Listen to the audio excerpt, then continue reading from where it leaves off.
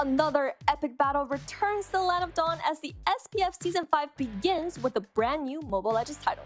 The path to Legendary is an endless battle, a battle for glory on the journey to victory. This is your host Liz, and this is the Snapdragon Pro Series.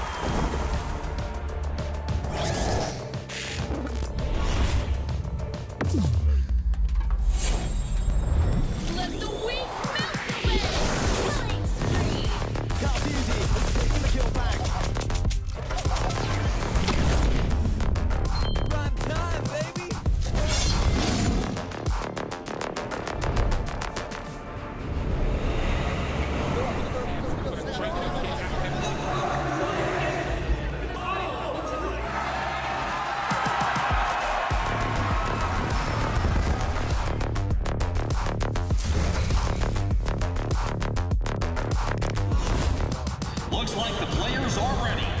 Here we go!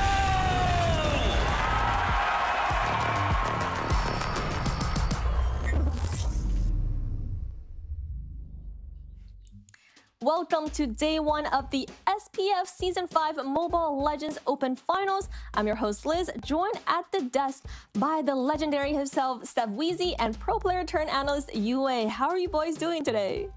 Proud to be here, to be able to step into the international scene, to be able to see Europe, to be able to see MENA compete it out in the Snapdragon Pro Series Season 5. Yeah, I'm just excited to cast some games from different regions. We got MENA and, of course, EU coming in to join the show. It's going to be an exciting day, guys. Exciting is the magic word, as we are excited to see what the international scene has to offer, see what the EU, the MENA, the different players, as well as the different teams performing today. And first up, let's take a quick look at the tournament format. This tournament features open finals in the double elimination format, and after weeks of battle, we will enter the challenge season in June.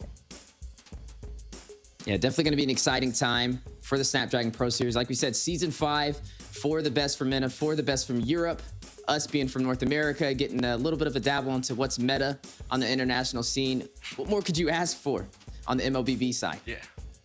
Yeah, double elimination, best of 3. So a lot of these teams, they do get an opportunity to play it out. But again, double elimination means they could only lose twice. Yes, and what is the prize they're fighting for? The total prize pool of this tournament is $65,000, where it will be divided between regions. So it's really a battle for regional acclaim and regional glory for all of these teams. That's right. The stakes are getting higher, and this is one of the most amazing things about Mobile Legends in 2024 is just the amount of prize pools that has been kind of pushed into the MLBB scene overall, not just on an NA level, but on an international level, such as EU, such as MENA, and that's what these teams are going to be fighting for. Like UA said, double elimination, so there's definitely more than one chance to earn that amazing prize. Yeah, and we could take a look at some of the brackets coming through today. We will be having Twisted versus Operatum Esports coming through as our game one. But the rest of the matches, R8 versus BR, New, OP, GK versus Falcon, are all going to be happening at the same time, but just not showing on the stream. Yes, several matches will be happening today. Some of them will be captured live on the broadcast. Some of them will be on the sidelines. So definitely check out all the tournaments and make sure to take a look at the ticker on the bottom to get a closer look at all the details to the prize pool, the bracket, tournament format. Everything you need will be shown on the ticker. And now, let's take a look at the schedule of today. First up, we have quarterfinals for Twisted Minds versus Tenturi Kwan. And then we will have semifinals, 2 series of semifinals coming up afterwards.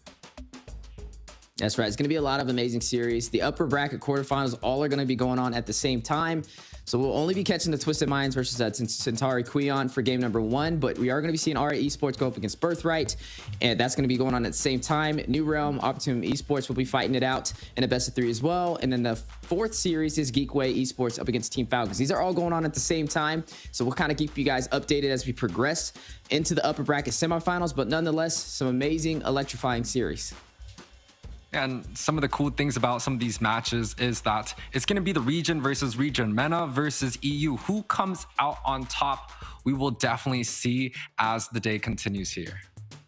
But for all of you guys catching at home, make sure to follow all the upcoming tournament updates and follow us on our social media for the latest news in MLBB and the Snapdragon Pro Series and everything you want. Now, we have Facebook, we have the X, and then we also have Instagram. So make sure you follow us on all our social media platforms. And most importantly, join us on our Discord server for more information. Yeah, make sure you guys stay up to date with the latest and greatest. We're definitely going to be over there as well, keeping track of everything. Like we said, you're not going to miss out. Definitely shout out your guys' favorite regions that you're kind of representing, your favorite teams, and who we can kind of keep our eyes on. Like I said, we're from the North American side of things, so we get a little bit of taste on what's going on in Europe, what's going on in MENA, just some amazing things, and hopefully we can see what is considered meta for the international level. Yeah, make sure to drop in by the support. Come through our chats. Let us know who you guys are all rooting for. Again, this is going to be double elimination, so even if they don't go on, they will still get another chance today. And that's just the exciting part of today's matches. Absolutely. And for all of you guys catching the series at home, make sure for every match to write your predictions on who you think will win in this series. Yeah, I'm definitely going to be taking notes all along the way. Like I said, a lot of amazing teams, some that were invited here, others that kind of have to earn their spot to get here. But nonetheless, every team definitely ready to represent the region on the highest caliber. So like I said, put your predictions out there. Let us know who you guys think will take it. All matches, all series through the Snapdragon Pro Series, Day 1 Open Finals and Day 2 will be best of 3s. Yeah, and with such a high prize pool coming through, all these teams, they're really going to be coming out suit up in their A game, ready to battle for their region coming through. You know, it's going to be quite amazing here. And the most amazing part of today will be Twisted Minds versus Centauri Dragon. Let's take a look at their lineups. Twisted Mind, Centauri Queon. Are they from different regions? That's right. We have Twisted Minds all the way out from MENA. Centauri Queon is going to be representing from the Europe side of things. Like Yue kind of mentioned, we're going to be seeing region versus region today, kind of a similar pattern. But up on the board first, we have Twisted Minds, ready to take it into the land of dawn, ready to represent MENA. Mike Sama, Soda, Cuffin, Sano, and Maro. A fantastic 5. But let's take a look at their competitors. Yeah, we do have Centauri Queon here, Tiso, Hush, Menace, Niguri, and also Mu Liu right here coming through for the battle here. Some very killer poses as well as 2 men in the shadow. Will they be the game changer of the series? And we especially are looking forward to see their rosters as well as their draft coming in today. Yeah, the draft is what I'm kind of most excited about, right? How is MENA gonna fight up against EU? Are they similar? Are they different? I know on the NA side of things, we have our own type of meta, and it's kind of good to see how everything blends as we have these international events. But like we said, both of them fight it out. 65,000 collective prize pool is something to kind of be proud about. But today's the Open Finals. It's Day 1. We're in the upper brackets. So we're going to be going through upper bracket quarterfinals, which is Series 1, like we said, all teams, all 8 teams fighting it out in 4 series at the same time.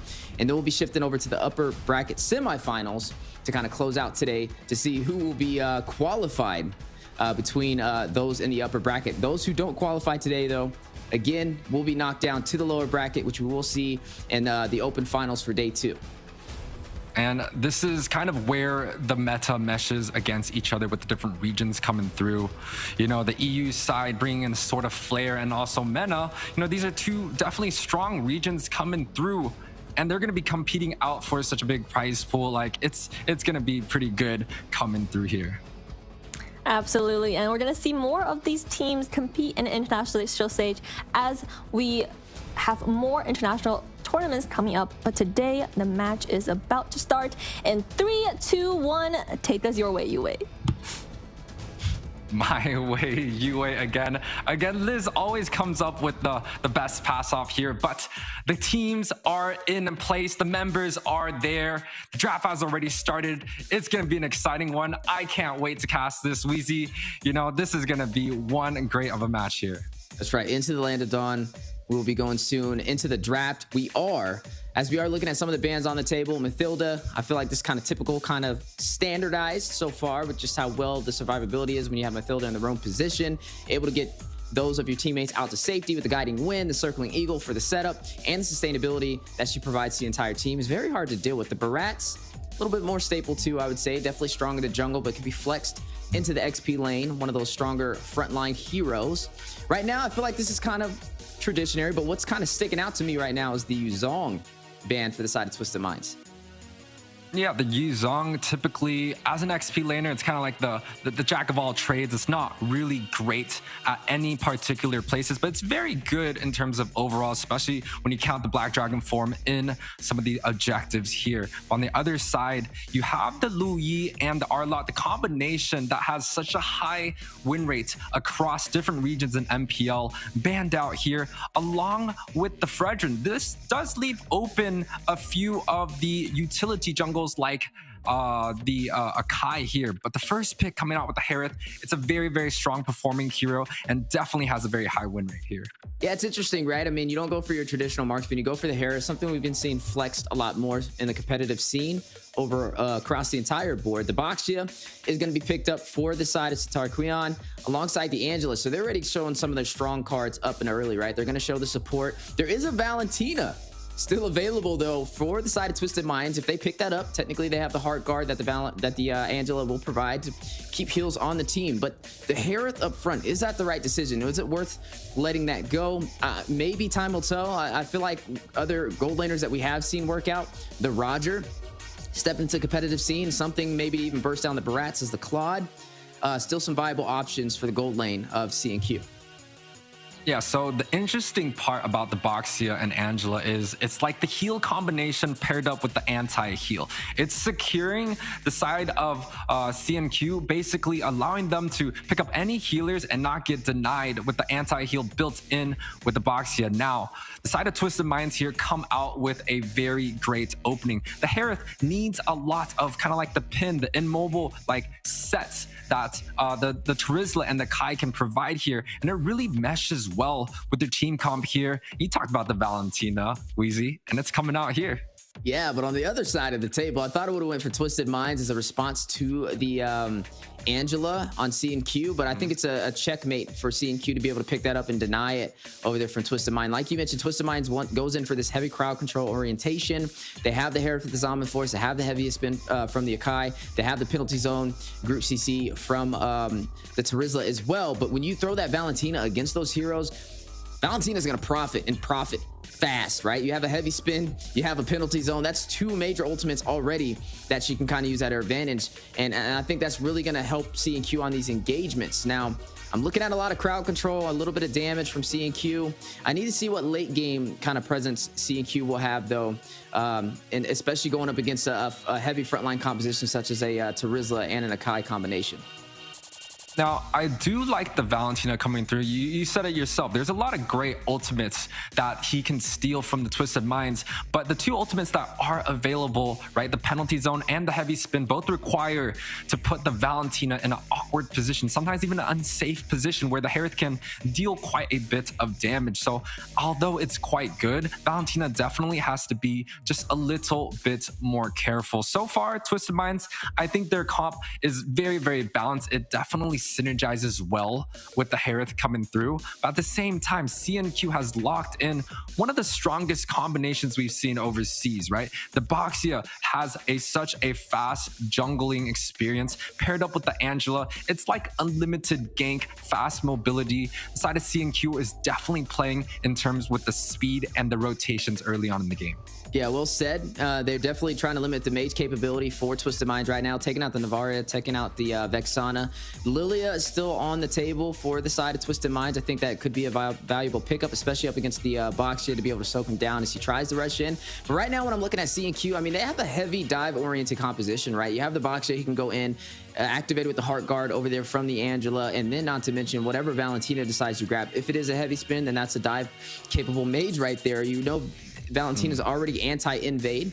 When we're looking at Twisted Minds, they have the Akai. I'm expecting this to be Akai in the jungle position, but it still could be flexed into the roam. Time will tell. But if it is in the jungle position, they could have the opportunity to possibly try and go in for the invade. But it's going to be a little bit of a challenge just because of the Valentina. When you have that Valentina on board, you have that Terrify. It stops a lot of heroes in their tracks from being able to invade into the opposing side of the jungle to steal some farm. So what's interesting to me is that both teams are quite heavy in the magic department here, right? And the bans are still quite heavy in the magic department. Both teams still need a lot of physical. Nigiri comes out with the Natan. We like the Natan so far, but what I'm just worried about is that's just a little bit too much magic damage. Some things like Carry have the ability to shred down the Terizla and the Akai. I thought that would be a very good response. But I guess, you know, the Natan, even with a lot of magic resist being built by the side of TM, I don't know if they can handle the Natan, you know, because he just does so much damage right now. Yeah, definitely does a lot of damage, but something I'm keeping my eyes on is this Odette pickup from the side of Twisted Minds. I'm trying to kind of think this through how this will play out, right? Odette uses the Swan Song, control entire area, deal some massive magic damage with her ultimate.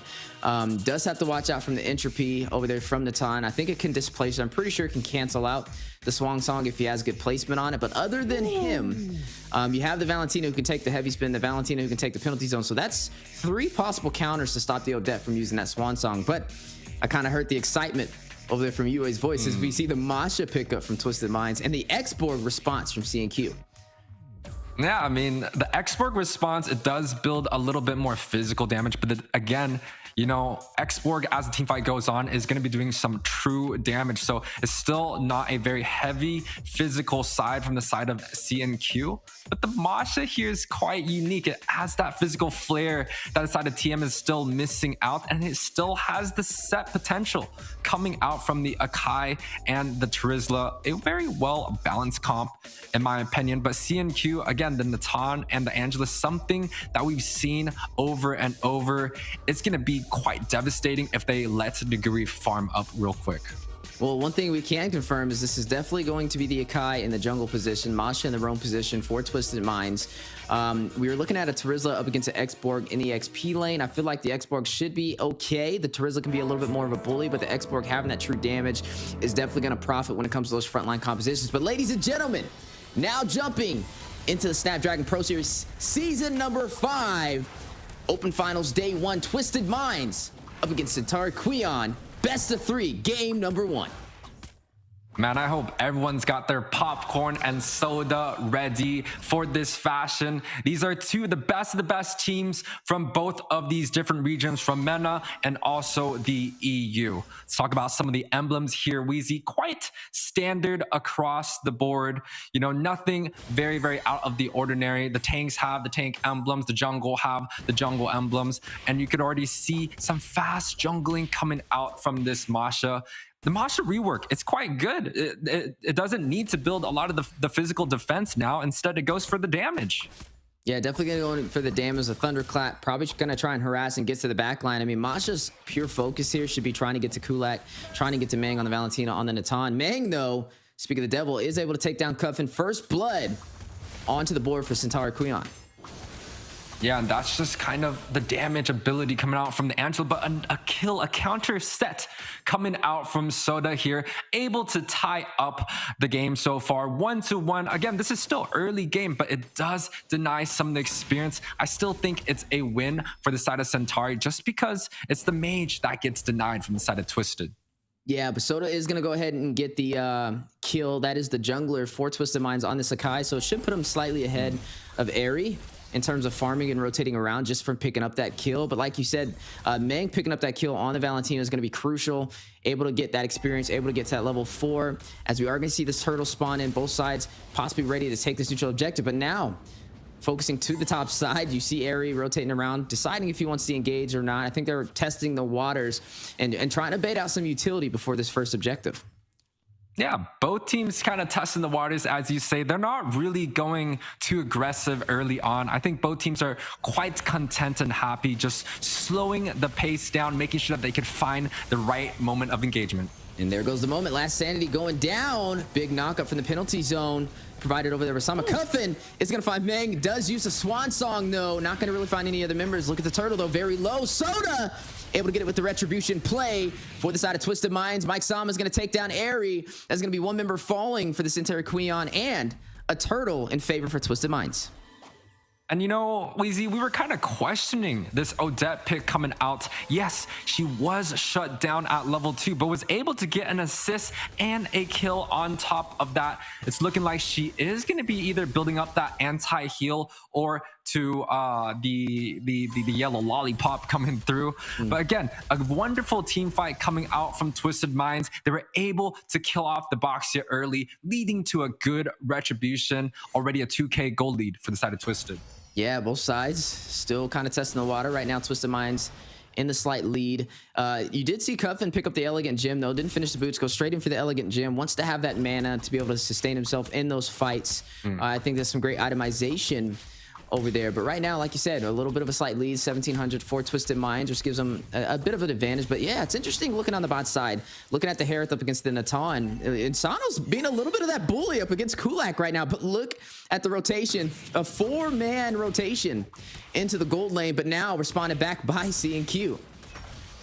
Yeah, and I think that's smart coming out from the side of Twisted Minds, right? The Harith always has been a lane bully. It doesn't matter who he goes up against. But on the other hand, Natan, he's going to be that late game machine gun. If he's able to just get some farm going and is able to scale into that 15, 12-minute mark where he grabs up 3 to 4 items, he's going to have a blast in all these team fights. But there's something that Twisted Minds does have is going to be this Masha. It might just be enough to deal with some of the damage that Natan has, but there's also the Angela to counter engage that single target glass cannon that Mario provides. So there's just kind of like the answers and the response. It's kind of like chess going on from so far. Both of these teams have the answers to go up against each other, and they have the counters, but it just really depends on who executes better here. That's right. Second turtle on the board. First one went to Twisted Minds. Looks like they're going in for the second area in position for a possible retry play. You see Kulak beside him. Meng joining the party. Here comes Enzo Wu as well with the fire missiles, with the true damage ready to go unlock. But Soda making the advantage of the separation is going to claim the second turtle for Twisted Minds. Cuffin getting another kill. Finds area with the Swan Song. Heart Guard activated onto Enzo. Gets back to safety, but a big penalty zone into the mid lane for the knock of Twisted Minds. Getting everything they came for so far, 4-1 against C&Q. Another great heavy spin coming out from Soda. This time around, he's able to get the turtle pretty much uncontested here. And Mauro actually chose to kind of deny the Valentina some vision. You know, I thought he should be going for the Boxia, but the Valentina just pushing him away allowed for the side of Twisted Minds to kind of grab up that turtle with no problem. And look at the siege coming out from the bot side. Yeah, they're not done. They get the turtle. Now they take a turret on the bot side. Top side should be mirrored for them. Very low, almost falling. It does fall. So that's 2 turrets and a turtle in the past minute and a half for Twisted Minds, and a kill on top of that. Right now, we're not really seeing some good trades from C&Q to respond, which means they're definitely on the back end for the early phase. But like you said, they have the Natan, the ticking time bomb, something they can kind of lean on. But with Twisted Minds having such a major advantage, it's going to delay how long it takes for Kulak to get those core items, how long it takes for Kulak to be able to soak into the heavy frontline composition of Twisted Minds in the early phase. Yeah, and this is kind of where we get to a point where having all magic damage on a team, it's going to hurt them. Right? They build a Radiant, they build an Athena's. They're going to have such a good front line to deal with the early magic damage that, let's say, the Valentina and the Angela and the Boxia, the little chip damage that's supposed to do a lot over time. it's just going to be negated just because the whole entire CNQ lineup is all magic. The Radiant, it just provides so much value. The Athena, it's going to be so hard for them to push through, especially at a 4K deficit. The side of Centauri have to play it just a little bit slower, find better team fights and opportunity. If they have to give up the objectives, which it seems like they're doing, give it up. Maybe they can go for that 15 to 20 minute late game mark. Maybe that's where their Natan can just shine a little bit more and bring the damage that they're missing right now. Yeah, so they're going to pick up the third turtle of the game for Twisted Minds, 3-0 right now so far. Airy having a little bit of a rough time on this Boxia pickup, right? And they kind of piled this first in the draft with the Angela combination. He's already fallen twice so far. As you see the gold leaderboard right there at the top. Sano on this Herod doing a great job. You've seen him bullying on the bot side up against Kulak, having a great game, and then able to take that turret to give him even more of an advantage. But the damage over there leading is going to be the export. Yeah, the X-Work actually had a significant impact in the first turtle, had that like 2-3 man last insanity coming through. But right here, the Harith already about 1.5k up ahead against the Natan. That's going to be an issue because the Harith is a lane bully, but if the Natan can sustain against it, he should have a decent time. But the gold lead, if it just goes slightly apart just like this right now, the Harith is just going to be such a powerful weapon paired up with the physical damage coming out from that Masha. It's gonna be a very hard defense here. Well, now the engage for the mid turret. Heavy spin goes out from Soda for the initiation. Not gonna find the setup he was looking for, but overall a great try indeed. A good game going over to Cuffin. We're wondering how the Odette will kind of play into this. He's got 2 kills so far, but speaking of kills, the battle continues. Down goes the Tier 1 turret in the mid lane, but they want a little bit more. Hard guard activated on the area, needs to get out of there. Hit with the execution strike. Sano taking down area. Swan Song in the mid lane. Last sanity response. Possible counterplay for CNQ. Enzo finds Cuffin. Takes him out the board. Morrow takes down Meng. A 1-for-2 trade still working in Twisted Mind's favor. Yeah, and I mean, the impact of Enzo there, yes, he didn't get a kill, but he was doing tons of damage, pushing pretty much the members of Twisted Minds apart. But, you know, besides Cuffin, the side of Twisted Minds, they got what they were looking for, right? They got the mid tower, they were able to get a kill or 2 traded, and they were advantaged in that team fight. This is a great moment here. You see Cuffin just kind of diving head deep under the tower, and then yes, the punish comes through by Enzo there. Yeah, just a good read, some great micro over there from the side of CNQ, but overall, the game is leading inside of Twisted Mind's favor. They're able to kind of rotate a little bit smoother. They're able to take these neutral objectives, and this may be a situation where the side of CNQ is going to have to play for the late game. There goes again, another objective left uncontested for the side of Twisted Minds, and they're going to be able to claim this, and this Lord should help them be able to push up through the lane, may be able to take a possible turret, but a little bit of a trade-off this time from CNQ, different than what we've seen before as they take the tier 1 turret on the bot side. Yeah, but it seems like Twisted is looking to potentially collapse onto the bot side. The Natan is kind of in a bad situation. Does use the entropy here. Oh, Morrow with the thunderclap takes down Kulak last second. Cuffin is going to find Meng. Wait a second, Morrow very low. Airy overpowered with the number, still on the chase though. Morrow running for dear life, able to get out of there, and now Airy will be shut down, not able to overwhelm those forces, and 3 deaths for CNQ.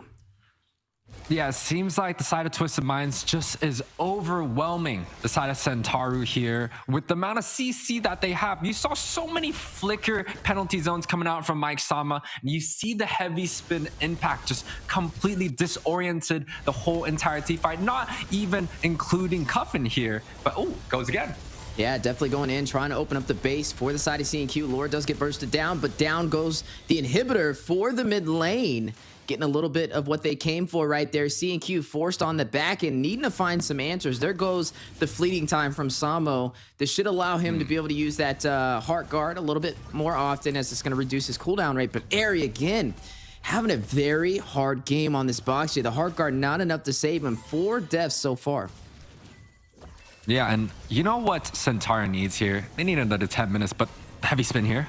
Yeah, it's going to go in, gets the pin on the wall. Airy, we were just talking about this, finds his 5th death of the game. Half the kills for Twisted Minds are from Airy so far, but now you're looking at CNQ trying to fend off Twisted Minds from pushing in their base. It looks like they are going to have minions on the bottom and top side, may go in for the inhibitor push. Yeah, and you know, the Boxia pick is a great pick, especially in the jungle, but sometimes it's just not good enough. It doesn't have that much CC going through.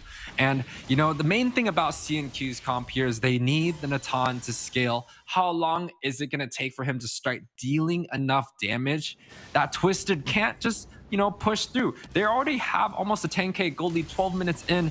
It's going to be quite hard here. And you take a look at some of the items here. Masha has built up 2 damage item. The Harith is pretty much full build here.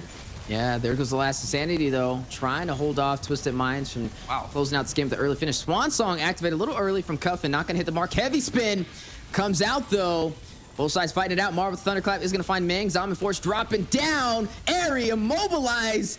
Able to get a kill, though. Finds Sano. And now, wait a second. Twisted Minds on the retreat. Kulak finds Soda. 2 members falling. And now the counterplay from C&Q. Yue. They're looking like they may be able to play the late game. If they can hold on to this defense, then you're going to start seeing Kulak deal some massive damage as we get close to that 15-minute mark. Yeah, it's a small overextension coming out from the side of Twisted here. Yes, you know, they spent a lot of good ultimates coming through. They even got the cancellation on the heavy spin with the penalty zone. Oh, it goes in again. Yeah, it's going to go in. Both sides fighting over this Lord, who will get it, though. Airy! Big play from C&Q, gets with the retribution. You're going to see Enzo get a kill. Maro takes down Kulak. 2-for-1 trade. Mike finds 1, but he does fall. 13-5 on the scoreboard, but you are looking at Twisted Minds possibly in a deficit now, as you are looking at the Luminous Lord on the bottom side marching down, and now they're going to be forced to respond. I feel like C&Q not going to be able to make much off of this Lord play, but it buys them the time they need for Kulak to get to the late game. Yeah, and you know, talk about Kulak going to the late game. You can already see the impact that he has in a lot of these team fights. But then you also see Maru on the other side, 4, 1, and 2 as a roaming Masha.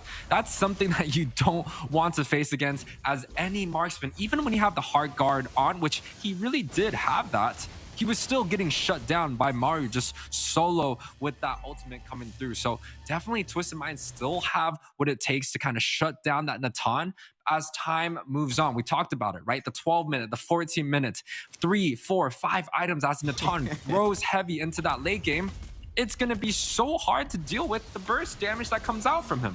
Yeah, Maro going to pick up the Blade of Despair as well. 4 kills right now, having a really great game. But overall, C&Q starting to be able to equalize this economy, and that's what they're going to have to watch out for. Yes, it's still a 4,000 gold lead, but we got to see a little bit of what their defense can bring toward that late game. And here we go, slowly getting to that 15-minute mark, slowly getting to that late game damage that Kulak is going to be relying on, but they're running out of time. But Twisted Minds on the other side, they don't have much push potential to be able to end, right? They have the Harith who's up close and personal.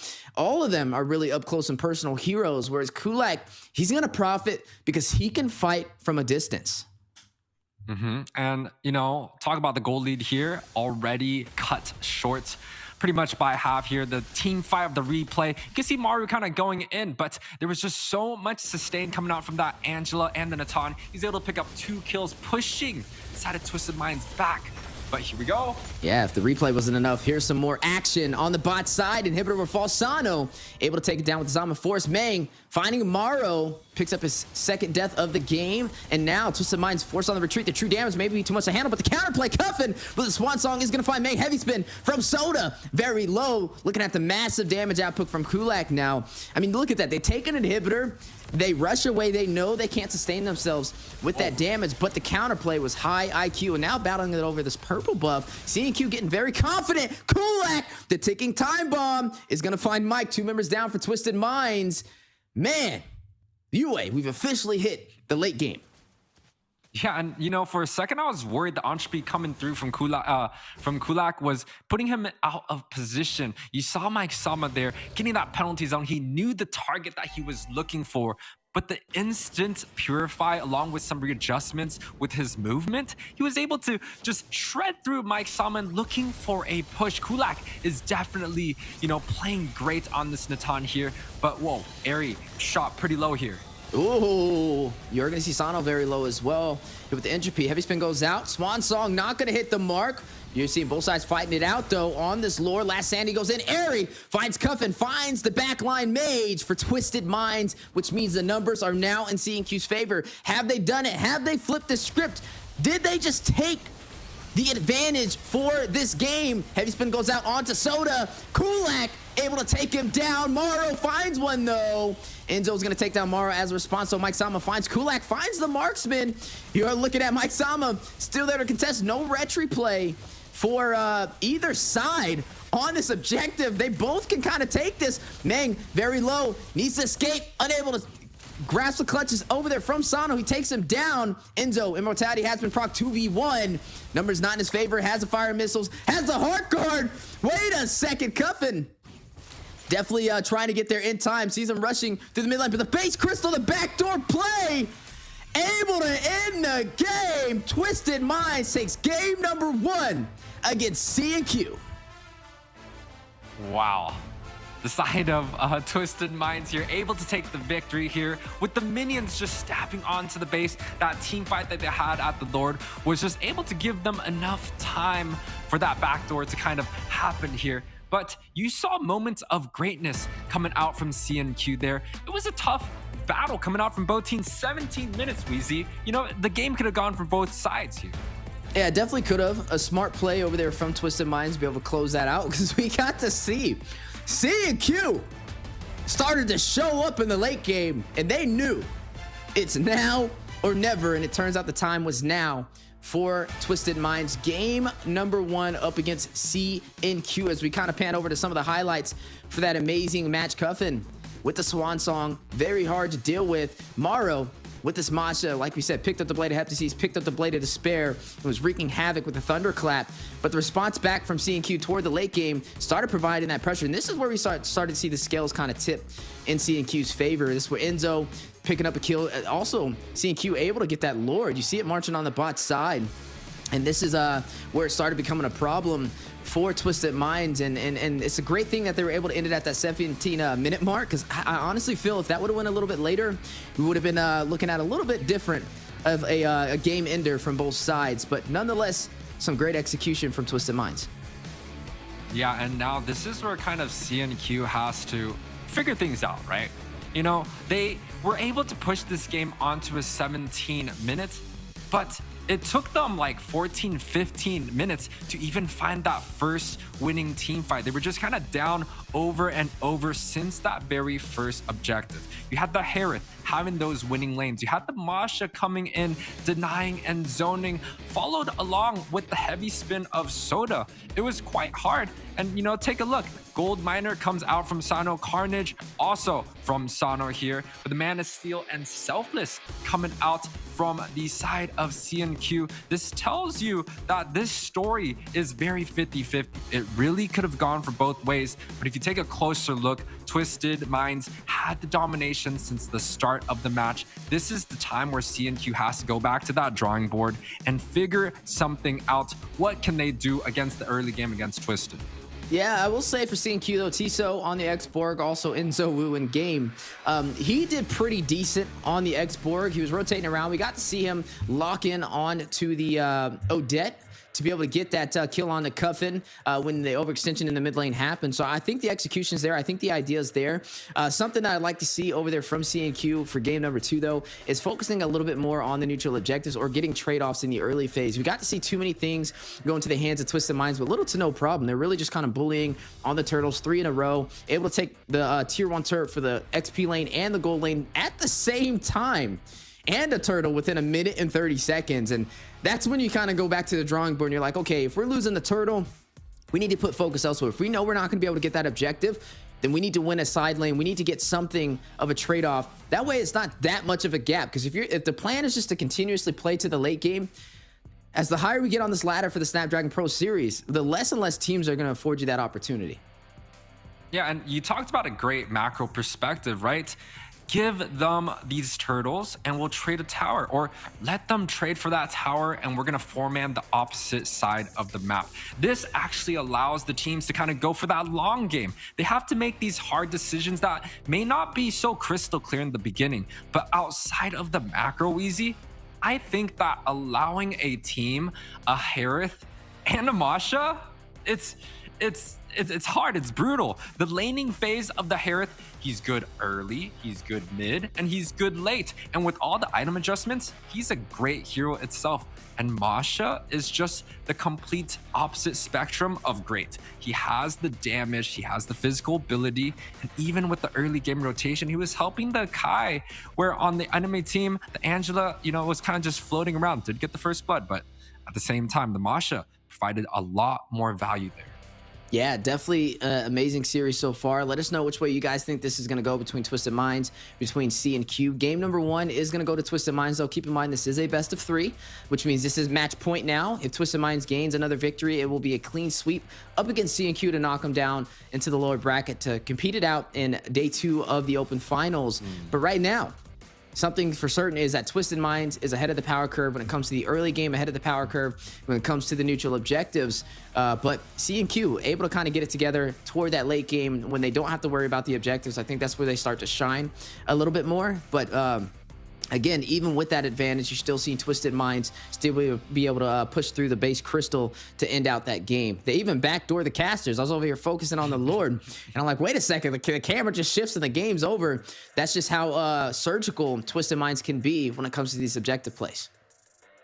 And here's the thing about C and Q that I find quite interesting. Although they lost both the top and the bottom tower early on, just like you're saying, it was a double tower, a double whammy for the side of Twisted Minds. But the Natan did so well in a lot of the team fights. You saw the instant Purify leading his team to get that counterplay, and also the X-Borg being that front line, playing literally perfect the whole entire game. C and Q have the potential to have 2 strong winning lanes if they get the matchup that they're looking for. I do think that the trio mid from C and Q is kind of falling a little bit behind. It might just be the Boxia pick that he was kind of forced to. Yes, Baratz, Fredrin banned out, but this is, this is the open qualifiers. This is where things need to happen. You got to have more of a hero pool, figure out what you want. Maybe first pick the Kai here, because that heavy spin impact, super high here. Yeah, I mean, you mentioned the Akai when the draft was going on and just how much of an impactful jungler he can be. Still can also be flexed into the XP lane. Overall, I think the drafting was good. I mean, they do have Coach Lyric on the side for Twisted Minds. He's definitely kind of helping with the drafting style for them. Definitely credits to him. But for the side of C and Q, I mean, they picked the Boxia and the Angela first when they had second pick in the draft. And the Boxia for Airy was 1-6-4 at that 15-minute mark. Just a little random stat to kind of throw in there. But that just means things were not going the way that he planned. But speaking of plans, we are going to be getting into the draft soon. I can't wait to see which way this goes. This is match point, though. Like we said, double elimination in the Snapdragon Pro Series Season 5 between Europe and MENA right now. Again, this is Europe and MENA. This is an invited team. Twisted Minds was actually invited here to be able to compete. They didn't have to go through the open qualifiers, and they're showcasing exactly why they earned that invitation. Yeah, I mean, in terms of their draft, I would say it is 1+ beyond the side of QNC, and they're definitely showing who the dominant team is here. But the QNC has the moment of greatness. Like I said, I like both their side lanes. The Natan, he did great, even though he had to go against a Harith. I think if it was any other matchup, put the Roger, put the Claude, or even the carry, I think QNC definitely had a little bit of a spark into that late game. But once again, we both talked about it. Go back to that drawing board. How can you defend against the early game aggression that Twisted Minds have? They got all the turtles. They were able to get both top and bottom tower at the same time. They had a 10K gold lead by 12 minutes. This is like strong performance from the stronger team here. But QNC, they are able to lead up to this stage. They are still one of the best of their country. They got to step it up in terms of their draft, and especially pre-5 minutes, keep it clean, find those trades that they're looking for here. Yeah, I mean, with C&Q, ready to fight it out again for game number 2. They really need this victory to stay here in the upper bracket. This is match point for Twisted Minds. We are now going to be jumping into the draft for game number 2 on our first best of 3 for the Snapdragon Pro Series Season 5 Open Finals Day 1. Right now, though, Twisted Minds with the slight advantage. Overall, the drafting worked more in their favor. Maybe with C&Q having first pick in the draft, it could be a different outcome. Yeah, let's open some heroes up, right? For example, C&Q struggled in the jungle. Let's open the Fredrin. Just like, see, the Fredrin is open here. They ban out the 2 strongest combination at mid, the Louis and also the Arlot. The Louis ban pretty much opens the fairness in play if they choose to opt for it. But again, QNC struggled a little bit in the jungle position. I would like them to pick the best in-slot jungler. The Fredrin comes out first. In my opinion, that should be a no-brainer here, Weezy. Yeah, definitely could be a high value pick, especially in the jungle. Something that's kind of similar to the first draft for game number 1. For the side of Twisted Minds, they go in for the Mathilda, they go in for the Barat's combination ban again. This is what they banned when they were first pick. The difference here, though, is they ban out the Natan. They're going to go ahead and try and limit that late game capability that we saw come alive from C&Q. Was almost their saving grace after that 16-minute mark. The Yuzong, though, this was banned by Twisted Minds when they were first in the draft, and they're going to pick that up. But there goes that Harith. This time for C&Q. Yeah, and you know, we talked about earlier in the day here, the difference of meta, right? The Boxia, even though he went 1-6 earlier on, Soda here is like, hey man, let me take the Boxia here. I know the Harith has a lot of shield, has a lot of utility. I think Boxia is going to be a great pick against it. Maybe he's going to show up, or maybe it's not going to happen. It's going to be the same story as the last match. But this Yuzong, you talked about it, a ban from game 1, now gets first picked by the side of Twisted Minds. They definitely have something going on in the minds that, you know, I may not know here. This is interesting. They pick up the Edith. We know Edith has definitely been one of those stronger heroes so far on the competitive scene. I will say, though, this time Boxia is going to be on the side of Twisted Minds. Game number 1, it was on the side of C&Q. Really didn't profit. Aerie was just getting shut down on it. But maybe it's going to be a different plan for the side of Twisted Minds. Maybe they're going to showcase what the actual plan is with this Boxia. But nonetheless, you are looking at the heavy frontline composition from C&Q. They have the Fredrin, they have the Edith. Both of them can initiate and deal some damage while also being able to sustain themselves. Then you have the Harith, who prefers those heroes that want to get up close and personal, drop inside of that Zaman force, and he's just going to dash away and burst them down. And I think that's where it's going to really profit in C&Q's favor. But we kind of talked about this in the draft for game number 1. We didn't get to see it pulled out, but now it's going to make its first showcasing in the Snapdragon Pro Series, and this is going to be the Roger. Yeah, the Roger comes out and play. One of the newest builds that a lot of professional like to use overseas is going to be the Great Dragon Spear. That combination item, along with something like the Quantum Shard, pretty much gives the unlimited movement speed. We saw pretty much the showcase, Game 7, NACT Basic, running teams around by himself, right? Yeah, it definitely could be a problem, and that high mobility is going to have to be something C&Q watches out for. But then also the damage output he can dish with the Lycan Pounce is also something that you don't want to take lightly. But I feel like the Harith is okay up against the Roger. Sometimes we see the Harith picked into the Roger to kind of counter it. So I think it'll be okay for both sides in the gold lane. I think this is really going to boil down to what happens on the objective phases, right? What happens on these turtles, or what happens if you don't get the turtles? Do we see C&Q this time around in the early phase go in and take the turtles or get a trade? Something of that nature, or do we see them kind of fold into Twisted Minds' game plan and let them just take everything with little to no issues? That's really what everything is going to kind of boil down to. When we're looking at the Yuzong, though, right now, it's going to be a little bit of a rough patch, right? He's going to rush in with the Black Dragon. He's not going to want to drop in on that Harith. The Harith's probably going to run that Purify to be able to keep himself from getting hit with that Petrify. Should be able to go back to safety, and then Yuzong's really going to get bursted down at the swiftness. But he still can go in for the mid laner, deciding on what that's going to be for C&Q. Speaking of mid lanes, the only mage banned out this time compared to last game. We had 3 mages banned out. This time, it's only the Lui. Yeah, I think both teams are allowing the magic damage to kind of come through, especially with the amount of magic damage that C&Q has. Banning out the physicals, I like that a lot more, right? Last games, the second phase ban, it was like both teams had magic damage and still banning out magic. Didn't make sense to me. This time around, I like that much more. But you talked about the Yuzong. One thing that Yuzong does have is the level 4 Black Dragon almost guarantees the objective, right? And at level 8 or level 7, when the second turtle spawns, he's there again. But on the other hand, I know Hush has come in for the sub on the jungle position. Fredrin versus Boxia. Boxia has the faster mobility, has essentially the faster clear, but the first skill of the Fredrin does such a high damage that it almost guarantees the retribution. So CNQ, they have a slight advantage in terms of the level 4 objective, especially even counting that Black Dragon. Hush is still going to have the ability to get that retribution off. They have an advantage in the gold lane. I think Harith pretty much does well against anything, but it seems like the second phase, the Vexana gets put, and Samo comes out with the response of the Navaria pick. Yeah, and I was wondering, is he going to go in for the Navarre? Is he going to go in for that mage that can fight from afar, deal some massive damage, provide some slow to the team? But he is going to have to watch out, though. You do have that Black Dragon, and one of Navarre's weaknesses is heroes that can close that distance. And you have 2 heroes on the side of Twisted Minds who can do that. Technically, I would say even 3, considering they have that Roger. But final pick is in CC for the side of CNQ. Able to walk through the draft. It was banned out in game number 1. Is going to be highly mobile. Definitely could work in their favor. But the Masha pickup yet again for the side of Twisted Minds. That's really Maro is what kind of shined and provided that early game over there for the side of Twisted Minds to be able to snowball through those objectives. And they let it walk again. I wonder if they have an actual game plan for the denial this time around.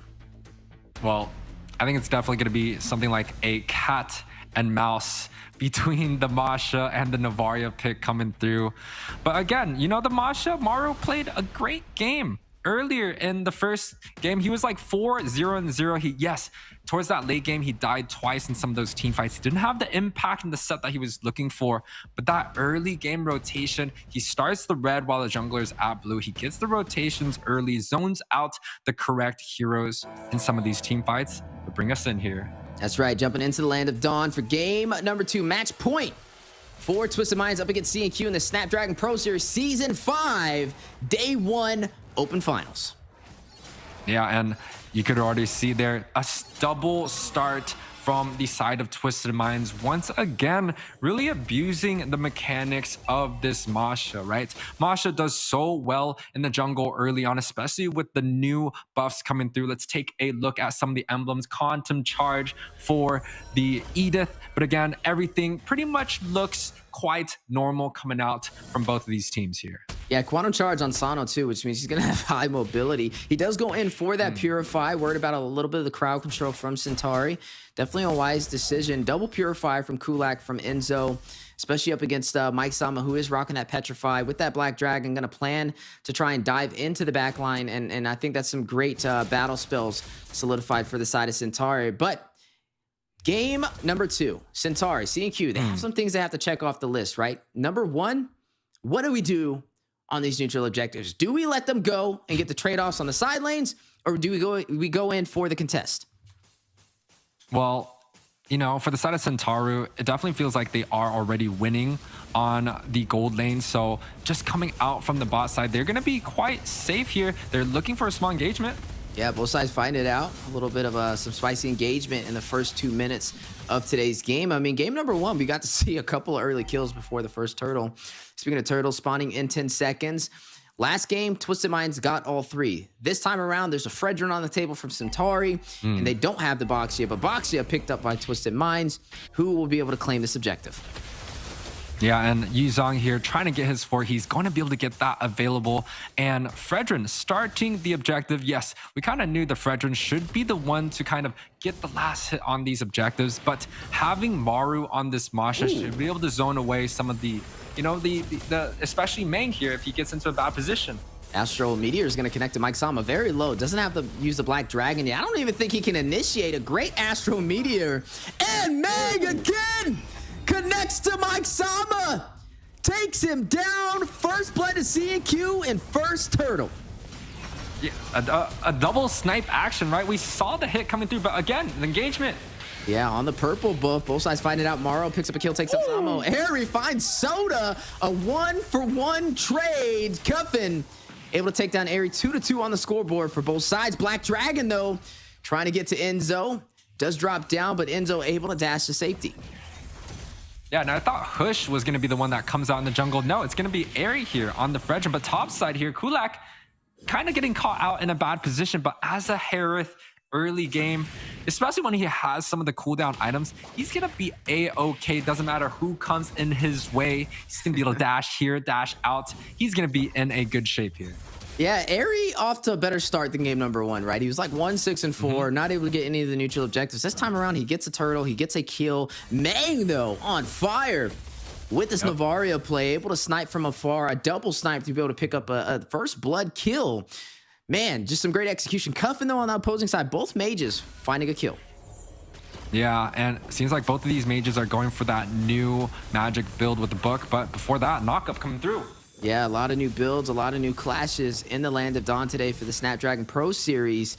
Eternal Guard dropping down, kind of frontlining a lot of that damage for Twisted Minds. It's kind of credit to having this Vexana on their side. Wasn't able to walk through. Neither mage was able to walk through in game number 1. We saw the Vexana ban and we saw the Navarra ban, but this time around, are they the answers a team can kind of rely on? Thunderclap connecting on the Kulak, forcing him back into the turret. Yeah, that Masha is still going to be an issue. Doesn't matter if it's going to be the Harith or what. The Masha is just making the impact wherever he wants to go. But the Fredrin now going for a second invade.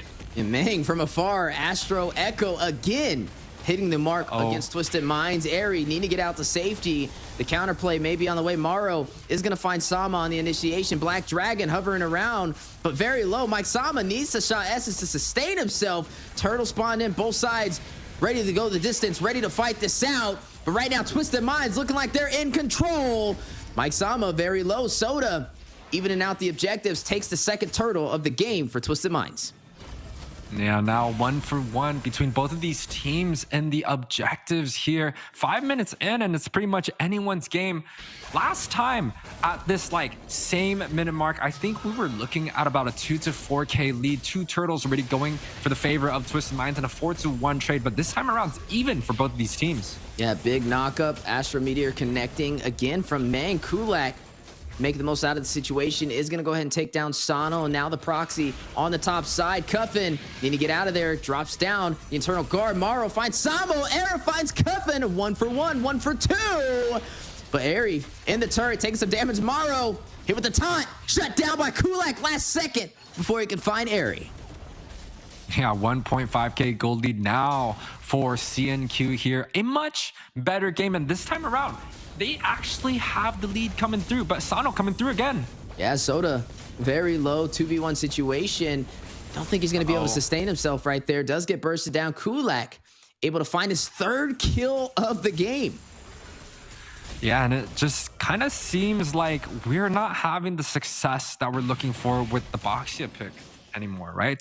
For game 1, it felt like the Boxia pick was kind of lacklusting here, trying to go for some engagement, even going for the objectives, but just not finding any rhythm. And this time around, it is the same exact story. The Boxia is just getting denied one by one. He already got his blue buff taken away twice here. And then some of the team fights, it just doesn't look good for Soda. I feel like the Boxia pick may be cursed here, Wheezy. It's interesting. The most damage on the leaderboard so far for the quarterfinals. The hero, I wouldn't have guessed it. It's Fredrin. That's kind of crazy, in my opinion. I would have thought it would have been like Kulak or the Harith. But speaking of Kulak, speaking of the Harith having the most goals so far in the quarterfinals for game number 1 and game number 2. But this time on opposing sides of the playing field. This now working in CNQ's favor. Turtle on the board. Both sides able to claim one so far. Who will be able to claim the 3rd one? Black Dragon hovering around, trying to get the advantage. Soda able to get the turtle for Twisted Minds. Morrow finding the jungler, shuts down Airy. Samo trying to get away. 3v1. Able to make himself back inside of the turret with the concealed play. Maru is crazy here, right? He denied Airy on the Fredrin, pretty much just using the Thunderclap over and over. And then he was able to pick up Mang, which is a problem for the side of Twisted Minds. They don't have an assassin like a Ling or a Fanny to dive onto that back side, but they have Maru here. And Maru not only can hit the front side, he can go onto the back side and delete Mang in 2 hits. And that's exactly what he did. A good response for the side of Twisted.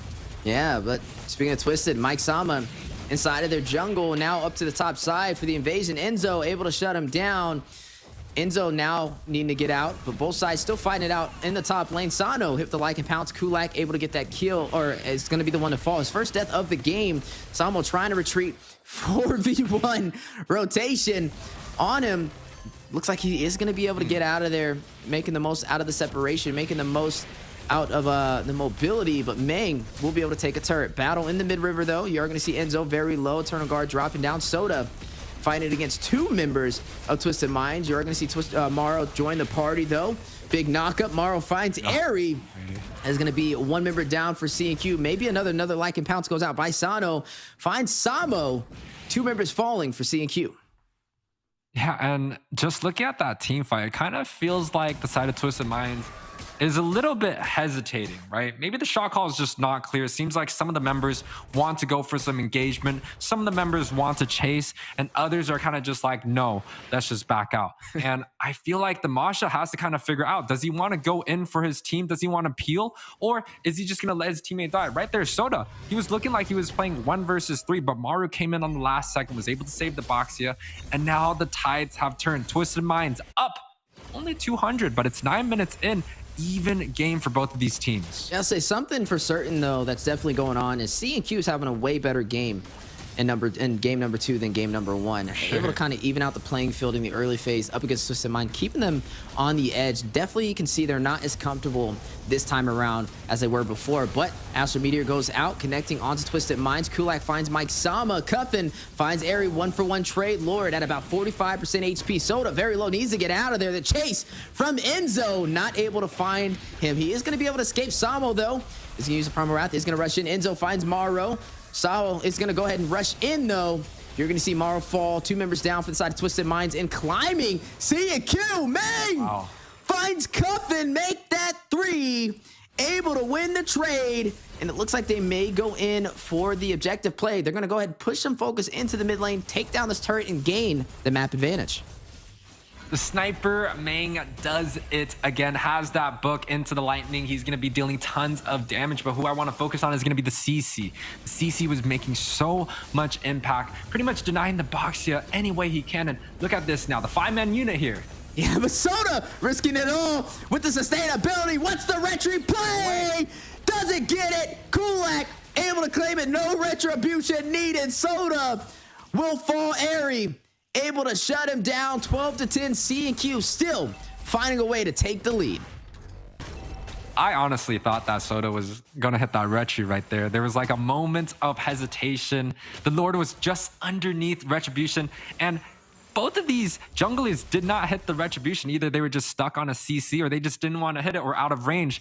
But I thought for a second Twisted Mind was able to pick that up. But here we go. C&Q with the Lord marching down. 5-man unit front to back set onto the mid lane. They got the Astral Echo. They're looking for more here. Yeah, stripping them down to their inhibitor turrets for Twisted Mind as well, keeping them in the base. This is not an enhanced Lord, though, so it's going to be bursted down with the swiftness, not going to crash in to the inhibitor on the top side. We'll work in Twisted Mind's favor to possibly be able to contest this. I don't think it's going to be the hardest contest, but right now you are looking at that 5,000 gold lead, which could work in C&Q's favor, as you are going to see them battled out. Airy rushing in for the initiation. Big knockup on the Twisted Minds. Black Dragon rushed out. Kulak able to shut down Mike before he can escape. You're going to see the Praise Wrap drop down. Soda very low. Lord is going to take down the inhibitor. Kulak is going to find Sano. 2 members falling for the side of Twisted Minds. The inhibitor in the mid lane will fall as well. Enzo shutting down Moro. Make that 3. You're going to see them still fight it out, though. Look at the base. Crystal, 1%. C&Q takes game number 2 against Twisted Minds, evening out the series. Woo! C&Q here, 15-11. A 12-minute victory. Kind of coming back into this match, right? We're getting to game 3 on to the very first series. Now, with the comp that they had pick going, the Harith did exceptionally well. We saw so much more impact coming out from Airy this time around compared to the very last game. And it just feels like the Boxia pick is just a little bit lackluster. Yes, the Boxia had the fast rotations coming in, his ability to kind of hold up in the jungle, but it just feels like he's getting denied left and right. It's just not creating the impact that the side of Twisted was looking for with this Boxia pickup. Speaking of impact, Meng, the mid lane menace, 2-1-11. Definitely got to give credit where it's due. Some great execution. You saw them battling out. There goes Meng right there. The double snipe, able to get first blood of the game, takes down Mike. able to kind of find that opportunity from the back line. The over-aggression from Centauri actually working in their favor for game number 2. Where they fell short game number 1, they made up for to even out this series. And now Twisted Minds kind of have to kind of reevaluate their decision making as you started to see Centauri just slowly take these objectives. You saw the contest there from Twisted Minds. I wouldn't say it was as one-sided. But game number 1, there was definitely a major gap between these two teams. But game number 2, was it just because of the Boxia pick? Is it just, like you said, lackluster, not really worth it? Maybe we're just seeing that pattern kind of unfold before our eyes in the Snapdragon Pro Series. I'm thinking, you know, just don't pick it entirely and go in for something different. Could be a game plan. Is it? It could also be due to not having the Angela, not having a support to keep him alive. Yeah, it definitely could be like that. One thing though for me, Twisted Minds here, they have a great team fighting draft, right? They have the ability to have the heavy dive coming out from the Roger and also the Yuzong and also the Masha. Those are 3 heavy dive heroes, but what they don't have is lane clear. And when it came down to defending on the first tower, we were talking about it. The Lord wasn't a luminous Lord. There was no charging. So in theory, any team should be able to defend. But a Roger, a Boxia, Yuzong, Vexana, there's not much AoE lane clear for them to be able to kind of just hold up against. And that pretty much allowed the side of CNQ to get the 12-minute siege that they're looking for and completely close this series 1-1 now. Anyone's game. Yeah, Gold Miner going to Nergui. You're going to see Carnage over there for Cuffin, Mana Still for Soda, and Selfless for Mang as we're now dropping back to the caster test. Man, a lot of stuff to kind of break down from what we've seen in game number 2. CNQ able to even out the series 1-1. Fell very short. A big gap in game number 1. You mentioned it. You hit it right on the money, the Boxia pick. What do we do with this? Do we let it go? Do we just not prioritize it? Or do we only pick it when we have a support to keep it alive? Interesting, right? Let's look at the statistics. Boxia 0-2 in this series. And then you look at the other hand, the Harith, actually 2-0 in this series. A very first pick viable hero coming through. I do think whoever gets that second pick is taking him off the board. Let's play something else in the gold lane, right? Let's see how the Roger Natan matchup with the Claude or the carry matchup, maybe bring in something of a flare, bring back the Brody or the Bruno coming through. There's a lot more other options, but I don't think either team is going to be letting that Harith first pick go once again. Yeah, definitely agree with you right there. Like, what do we see? I mean, gold laner so far, we've seen the Harith, we've seen the Natan, both of them being able to shine. We've seen the Roger as well. But that's really it so far. I mean, maybe we see something that's just a little interesting. I haven't seen a Claude pop out in any of these games. I would have thought, especially with the heavy dive oriented composition from both sides, that's where the marksmen that have the survivability aspects, such as a Claude with the BMI, such as you mentioned, the Brody with the corrosive strike to be able to get that stun and go back to safety with the flicker. That's where that kind of comes into play, but it looks like they're not too worried about it. It looks like their gold laners are just very comfortable up front in the draft. Something that we see happening, this is for both teams, prioritizing the Harith for first pick. Yeah, and it's bringing them a lot of success, right? And of course, Harith is a great pick, but over here in NA, quite honestly, Weezy, I feel like we struggled a little bit to kind of master this Harith. It hasn't had the success formula that the Snapdragon Pro Series has here so far. Definitely MENA and EU, they're both like masters of this Harith. They're able to get the victory off the first pick versus for us, Weezy, I feel like we struggle sometimes to even get past the laning phase with that hero. Well, that's why we're here, to take some notes and definitely see what the international side brings, as we are now jumping into game number 3 for our first series of the day in the Snapdragon Pro Series Season 5. Twisted Minds up against CNQ, and you're seeing the bans on the board. It looks like Harith, for the first time ever, will be banned out, not going to be first pick, and this is really going to have me scratching my head on what Twisted Minds kind of prioritizes in the draft. Do they go in for a marksman still? Do they go in for that Roger first pick, who we've seen be such a threat, and really the Harith, one of the only few marksmen that can kind of stop him in that gold lane? Right now, though, it's even Stevens. It's even on the board between both these amazing teams. This is the upper bracket quarterfinals. Whoever wins here will have a seating inside of the semifinals. The other team, after this game, will be knocked down to the lower bracket to fight it out in the Open Finals Day 2, live on the Snapdragon Pro Series social media tomorrow. So definitely make sure you guys still show up and showcase your favorite teams. But like we said, right now, MENA, right now, Europe, both sides even on the playing field. And you know, guys, if you guys are out there watching, make sure to vote and shout out your team in the chat here. You know, hashtag CNQ or hashtag TME. You know, show your support for these teams and for these region. Again, it's going to be EU versus MENA. So, you know, guys, make sure to come in with those comments. What's cute in this draft so far? The Yuzong was picked up, and the Yuzong gets banned here. The Boxia and the Harith banned on both the same side. But my Summer here picking up the gold lane Natan here. It's very interesting because I think Harith is a strong gold lane pick, but things like the Arlot was let through, which CNQ has banned out over and over, and the Fredrin hasn't been prioritized yet so far, which had this success in game 2. Yeah, Angela, though, is going to be picked up for the second part of the draft for CNQ on their first pick. It was banned out in game number 2, so it wasn't an option for them. But game number 1, they had the Angela, and it did not work in their favor.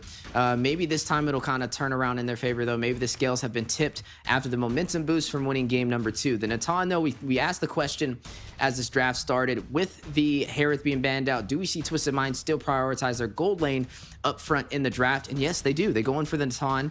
The Roger is still on the table. Do they go in for that response up against the Natan? Will that really work out? I mean, the Natan can kind of play from afar, so it's something they're going to have to watch out for. But speaking of things to watch out for, you're going to see the Akai slotted in for CNQ. This should be the Akai in the jungle position, the Arlot in the XP, and then you also have the Angela in the mid lane. So they have survivability, they have sustainability, and they have group crowd control, which could work in their favor up against Twisted Minds. So very good draft coming out from both sides. We all know the Akai has a slight burst of advantage, especially when he holds on to the heavy spin into some of these objectives, but Fredrin does much better over time, has the ability to kind of just pick and just kind of chip away with the CC that he has, right? But honestly, even matchup. Now we look at the Arlot versus the Ruby. Both are flex picks. They could both go into the roam or into the XP position. So a little bit of the mind game coming through. And also this Angela, right? We don't know if it's going to be a mage Angela or is it going to be in that roam. So the mind games are still coming through for both of these teams. Solid draft coming through. Moskov, we don't really see that ban out too often, but the Minotaur, which we haven't seen being played out, is a great ban. It definitely adds the suppression that the Natan needs. But at the same time, they already have a lot of front line. I think the Masha is still available, and they're like, no, Maru, played 2 great games of Masha. Take it again. We're going to beat your best pick. Here we go. Yeah, I mean, this is interesting, right? Valentina does get banned out. Like I said, it could have profited using that heart guard from the Angela. I'm surprised they didn't try and lock that in the first phase of the draft. It's the only thing that I'm kind of like a little iffy on so far for Twisted Minds is picking this Ruby this early. I feel like Ruby's that hero that, I mean, you already have an Arlot, you already have an Akai, you already have an Angela. One of those is going into the roam position. And one of those 3 guaranteed is going into the roam position. All 3 of them can do it. So you don't really have to worry about them picking up a Ruby. And I really don't think you have to worry about them banning the Ruby. I think this is something that Twisted Minds could have saved for the second half of the draft, and instead they could have responded back from taking up the Valentina, and then they would have had the heart guard to work in their favor. But nonetheless, hey, they do have Coach Lyric on their side, so maybe there's a secret master plan, a recipe for disaster for CNQ in the making. But so far, CNQ, I think overall they got good sustainability. They're gonna even throw in an Edith on top of that for some more frontline presence and crowd control. But I'm wondering, where is the late game at? This is gonna put a lot in the hands of whoever they decide to slot in that gold lane to go up against the Harith, or up against the time. So the Edith and the Angela, I'm assuming, is going to be that mid combination, just because it just pairs up quite well, right? The Angela can kind of go into that mage position, and Edith just kind of goes for the sustain. But a pick that we haven't seen quite often, I know RQ Clay loves the Eve pick, gets picked up by Sano, and a North American favorite, the Guinevere, comes out to play. This is like a triple flex, like the Edith, the Arlot, the Angela. We don't know where it's going. The Ruby and the Guinevere, both are good flex for both of those lanes here. I don't know about the Eve though.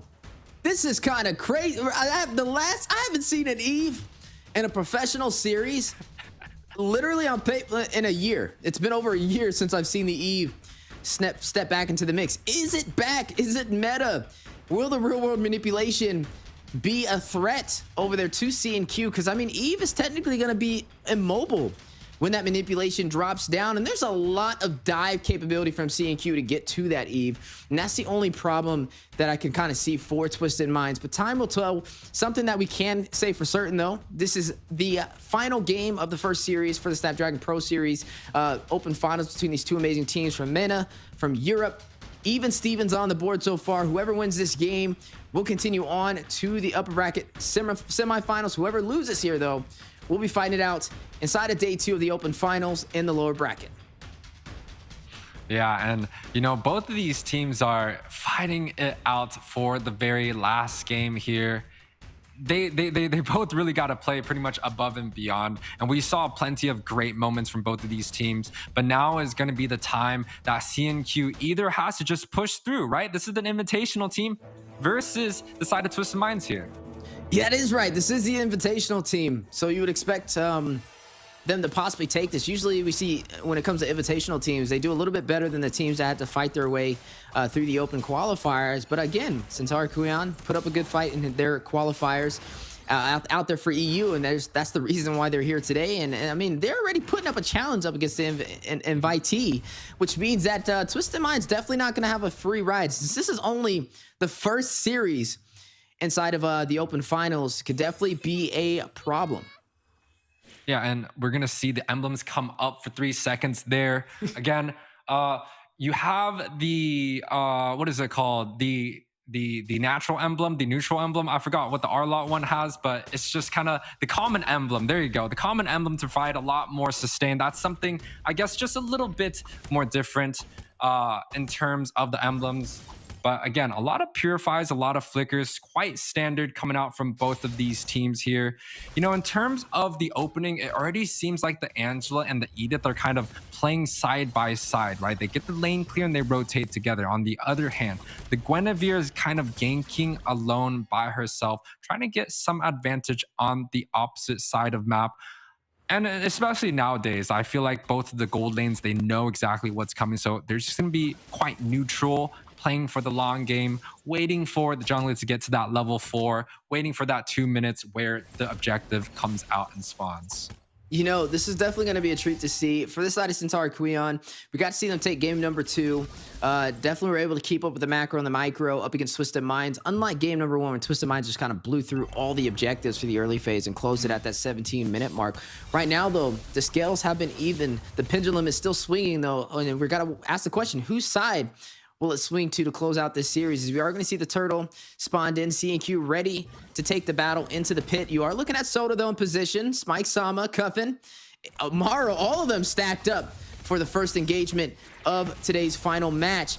As you are going to see them fighting it out. Heavy spin goes down. There goes that manipulation dropping down from Cuffin, controlling the turtle pit. Prison Rat drops down. Eri able to get the turtle for C&Q, able to get a kill as well. Takes down Soda, the jungler for Twisted Minds. But what's more, Enzo finds Maro, a 2-for-none trade in a turtle in C&Q's hands.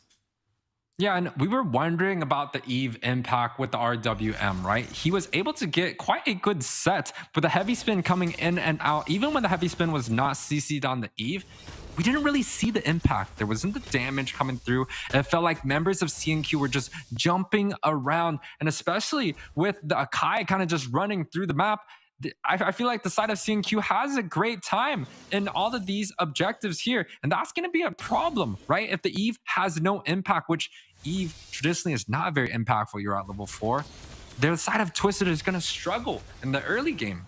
Yeah, right now C&Q definitely having a slight lead, up by 1,300, able to take those 2 kills, able to take that first turtle. 1 kill going to Enzo, 1 kill going to Eri, putting Eri even further ahead of Soda, who found his first death. So that definitely means not only is he falling behind in kills compared to Eri in the jungle, he's also falling behind in levels 7 to 6 right now, and also falling behind in the objectives with 1 turtle advantage to C&Q. But can they maintain this lead? I mean, Twisted Minds, even in game number 2, with C&Q able to push through, it wasn't a one-sided story. It was really both sides fighting it out, and C&Q had the slight advantage, but sometimes that's all it takes. But so far, still a pretty close game. I feel like Twisted Minds can turn this back around, but they just got to be a little bit more calculated.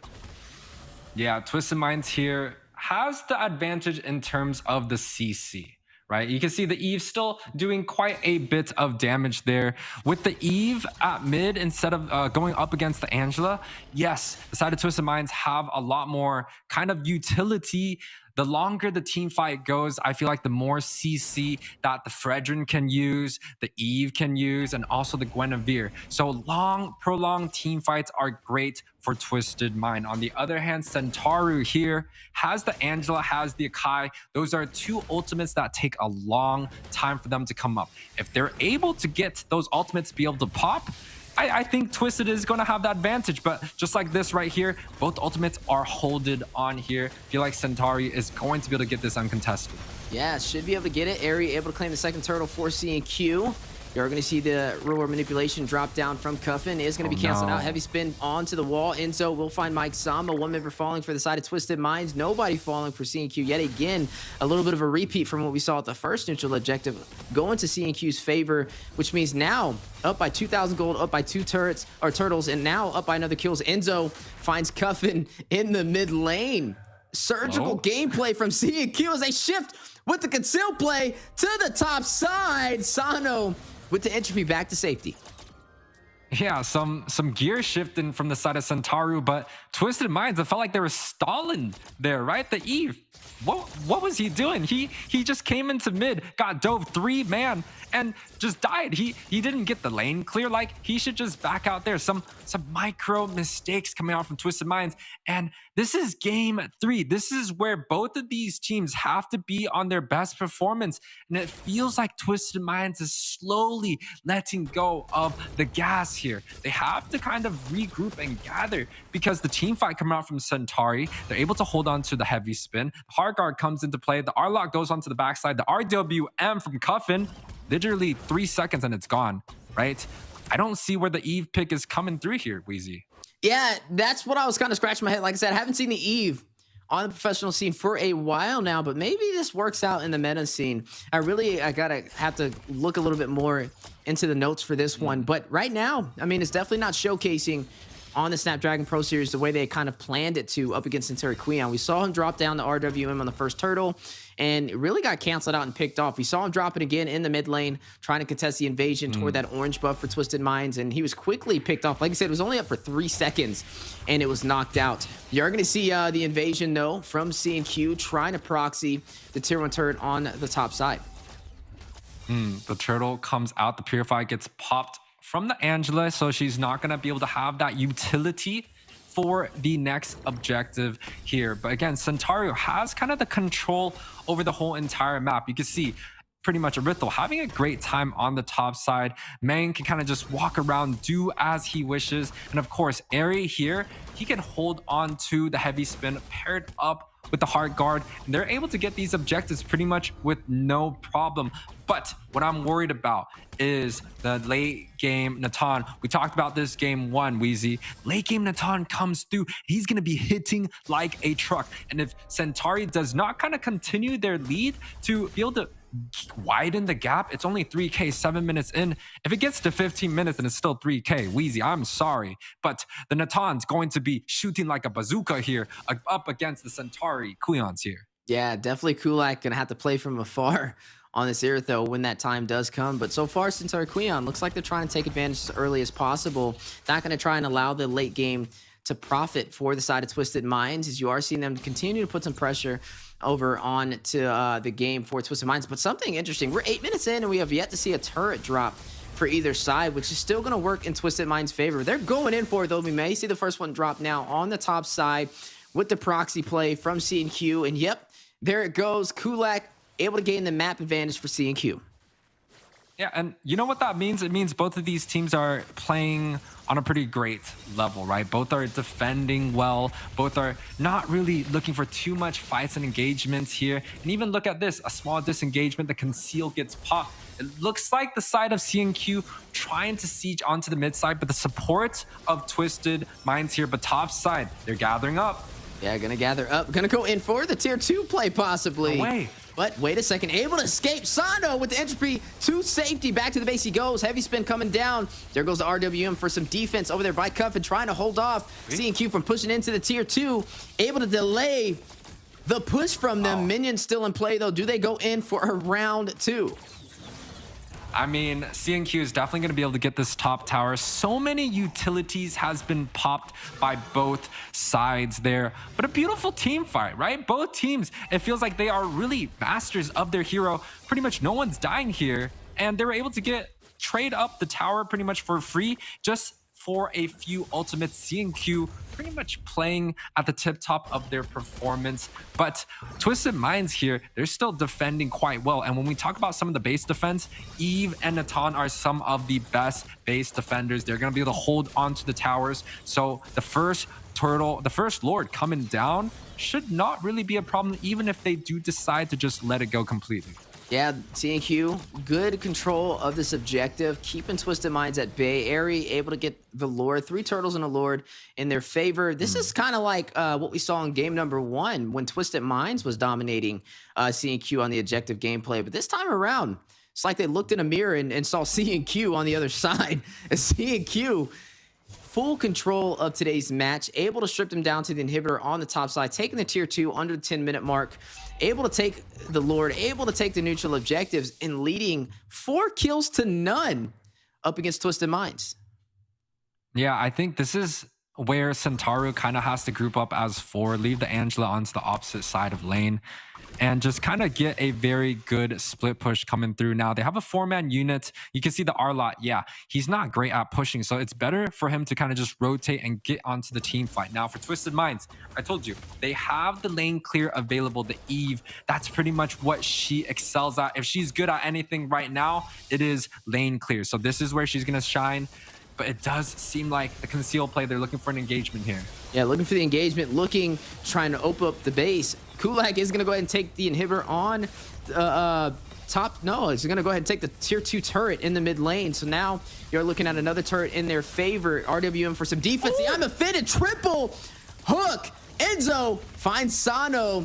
Down goes the marksman for Twisted Mind. Down goes the Natan that they can rely on for the late game damage, which is going to work in CNQ's favor. But they don't have minions to continue their push. The sustain is too good coming out from Centauri. Even though it's just the Angela providing some of the heals, the lifesteal coming out from everyone is just too much. Yeah, maybe too much. Another opportunity to open up the base up against Twisted Minds. Praise Wrath is going to drop down. Big knockup with the Violet Requiem. Soda is going to find Enzo. That's going to be 1 member falling for both sides, but yet another turret falling on Twisted Minds map. And they're stripped down completely to their inhibitor turrets right now. 6-1 on the playing field. You're looking at the goal difference, 2,000 XP, 5,000 and 18,000 turret damage for CNQ. Yeah, CNQ definitely getting away with pretty much every single one of these team fights. They haven't even dropped a tower 12 minutes in against Twisted Minds, which this is a team that dominated them the first game. Centauri is able to kind of find the momentum, go back to that drawing board, get the drafts going in their favor, and now coming through, they're dominating the side of Twisted. They're getting the team fights that they want. It's long and drawn out, but they're able to get away. Everyone survives almost every team fight, and they're winning these small skirmishes. The side of Twisted Minds, they have to kind of just prolong the game. Again, I talked about it. The Natan, it's going to start hitting like a truck once he gets more items. We're going into that 13 minutes. This is the time that he will shine. If Ruby is able to get another set, if Centauro is able to, make a mistake and lose maybe even one of these team fights here. Oh, conceal play called out. RWM putting all their eggs in one basket. Twisted Minds trying to take down CNQ. Nobody falls, so Airy. Wait a second. Does he get out? Hits the headbutt onto Soda. Tries to make some distance.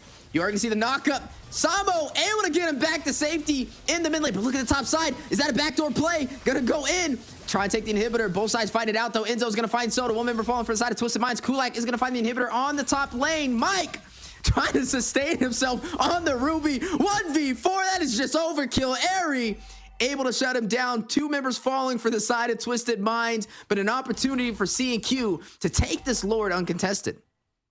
Yeah, 9K gold lead, 14 minutes in, 2-for-0 trades. CNQ dominating the map pretty much every single corner. They even got the top tower, the solo push coming out from that Erithal.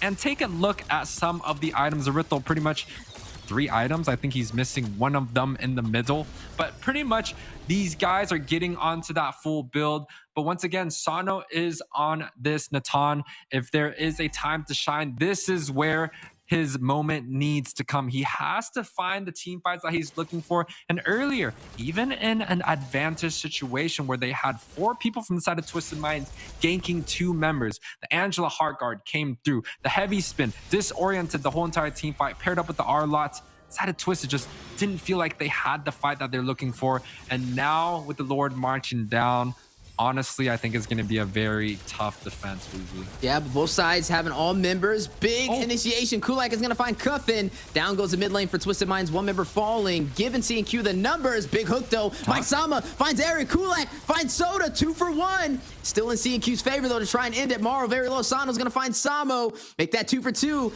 An even playing field. C&Q. Do they pull their punches? Initiate again to try and close this out. It looks like they're going to go in again. Shuts down the inhibitor for the mid lane. Still holding on to the one on the bot side, though. Able to clear that minion. Give them a little bit of some breathing room for the side of Twisted Minds. But 4 seconds until Cuffin comes back. 9 seconds until Soto comes back. And that's going to force C&Q out the base. The Natan for me has to be doing more. He has to be doing more damage. He has to be cleaving more, right? He has to be able to clean up, especially when we get to this 15-minute mark. Irithel, yes, a very late game scaling beast, has the mobility to use that crossbow. I mean, to just kind of just walk around and shoot at the same time. But Natan, this is where his moment to shine. This is his moment of greatness. 16 minutes. Items are pretty much full. If it's now or never, Sano, he has to be the one that kills the enemy. You have the set from the Ruby. You have the set from the Fredgen. You have the RWN holding people in place. Sano, I gotta see you shine here, man. I'll say you've been building up Sano for a little bit. I'm ready for this character arc, this development arc for him. As we get into the late game, was all the trials and tribulations from being shut down in the early game, not able to find the objectives, not able to find the farm. The master plan for him to be able to come alive in the late game, to be able to shut down C&Q. Time will tell. I mean, we saw it in game number 1, but the Natan fell short. But still, the damage output was there at that 16-minute mark. And here we are again with a similar story. But like we said, looking at that mirror on the opposite side with the Natan being on Twisted Minds goal laner instead of C&Q's. Can that make the difference? I feel like it can. I think that's a great read. I think he has the items. He just picked up the Wind of Nature to negate the physical damage as well. But C&Q, look at the bush play, may go in for the initiation. All right, let's talk about some win conditions here. 10 seconds on the Lord Angela from the side of C&Q. Prime position on the opposite side of map to use the Heart Guard to go across. You're going to be able to get the push pretty much guaranteed. Win conditions for Twisted Mind. They need the Heart Guard and they need the heavy spin to be used. These are high burst, long cooldown ultimates. If they're able to do so, the Fredren and the Ruby, which have very short cooldowns, should be able to find a very good set. The conceal play coming through. This is pretty much the last opportunity, but you can see that Rithel just hiding in the back. Yeah, not going to be able to get the kill, though. And now the counterplay from C&Q on the rise. Meng finding Sano. That's huge. Shuts down the marksman for Twisted Minds. This may be the pendulum swinging in C&Q's favor to end this. Samo finds Mike Sama. Kulak finds Morrow, dropping like dominoes for Twisted Minds out of MENA. Europe, C&Q on the push. Going to take down the invited team to Snapdragon Pro Series. Looking to take them down to the lower bracket. Can they do it, though? 45%, 5%. Locked and loaded and ready to go. C&Q able to close out the series, knocks down Twisted Minds to the lower bracket. Weezy, 18-minute series for the game 3, right? C&Q able to get the victory. Ducati impact. The 200 IQ from that motorcycle driver just kind of standing on the bot side. We talked about the win condition, right? But we did not see that the Rithel was going to be on the backside too, hitting the Natan in that last team fight. But even with that last team fight being in favor of C&Q, 14-3 tells the whole entire story. They're able to get that 10k gold lead, grab up pretty much every single neutral objective, every single tower, and dominate the whole entire game. Yeah, just a complete domination over there from the side of C&Q for the final game of the first series of the day in the Open Finals. You're looking at MENA falling a little short to the mark with their invited team up against CNQ out of Europe, who had to fight their way through an open qualifier to earn their position. And you could definitely tell they've been scaling through the times and scaling through this series as well. It wasn't an easy route, right? We saw them lose game number 1 with a fast finish from the side of Twisted Minds, but game number 2 is where you saw CNQ a little bit of a light turn on, and that light stayed on the entire time to be able to get 2 wins in a row, to be able to get the reverse sweep up against Twisted Minds, to continue their route in the upper bracket to the semifinals and knocking down Twisted Minds to the lower bracket. Yeah, and you know, regardless, it was still quite a close performance coming out from both teams.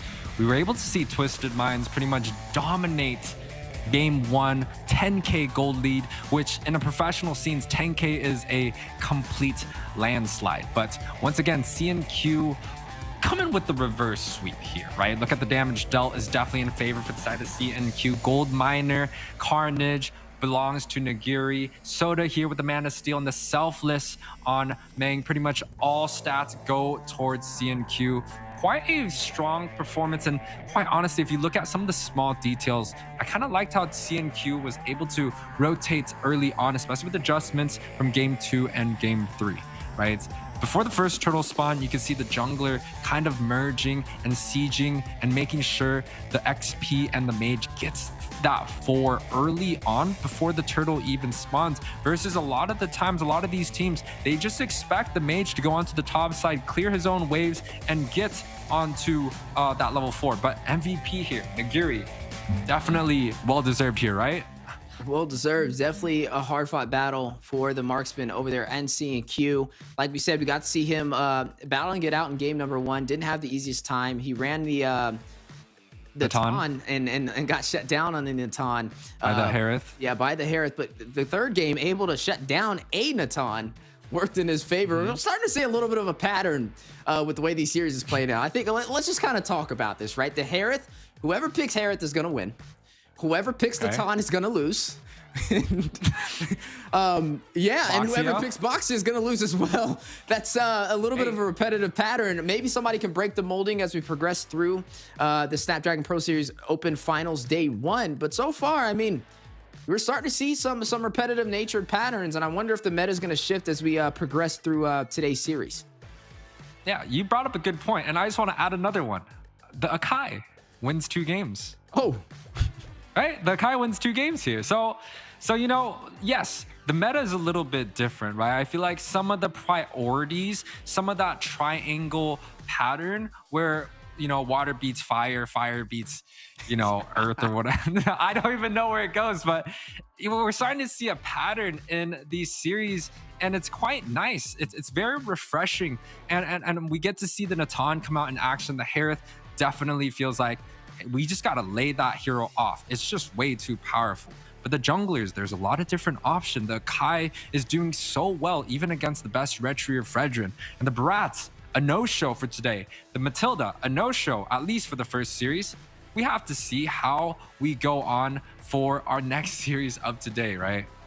Yeah, we're going to have to see as we progress. Like we said, this was just the upper bracket quarterfinals. We had 6 other teams fighting it out and 3 additional series going on at the same time. But nonetheless, some excitement on the way. We will be back here momentarily after a short break to jump into the upper bracket semifinals. So don't go anywhere. Grab some popcorn, get some drinks, and we'll be right back with you guys momentarily.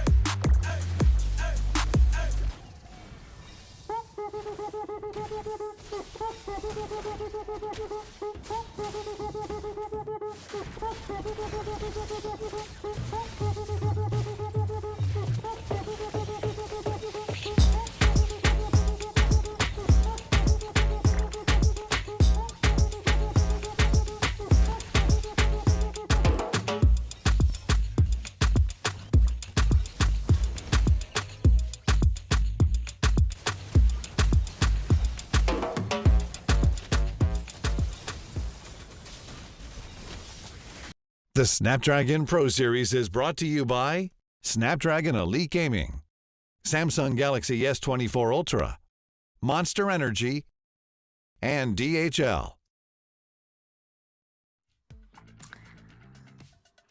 Thank you once again for the sponsors, and we are back for the upper semifinal bracket. Very quick break coming in to the matchup right away. How are you guys feeling? Well, definitely some interesting things that we got to see today that I haven't seen in a while on a professional scene, but that's what happens when you step to the international level, right? Your mind just goes crazy. It feels like you're in the Matrix and you're seeing all these codes, and it works sometimes, and other times it doesn't. But nonetheless, a great series so far. We got to see it go the distance all the way to a game number 3, and we got to see the underdog considered who had to fight through the open qualifier for Europe take down the invitee from MENA, Twisted Minds falling to C&Q. Yeah, and who could have asked for a better opening in the Snapdragon's Pro Series, right? Game 1, I mean, pretty much we went the best of 3s, back and forth coming out from both of these teams. Great drafts, great energy, you know? We get to see Game 2 soon, but I think before that, Liz, you got something for the crowd? Absolutely, and for the crowd, first of all, please follow us on our socials at ESL Mobile on different platforms, as well as join us on our Discord channel for the Snapdragon Pro Series. And for the live audience watching at home, make sure you don't miss out on the chance to win a $100 gift card by taking a survey. Just scan that code. I mean, that's a cash prize right up to your pocket. No skins, no diamonds, but an actual hearty cash prize, guys.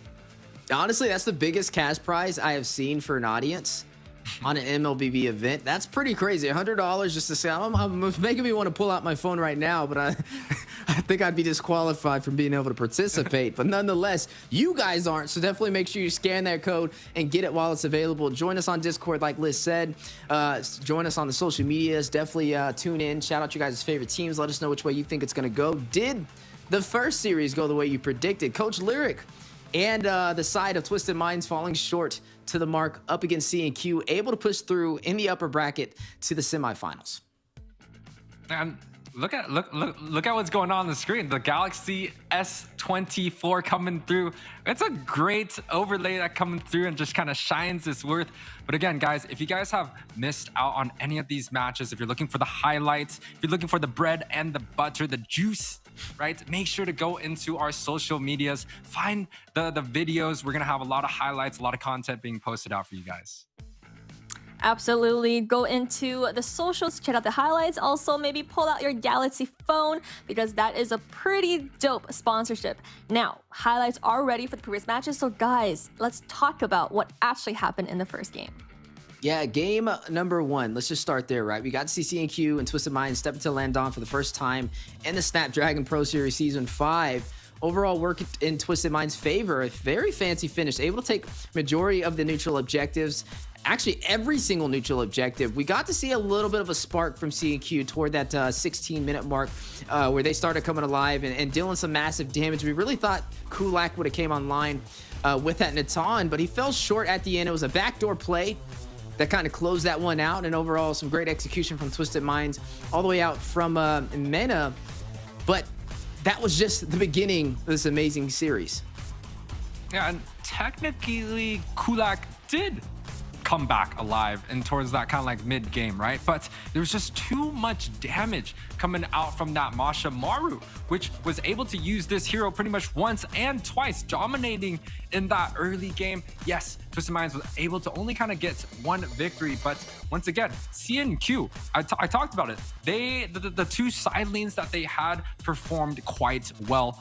they were just dominating. The Xborg played clean, the Natan played well here, and now TNQ with the second game, the sniper comes through with Meng, and Airy on this Fredrin is a complete menace, man. Yeah, we talked about Meng. We talked about the sniper play on the Navarre, able to get first blood, able to help take that first neutral objective, able to even out this series in game number 2 after that fancy finish with Twisted Minds. But it was a hard-fought battle. I wouldn't really say it was as one-sided in their favor like game number 1 was with Twisted Minds, but it started to showcase, hey, we can go the distance just as far as you can, and hey, maybe even a little bit further as they were fighting it out. Like I said, a very even game. And this was the most even game we had out of the entire series from both sides. But you got to see C&Q just kind of hit that power mark, hit that objective to work in their favor. And this is where we started creating these standards and these rules, right? This is where we started to say, okay, you pick up the Harith, it's an automatic win. You pick up the Boxia, it's an automatic loss. And that's just what we kind of happened to see from game number 2 between both sides as they were fighting it out. Like I said, a hard-fought battle. But overall, we got to see C&Q even out the playing field, finding their first victory in the best of 3.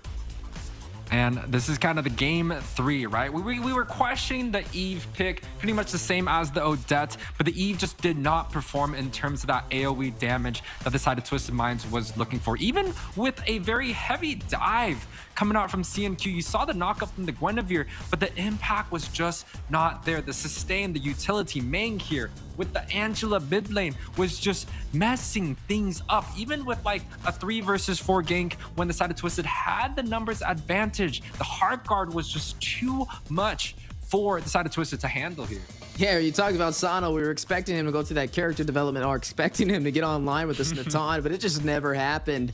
They got a kill right there, I guess, at the very end, but it was a little too late to join the party. Meng, though, able to shut him down, doing some great gameplay over there on that Angela, who we got to see picked up for the final game. They were able to close out the series with a reverse sweep up against Twisted Minds, knocking down the invitee out from MENA down to the lower bracket, who you guys will get to see fight it out tomorrow in day 2 of the Open Finals. But we will continue to see C&Q progress today in the semifinals for the upper bracket.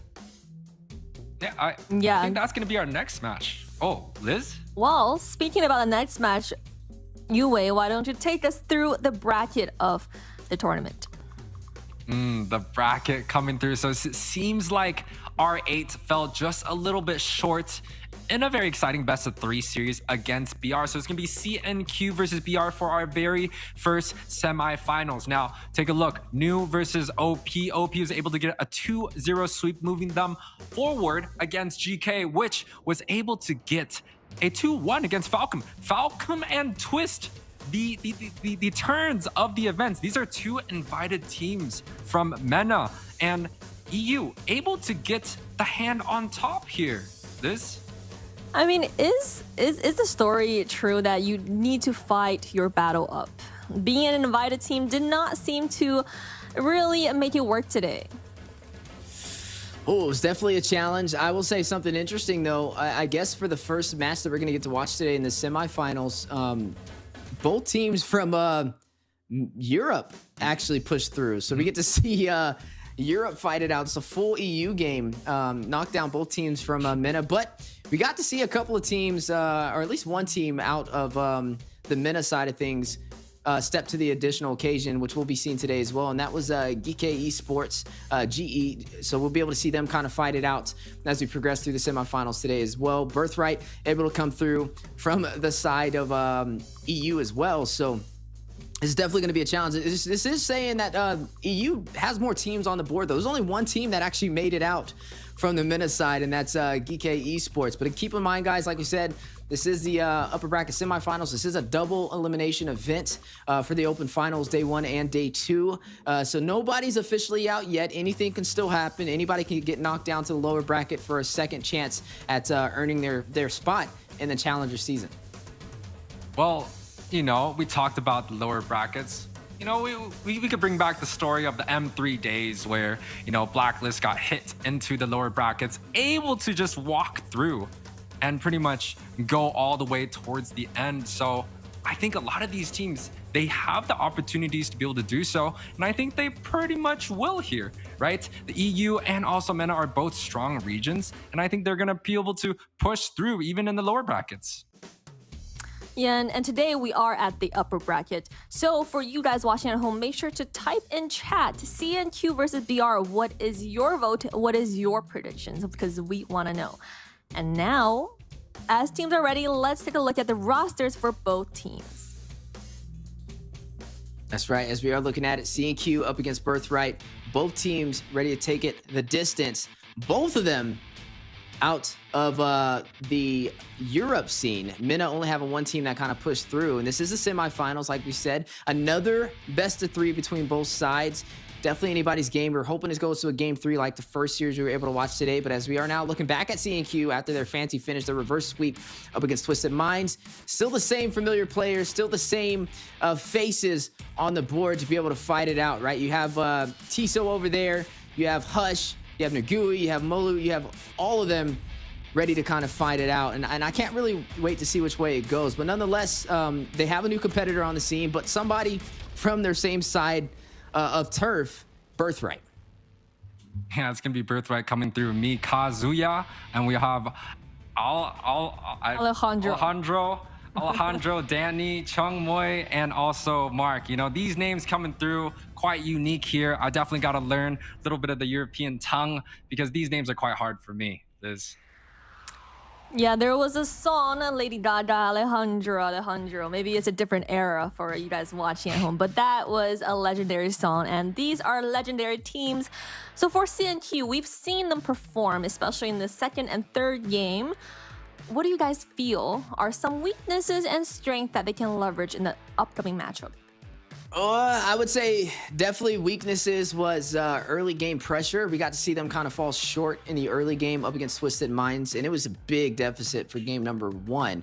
But I can't even really say, and UA can probably back me up on this, but I can't really say that it was 100% the early game. The only reason being is they had the Boxia, and the Boxia really fell short. So maybe it was the draft that created that deficit in the early game. I would say if we had to point out one thing, drafting is definitely what impacts this team. If they don't have a solidified draft, they fall very short in the early game. But when they get something that they're more comfortable on, something that they can overwhelm in the early game, that's where we see them profit.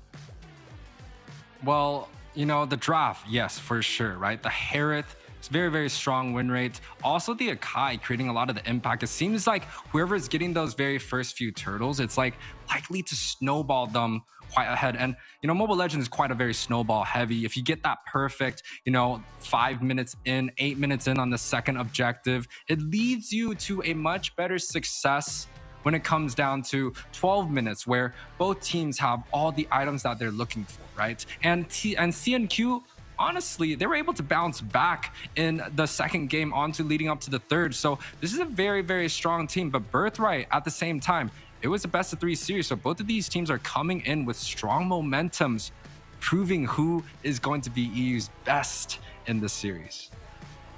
Absolutely. And for you guys watching at home, make sure to type in chat, root for EU, root for your team, because both teams did rise on top from the EU region. That shows something, that EU is really on top of its game.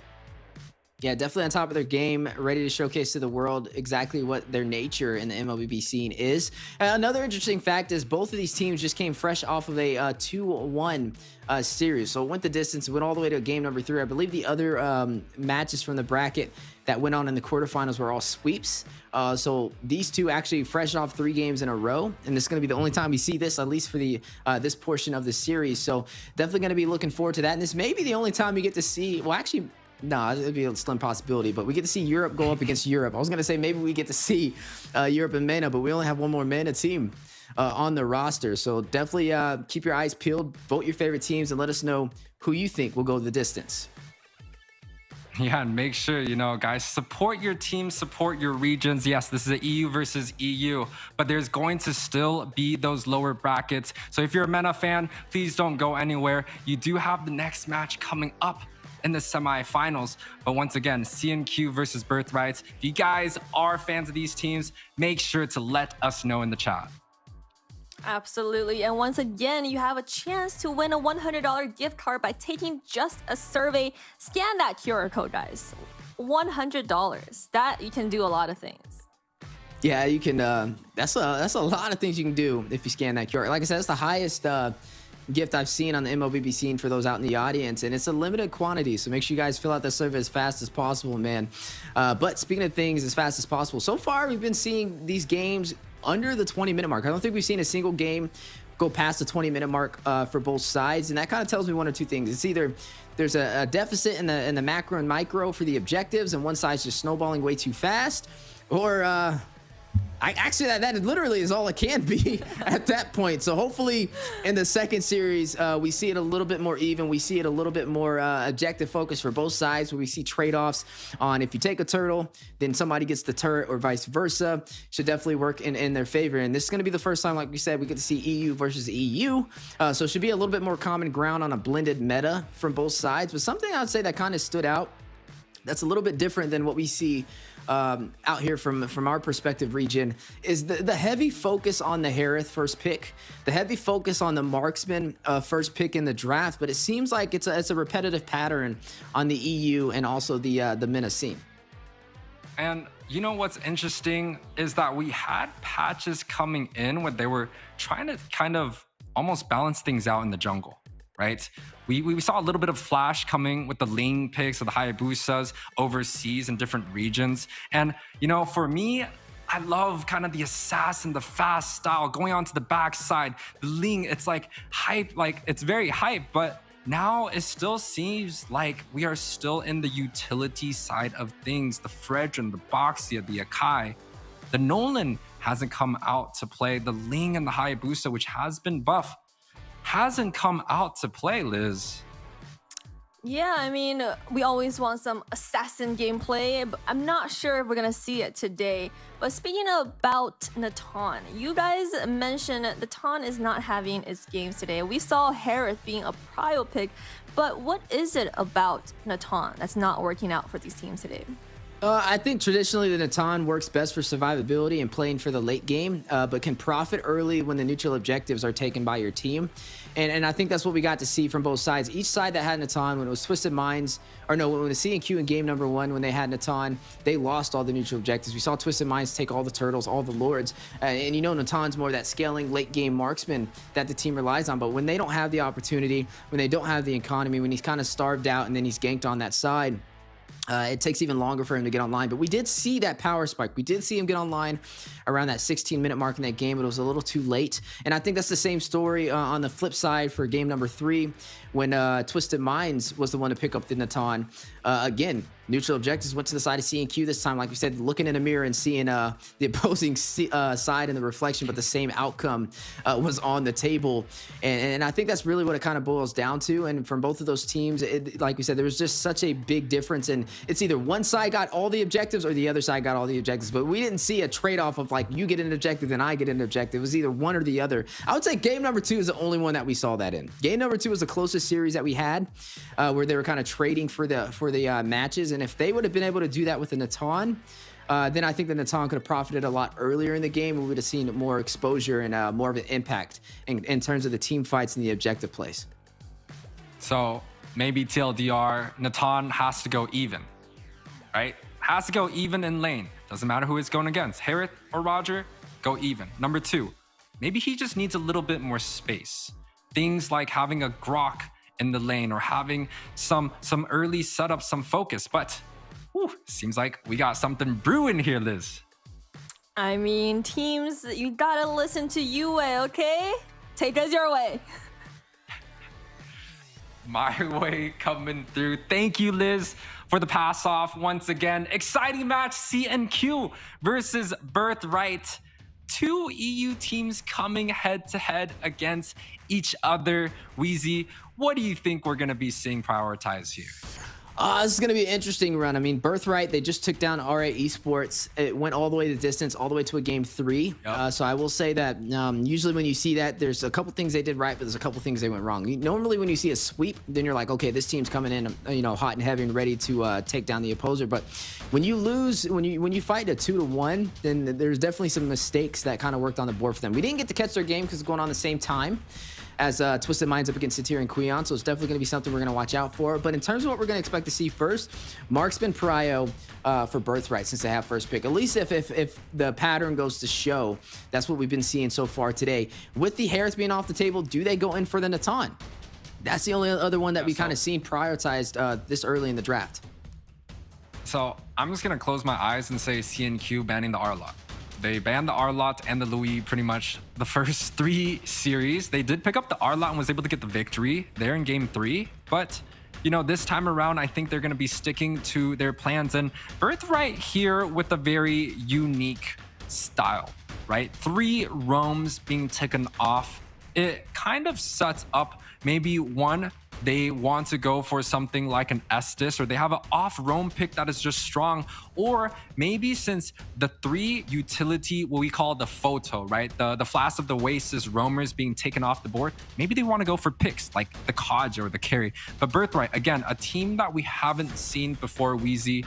It's really going to be like a wild card for me because I don't know what kind of drafts they're going to be prioritizing here. Well, Barat did walk through the draft this time around. He was banned every single game of the first series, so it could be something that's prioritized. A strong jungler can be flexed in the XP lane as well.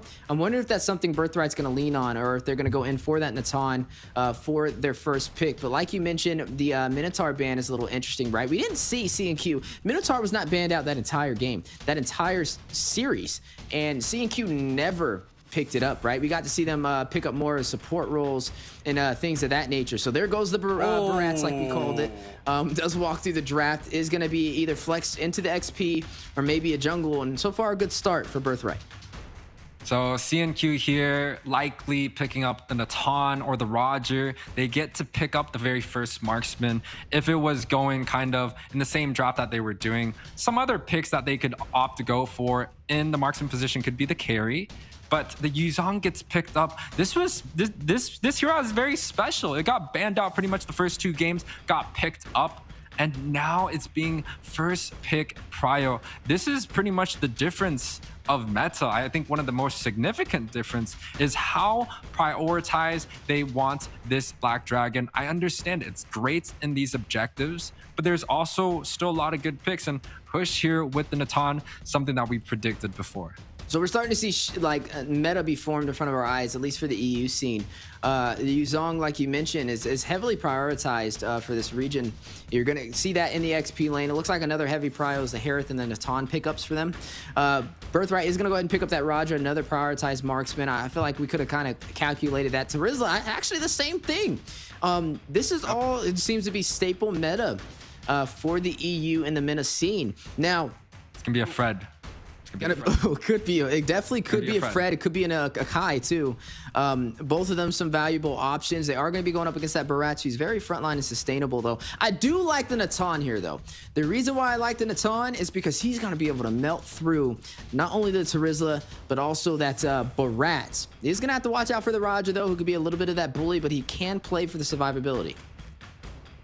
Yeah, and oh, they do not go for the Fredrin. So now the side of Birthrights has the ability to ban out both the Fredrin and the Akai. They go for the Navaria, but here's something interesting. They ban out the Mozgov. So maybe they feel like the Roger could be in the jungle, the Brats. No, I mean, I don't know. Maybe they're going for something else. I would assume CNQ would look to take out some of the mages, taking the Navaria, banning out something like the Vexana, the Faramis, or even the Gourd if that's something that they want to use, right? Take out some of the mages so that CNQ has an advantage in that magic damage. But the Moskov, I don't know. Wheezy, what do you think about that? That's the same thing I thought about the Eve when I saw that picked up from the side of Twisted Minds. I haven't seen this hero in over a year picked up on the competitive scene, but this is what happens when you step into the international level. I mean, meta is made by picking things people don't expect and profiting on it and showcasing to the world that, hey, maybe you don't play it that way, but I can. And that's when people started to try and follow suit. And I like the creativeness that we're seeing so far in the Snapdragon Pro Series. But right now, when we're looking at both compositions, some things that are standing out to me: crowd control, definitely on Birthright's side. They have the Barat, has a fire missile, the oil to be able to drop down. You do have the Terizla to be able to jump in with the penalty zone. He's definitely survivable, good frontline presence. You have the Roger with the Lycan Pounce. He has the mobility, and he definitely has a strong presence inside of the gold lane. But when I look at C&Q, they have some late game damage. You have 2 snipers on that side. You have not only the Natan, but we got to see Meng run this Navaria before, right? And it was a problem. The double snipe, and it took down a Yuzong for the first blood of the game. And normally you would expect the Navaria, like, it has good utility in terms of the Astro Echo to be able to hit the team and provide that slow and increase the basic attack range on it as well. But to see a Navaria profit and get a first blood that early, to get a double snipe at the first turtle, that's turning more from a late game mage to an early game with the way that Main kind of plays it.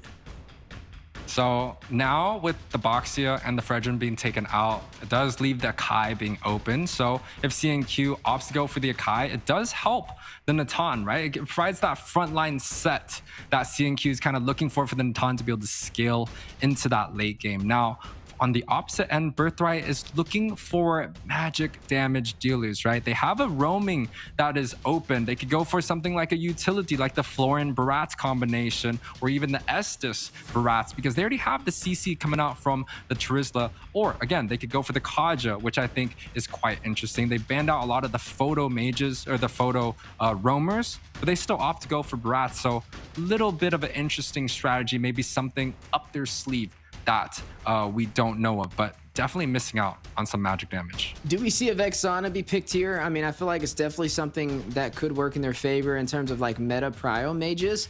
I don't expect an Odette. We got to see an Odette kind of showcased in the first series, but there's just too much to counter the Odette for this game, and I don't think that's something Birthright's going to go in. No, they're going to go in for the Valentina. Okay, I'm actually okay with this. The Valentina can profit. You can take 3 ultimates at your disposal: the Wild Charge from the Grok, the Astro Echo over there from Meng, or you can take the Black Dragon to be able to get back to safety as a survivability play or as an initiation.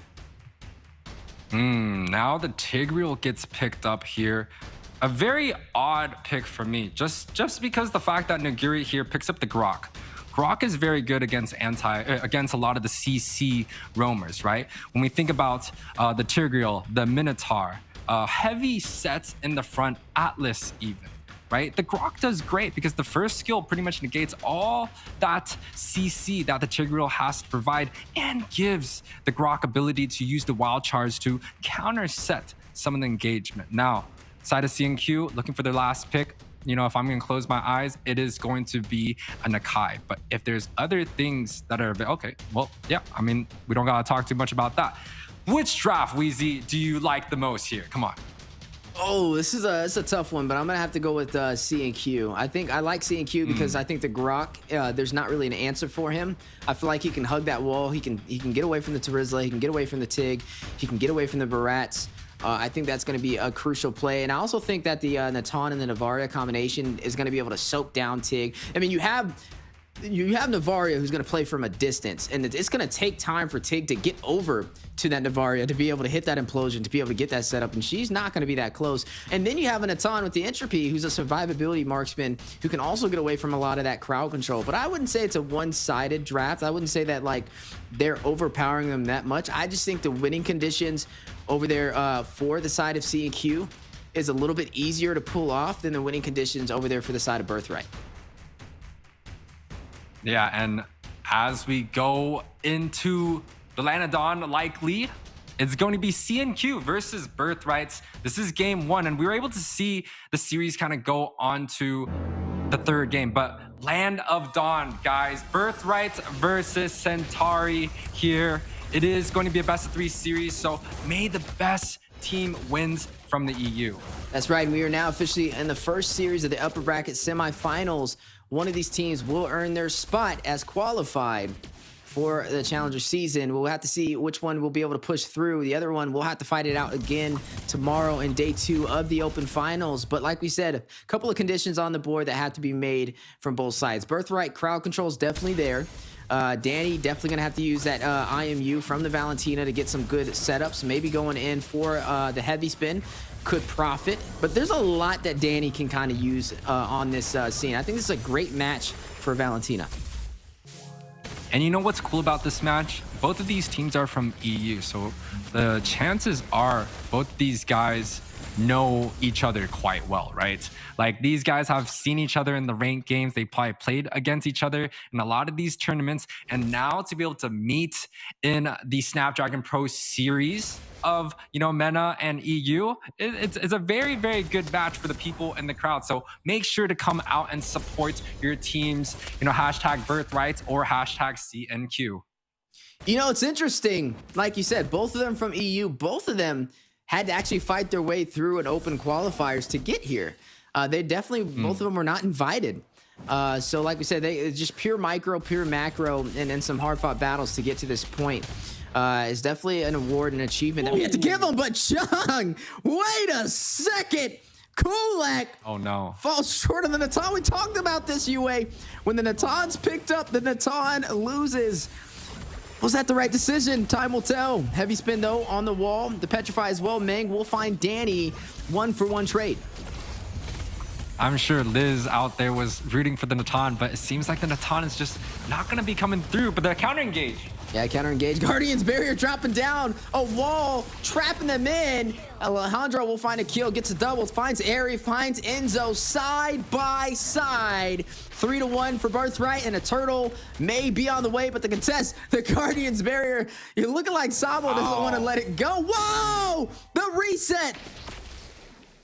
Huge coming out from the Grok with the wall there. This is something that we haven't seen quite a bit before. And a wild charge coming through. The retribution gets used in the Black Dragon coming through. Yeah, it's gonna hover around. Wild charge from Danny. He goes the distance, able to get out of the IMU last second. A wizard in the making for Birthright, but again, CNQ with another opportunity for the turtle play. May be able to get up at the contest and play from Birthright. Samo!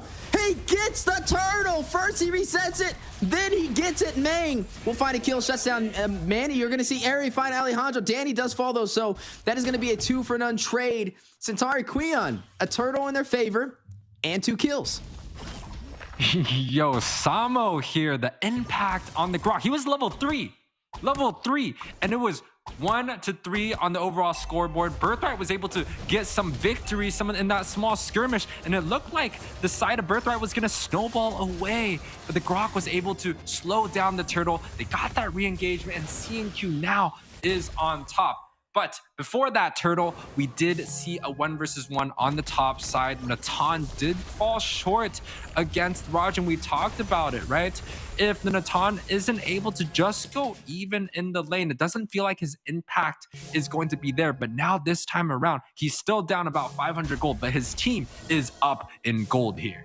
Yeah, I mean, we talked about Samo. We talked about the Grok being picked up. A key reason why I kind of favored the draft for CNQ, and it is showing. I mean, not only was he able to reset that turtle, he was able to steal the turtle right after there. No retribution needed. Something that Birthright's going to have to keep in mind as they fight over these additional objectives as we slowly progress into the mid game. Right now, though, still even on both sides, able to get the kill. Not a massive lead for CNQ, but definitely showcasing that they're ready to go that distance up against Birthright. But will Birthright let them take it there? That's the question we got to ask. Kulak, even though CNQ's been doing good, Kulak is what's kind of falling short right now on the Natan. Well, you know, I think Birthright has the ability to fight a lot of these small skirmishes well, right? We saw an example level 3, 1 minute and 40 seconds in the game. They were able to get some victory, but ooh, CNQ hiding in the corner. Did they get the fight here? Yeah, gonna go in for the initiation. Pin on the wall from the heavy spin. Maybe able to get the kill. Mark able to flicker away, but Enzo is gonna find him last second with the power of the Black Dragon and the Shaw Essence. 1 member down for the side of Birthright. A big knockup for the enhanced dive and the soul grip. Mikasa is very low. Enzo as well needs to disengage, and now the counterplay from Birthright may come out here. Chung wants it. Meng finds Mikasa able to take him down. Mikazuya will fall. That is going to be 5-3 so far. 2 kills for Santari Kuyon and another chance to take the second objective of this game. But a contest on the way. Implosion play for the 2-man set and the knockup. Samo falls. Eri beside him. Chung Young able to take him. Kulak gets the other. 2 members falling. Wow. This is going to be a double kill for Kulak as he finds Chung. That's 2-2 on each side. 5-7 on the scoreboard. Turtle being reset. So here's the thing about CNQ's comp that I feel like Birthright is going to be struggling against, right? One is the Natan already even and up in kill, even 1-1, right? That's a great standing for the Natan that we haven't been able to see him perform well, right? Number 2, Meng on this Novaria. We see Meng on this Novaria pretty much sniping left and right. The thing is, Birthright has no assassins, no dive. Who can get onto that backside to hit that Novaria? He's already 3-0 and 4. It's going to get harder as time goes on. Yeah, definitely going to be a challenge that they'll have to walk through. 6 minutes in. Right now, you're looking at CNQ up by 1,200 gold. 3 kills to Meng right now on this Novaria. What we can consider Meng's comfort pick worked in his favor yet again. We got to see the showcasing of it up against Twisted Minds, and now showing the world he's back at it again. Samo, though, he did find his first death of the game, but he's had some great initiation so far. Both sides still trying to find out who's wearing the pants in the relationship of this game, though. Enzo able to put one leg on right there, shuts down Mark. Black Dragon hovering around for a possible play. You're gonna see Alejandro very low, needs to get out of there. Back into the mid he goes. Enzo still initiating, diving into the 4-man team of Birthright. A little aggressive will cost him his downfall as Danny shuts him down, but now the entropy in the mid lane. Kazuya with the penalty zone into the back line, catches Meng off guard. Chim Young is gonna find Kulak with the Lycan pounce, goes in to the turret, does not hit the mark he was looking for, though. Disengages, 2 members falling for CNQ, and still on the chase. Is gonna force Eri back. Yeah, back and forth coming out from both teams with a great team fight and set up coming out from the side of Birthright. They're able to take, I think, 2 to 3 members down there, putting the gold lead pretty much back into even. And now with the small invade, they're able to get some pressure onto the top side. This is not 8 minutes. Top side, bot side tower, both going down, and then invade is coming through. Yeah, Birthright having the advantage, now invading onto the purple buff. Alejandro very low, unable to escape. Meng will go ahead and shut him down there, but map advantage is in favor for Birthright right there. Able to take both lanes. Yes, Samo, the 1-man army. He got out. 1 HP. Black Dragon. Enzo will replace him. Set into the turret by Mark. And Danny with the alley-oop gets the kill. Yeah, so we're starting to see kind of some micro mistakes coming out from both teams. This is just certain situations where it's like things should be going. But before that, here, we'll see. Yeah, and the implosion play from Mark yet again after the first assist that we got to see him get on Enzo. Kulak will find Danny to respond, though. 1 member falling for Birthright right there. That is going to be their mid lane. That's his 3rd death of the game so far. But on the opposing side, Meng, 4-0-6, highest kills in the game. The problem here, Meng already pretty much standing out in the crowd for CNQ. There is a response, though, for the side of Birthright. Chung is 3-1-3 with the Quantum Charge and the Great Dragon Spear that I'm assuming he's going to be going for. He's going to be fast, and he should be able to get onto the backside of Meng. But before that, Meng is just going to be free hitting back and forth. Objective coming through now. Yeah, but Danny gonna get their last second to even out the playing field. Penalty zone from Mikazuya from the bush. Kulak is gonna find Mark. Tank falls. Alejandro will be able to get the Lord. Danny's gonna find Kulak. Mikazuya is gonna find Eri. Enzo responds back, taking down Chung. A 2-for-2 trade from both sides, with the Lord going over to Birthright. It's a back and forth play between both of these teams. Not one of them is holding on to the gold lead.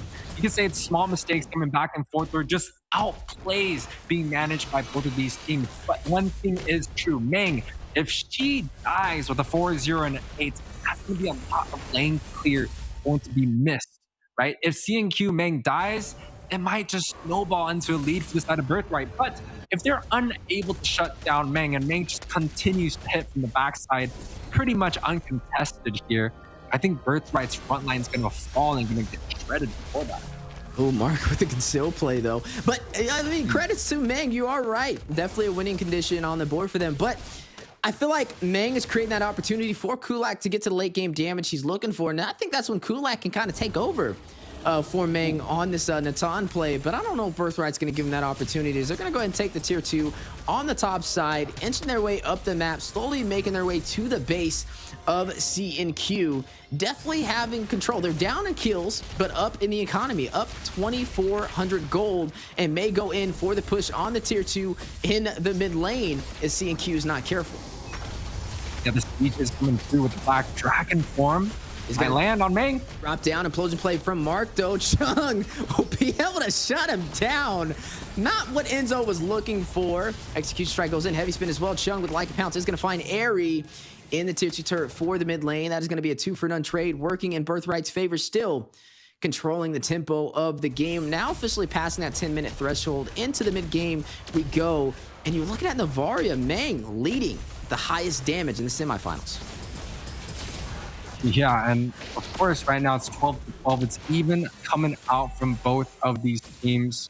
It is, just a 4K difference here, but at the same time, Birthright is able to snowball quite well throughout this game here.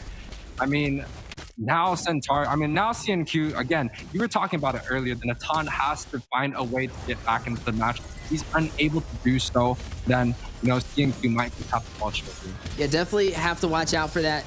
But big penalty zone does drop in. Both sides fighting it out on the top side. Kulak, though, stunned, unable to get out of Alejandro's tracks, will fall. And now Airy trying to get away. Hit with the detonus. Welcome. Heavy spin cancel, though. But Mika Zuya will be able to find Airy. 2 members falling for the side of CNQ. Implosion play, trying to hold them off. You're going to look at Chung Young taking down Meng. Getting a double, finds Enzo Wu. A full wipeout against CNQ. Birthright able to push through the top side. Nobody there to stop them. May be able to take this game. 6 seconds until Kulak spawns in. 6 seconds may be too late. And game number 1 will be going to Birthright out of EU, shutting down Centurion Queon for a major victory and a chance at match point. Yeah, good match coming out for the side of Centaur, for the side on the opposite side of Centaur. Birthright's able to get this victory here 1-0. And, we talked about the Natan. We thought the late game scaling, he was able to get ahead. But this time around, it definitely feels like the Roger was able to perform at a high level, right? 7 and 2 and 6, able to take care, even with Meng only falling once, he's still able to do quite well in this series. He was able to do well, but a little too short to be able to shut down Birthright. But some great gameplay indeed. Speaking of gameplay, a little bit of a blast from the past. Taking a look at what made the bread and butter for game number 1 with Birthright. Able to push through to victory up against Centurion Queon. Able to put him in position for match point. Alejandro finding Samo there. A lot of engagements from both sides. The battle of burst damage versus crowd control, and overall the crowd control working more in favor for Birthright, who was at the back end for a little bit. CNQ had a lot of the objectives that were working in their favor, but out of nowhere, Birthright around that 7 to 10 minute mark started to turn this game around. Here goes that 7-minute mark. You see Chung Young rush in for the play. The implosions, very hard to deal with. Mark with some great positioning, catching even Enzo off guard when he would try and initiate with the Black Dragon. Yeah, I mean, honestly, Mika with the penalty zone and the flicker was so impactful. He was able to get onto the backside numerous of times. And see right here, he is 2, 1, and 8 being that front line, and also that implosion coming through, the wombo combination of Birthright, just showing why they're one of EU's best teams here.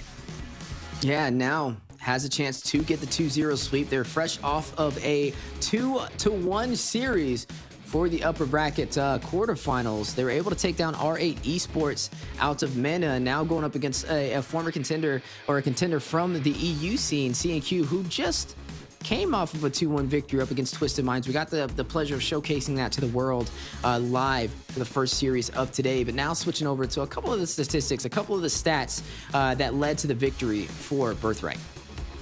Yeah, and now the Natan still hasn't found the success that we're kind of looking for the Natan to do, right? It's a first pick. It's a very high priority for the side of CNQ, but it just hasn't been working out as well.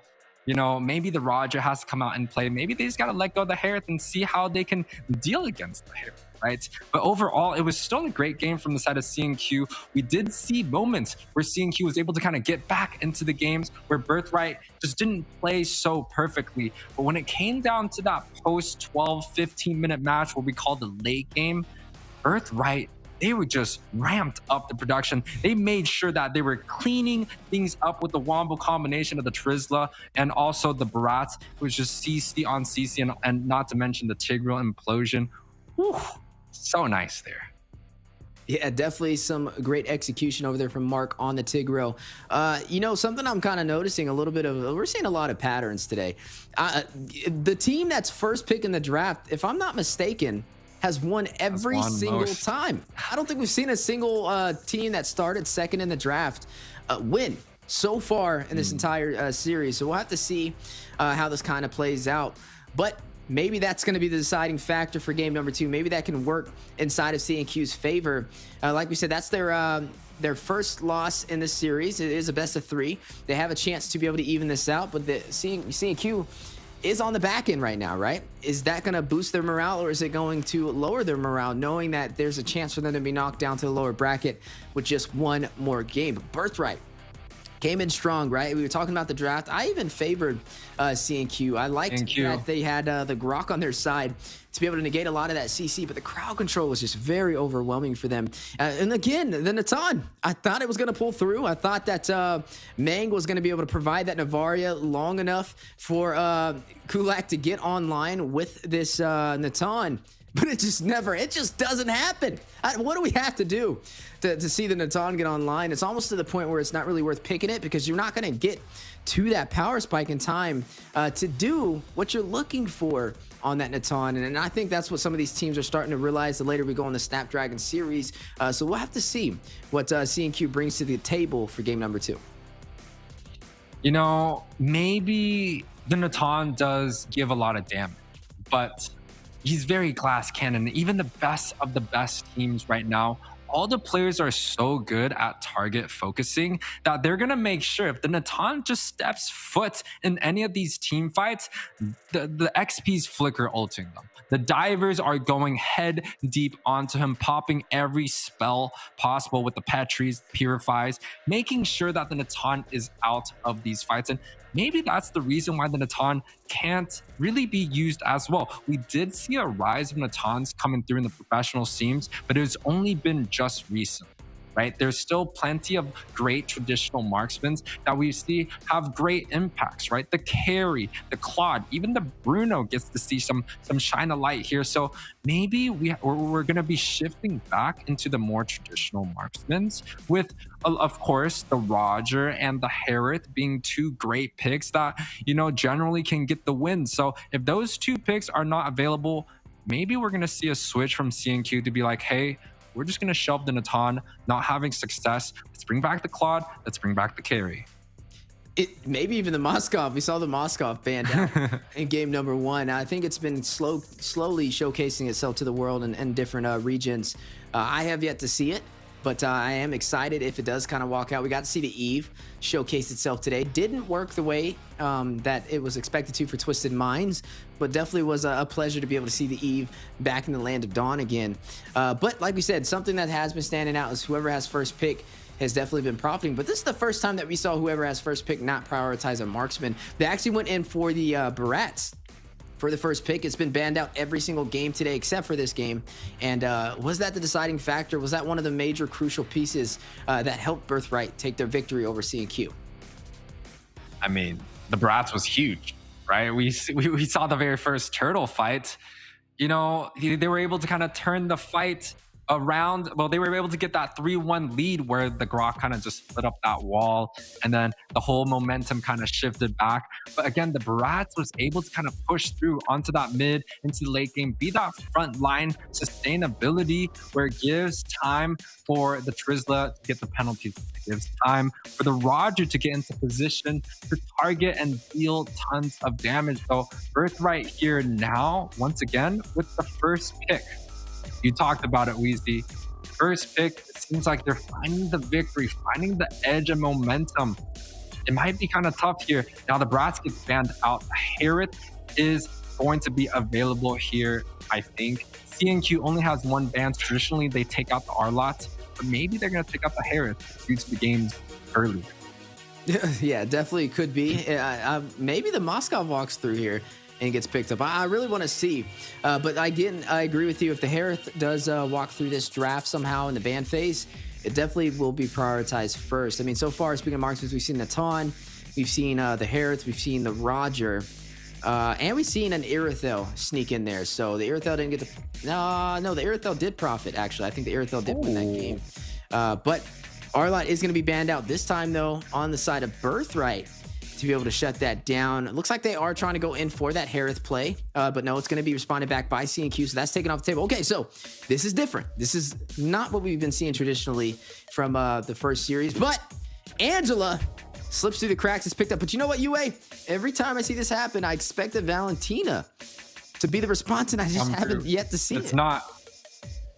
You know, I think CNQ is quite happy with this draft, right? They like the Arlot being banned out, and they had to choose between the Arlot and the Harith. And now Birthright banned out one of the picks that they didn't want to play against. So, you know, CNQ is quite happy, even if they have to go against the Angela. It's not the Harith and it's not the Arlot.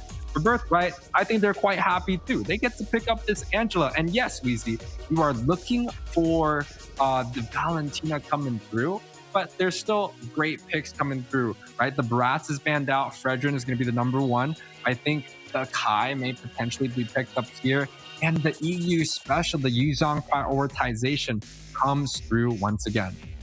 Yeah, definitely will be here again for a second showcasing. CNQ actually got Yuzong in game #1 as well, and it still didn't profit. I feel like the Mark with the heavy crowd control definitely was something that they had to watch out for. So we'll have to see as this kind of progresses forward. What is the game plan for both sides? But nonetheless, I think right now we're looking at match point for Birthright having the slightest advantage up against CNQ. Even the Yuzong, I've yet to really see it profit the way that it's being prioritized. And I think that's just because he has to stay in that Black Dragon. He has to get to the backline, but there's just so much burst potential half the time to be able to take him down. Boxia picked up. We got to see a showcasing of that earlier. Natan again. Birthright, we have yet to see the Natan claim a victory, but hey, they have first pick this time, and we've seen first pick win every single game. Natan Boxia doubled the trouble for us to be rooting for that combination. But Mang here, you talked about it, the Moscow seems to be quite a nice pick for a lot of these teams. It was banned out in one of these games, and now we get to see the side of CNQ on this hero. Now, again, Birthright, very magic dominant. Banning out something like an Edith, I feel like, is just counterintuitive. Going for something like a physical damage ban like the Fredrin, which Birthright played so well at, should be pretty much the priority. But maybe CNQ knows something else that we're not looking for. On the other hand, Birthright probably looking to ban out some of the mages here. We said the Moscow. We manifested it into reality. Here it is. I can't wait to see. It's always good to see a blended meta. It's always good to see new heroes who were out of the meta step back into the scene. And I think this is where we're going to see the breakthrough for more players to kind of start pulling out this Moscow all around the world. So I'm looking forward to this one. Like we said, Moscow definitely has that attack speed. I believe that Dragon Spear that you've kind of been harping on could be utilized by him as well. And that's something they're going to have to kind of look out for. Even the split push capability that the Moscow can have when left unchecked is a possible recipe for disaster. But right now, like we said, CNQ risking it all with something we haven't really seen too often, especially with them being on the back end with only one shot to be able to even out the series or get knocked down to the lower bracket. A little bit more insurance from the side of Birthright when it comes to this series to where they can kind of be more comfortable stepping into the Land of Dawn. Even maybe a momentum boost from their victory so far. That's 2 wins in a row they've had. That win here and then a win right before that in the series for the upper bracket finals. So they're fresh off of 2 wins in a row. CNQ fresh off of a loss. But there is sustainability. There is frontline capability from Birthright. They have the Angela and the Boxia combination, but we've seen that before, UA. Didn't work in their CNQ's favor when they had it against Twisted Mind, but maybe it's a different story with Birthright. some things that maybe pair well with the composition that Birthright is looking for, right? They need a little bit something more of a CC. So things like the Paquito, maybe for some early game, right? Maybe they're looking for something physical heavy. So, they could go for the Masha, which, the previous teams have done quite well on. And Masha is quite good against the Moskov, right? There's not much feel that the Moskov can do to go against something like Masha. Maybe add in that new element, the the Hellcurt, right? We've seen the Hellcurt kind of come through. It adds that physical damage, and it adds this kind of like 4D dimension coming in. So maybe Birthright's going to surprise us to how to use this combination that we just haven't found the success that they have. But talk about what you were looking for. The Valentina does get picked up. Go against that Angela. It's the hard guard versus the hard guard here. Maybe a TIG could be the final piece to C&Q. If they have the TIG, they'll be able to have the implosion of the group control. But Kufra responded back. This will be exciting to see a heavy dive-oriented composition right now from the side of Birthright. You have Kufra with the Tyrant's Revenge, the Tyrant's Rage, to be able to get into the turrets. And then you have the Heart Guard from the mid lane, Angela, to keep not only him alive, but the Boxy if they decide to dive. The Natan has the dive capability with the Entropy, and not to mention Lapa Lapa, who I like to say is a jack of all trades. He can get in the fight, he can get out of the fight, he has a little bit of range with the Justice Blades, and then the Bravest Fighter Raging Slash for the survivability. And then, hey, Sambo, back on the comfort pick. Didn't work in game 1, but maybe game 2 is a different story. Picks up the Grok. Yeah, the Grok is great against the Kufa. Honestly, Kufa is able to kind of negate a lot of the CCs coming through, but this time around with the Boxia and the Natan, it changes things up when you have an Angela and the Kufra mid, right? This gives the opportunity for, the three, the jungler and the side lanes, opportunity to kind of get the carry that they're looking for, where they kind of defend and leech off the minions at the mid side, versus the Angela and Kufra play a little bit more defensive route, right? They can zone away and give Natan the space that he's looking for on the bot side. They could rotate as a 3-man with the Boxia. So a great front line coming out from the side of Birthright. But is that going to be enough to, change up what the history has shown us in the very first series, where we just haven't found the success with the Boxer? There's no confidence here. Not only the Boxia, but the Natan as well, and they're both on the same side. So I think right now, C&Q is trying to break the mold. They're trying to show us, hey, it was just a coincidence. By all means, we should be able to pull this off with these heroes and showcase exactly why they're considered meta in the EU and MENA scene. But speaking of EU and MENA, two sides of EU fighting it out, flipping the coin yet again in the land of Dawn in the semifinals for the Snapdragon Pro Series Season 5. Game number 2, match point for Birthright up against Centauri Queon. And yeah, here we go. Both sides fighting it out. You are going to see them ready to take it the distance, but who will be able to claim victorious? A couple of emblems on the board, quantum charges over there. This is more stacked than what we traditionally seen. 3 quantum charges for the side of Centauri Queon.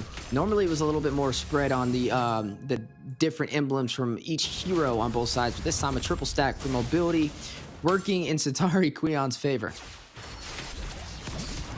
Yeah, it's definitely going to be a treat to see. Like we said, the Moskov sneaking up in here. Kulak could definitely be a threat if left unchecked. Just our first Moskov game we get to see. It was banned out game number 1, and possibly for a good reason. I can't wait to kind of see how it kind of plays into this. But the Natan, Chungmyung, we got to see the showcasing of that. It gets a little bit more alive toward that 15-16 minute mark, unless you can get the neutral objectives in your favor, which I think should be the focus over there from Birthright. May be able to pull that off. That's definitely something they should plan on.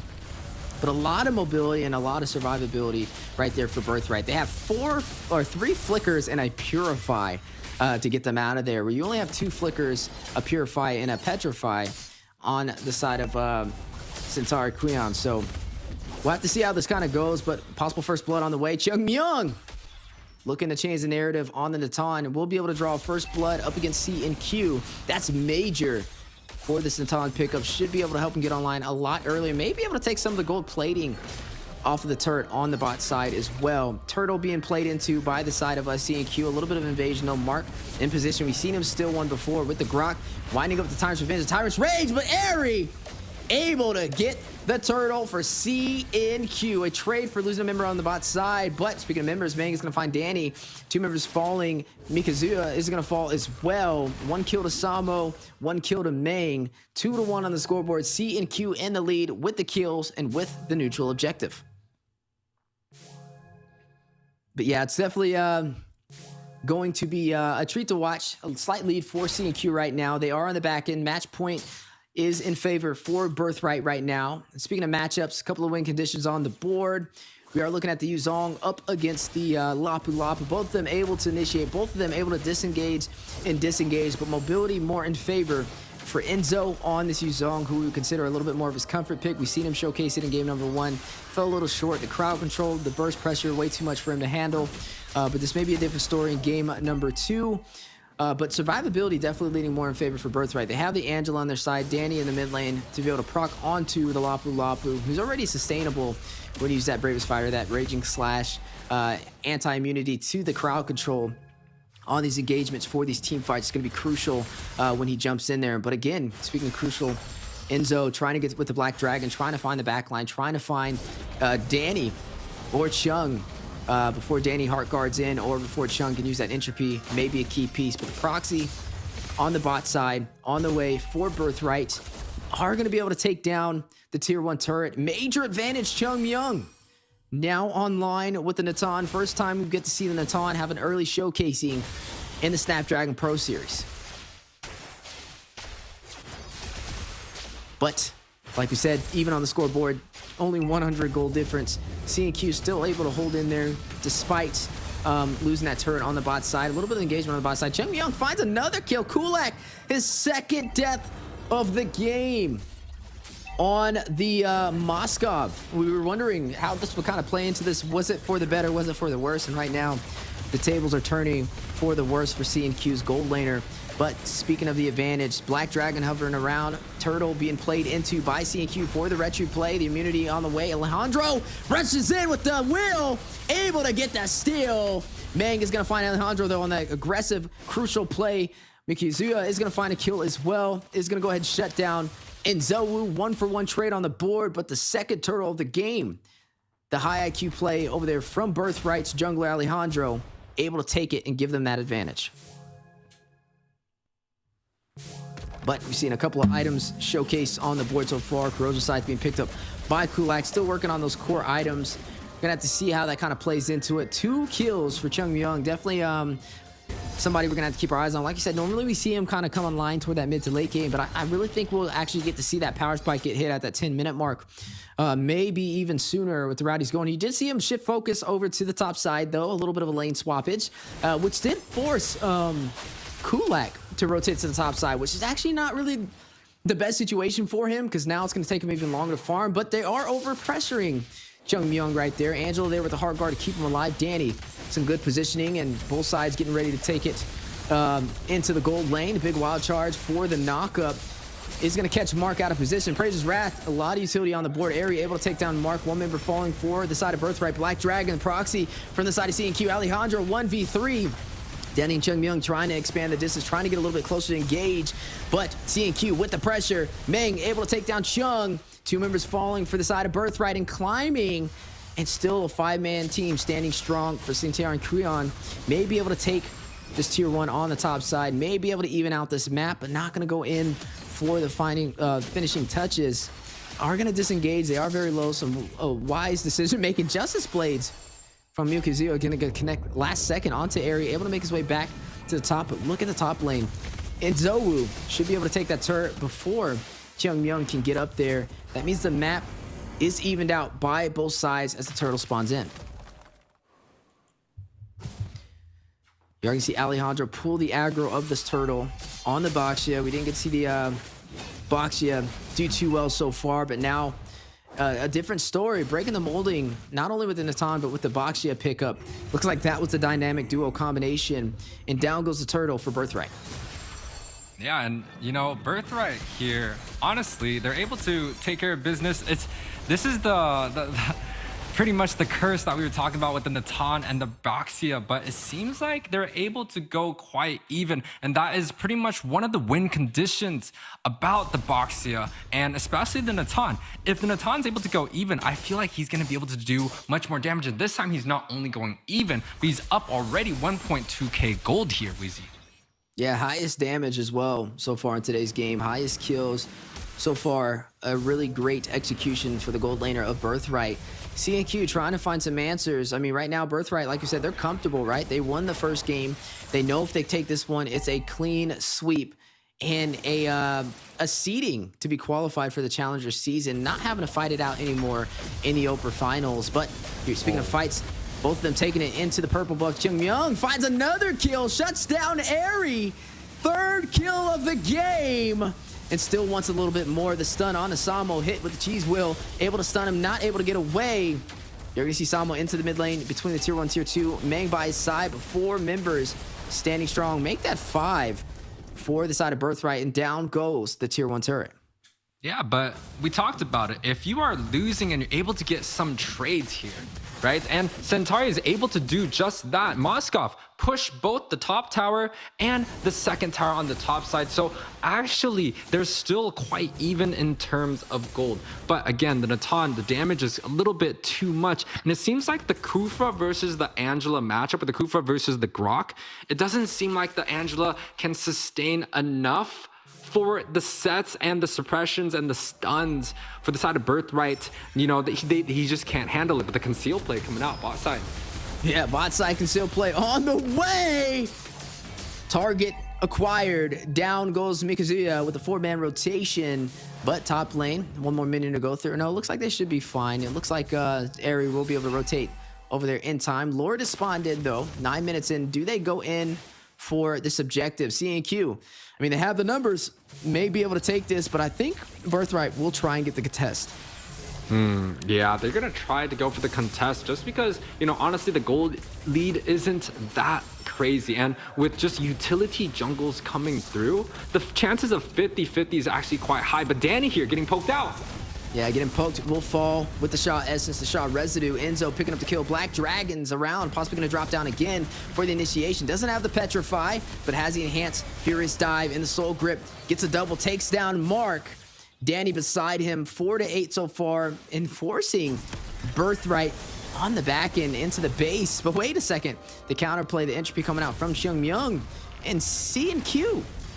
Looks like they're starting to get a little bit of advantage. Mikazuya is going to find a member, though. Is going to go ahead and shut down Kulak. Yeah, on the bot side here. But we're kind of starting to see why the Yuzong gets prioritized so much. It seems like a lot of these EU players, they're just so good with the Black Dragon. The impact is just there. But before so... Yeah, both sides fighting it out. Praise's Wrath is going to drop down. Lord at about 5% HP. Airy falls. Myung with the entropy takes him down. Yang responds back. We'll take down Myung. Alejandro will be able to get the Lord for the side of Birthright, and still fighting it down. Guardian's Barrier dropping down, trapping the team in. Ming gets a double, finds Mikazuya. You can see Enzo find Alejandro. 3 members falling for the side of Birthright. Centauri Queon only losing 1 member. They lost the Lord though, but they have the numbers. Yeah, the roly-poly was able to get the retribution for the blue team there, but the Grok with a moment of greatness. Samo again showing the mechanics there, and they're looking to get some more.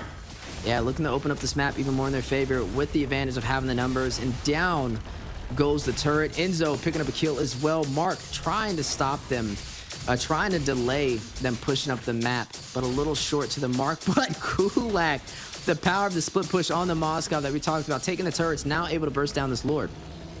Yeah, Moskov is a very interesting marksman. Moskov has pretty much one of the highest attack speed in terms of all marksmen, right? He's not great in terms of the laning phase. The ultimate rework has allowed Moskov to be just a little bit more mobile, but one of the great things that he has is going to be the first skill, which amplifies his attack speed, paired up with something like a DHS, a golden staff. He's just going to be attacking non-stop. So split pushing is definitely what Moskov is great at. But now we're looking at a 12-minute match. The gold lead 2k difference is not going to be too much in the cheese wheel here, getting caught just a little bit. Yeah, definitely getting caught in a little bit of that CC, but you are going to see both sides kind of kiting the damage, kind of poking back and forth. Conceal play called out from CNQ, not going to lead to the initiation they were looking for. What is going to force Birthright back to the tier 2 turret in the mid lane. Still 6-12 though. Overall, more kills going in C&Q's favor. The map being pretty much evened out. Big knock-up though! The immune on to Samo. Alejandro will fall as the jungler for Birthright. Appraise Rat dropping down from Airy, doing some initial chip damage. Still holding on to the tier 2 turret in the mid lane for Birthright.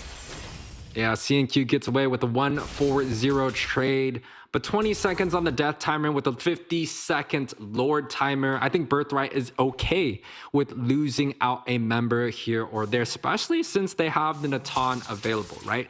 Again, the Natan is that late game glass cannon, and when you look at both of the marksmen, doesn't seem like the Moskov is finding a good luck so far. Yes, he's getting some tower pushes through, but the Natan just seems like is much more powerful. Look at the damage dealt.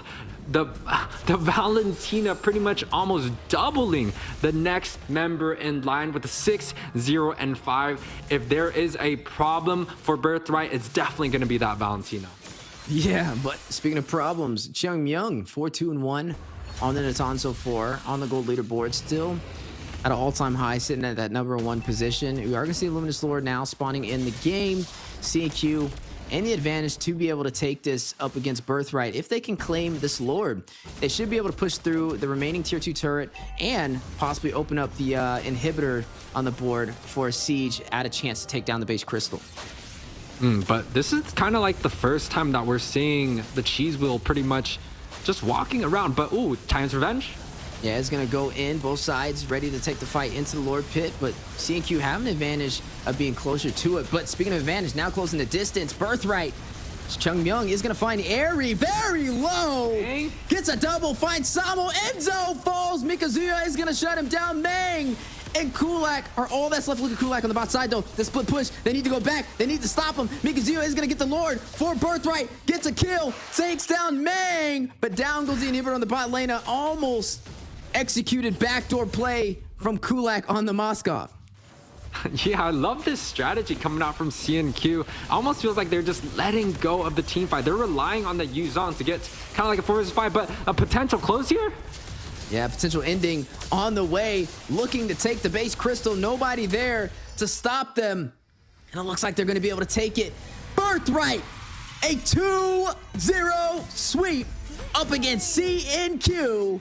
Knocks them down to the lower brackets and earns their spot as qualified in the Snapdragon Pro Series Season 5. Moving on to the Challenger season. A huge 2-0 for the side of Birthright.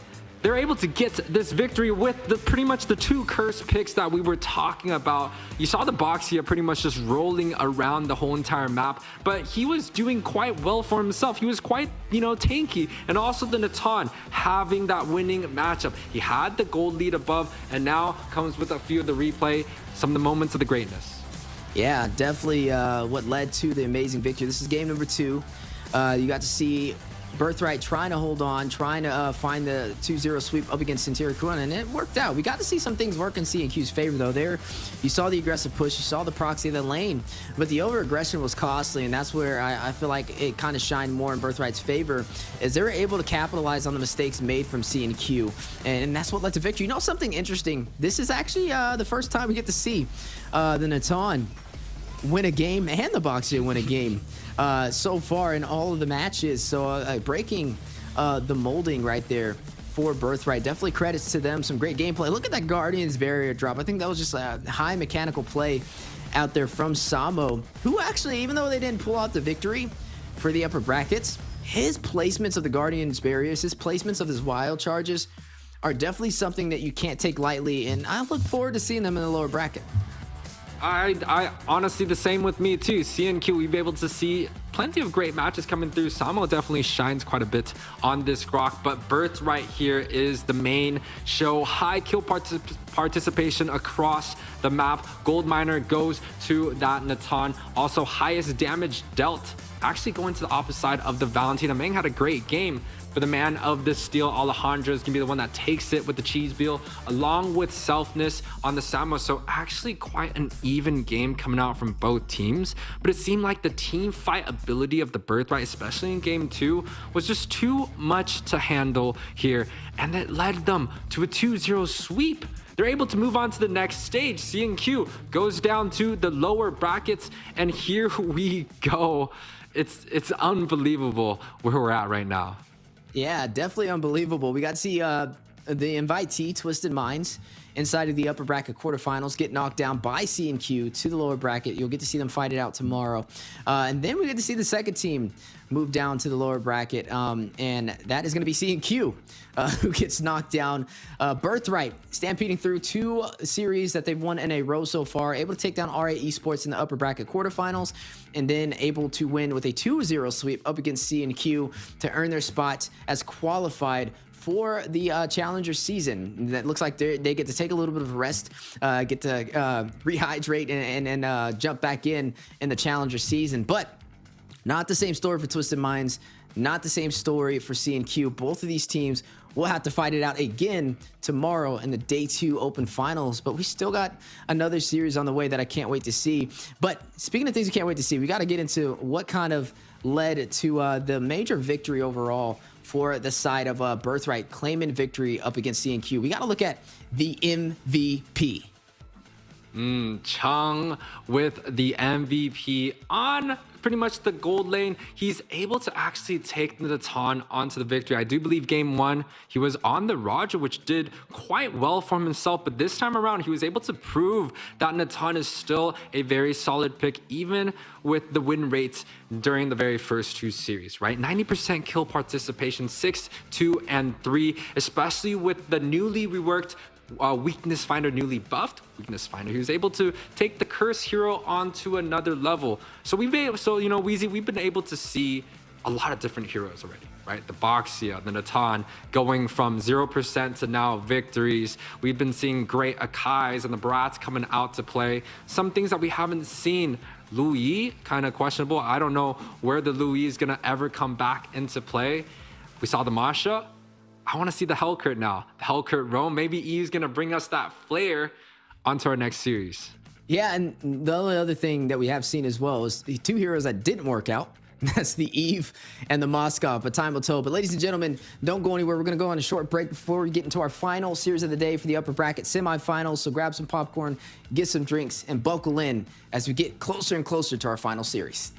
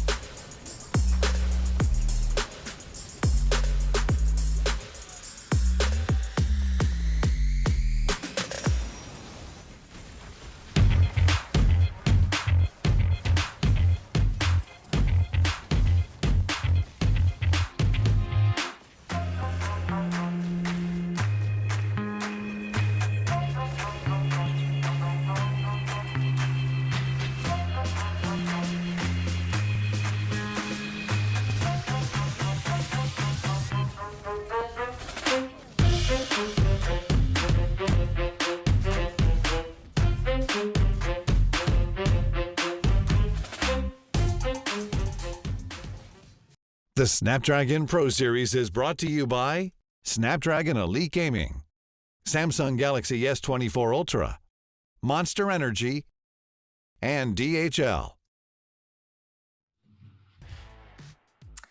5-minute break, but we are back, guys, and this time with a new guest to the desk, a veteran caster himself, the man of the legendary voice, Private Dancer. How are you doing today? I am excited. I mean, I've just been watching all of these matches while you guys have been casting and bringing it up, and I'm so excited. I've been talking about it for a while.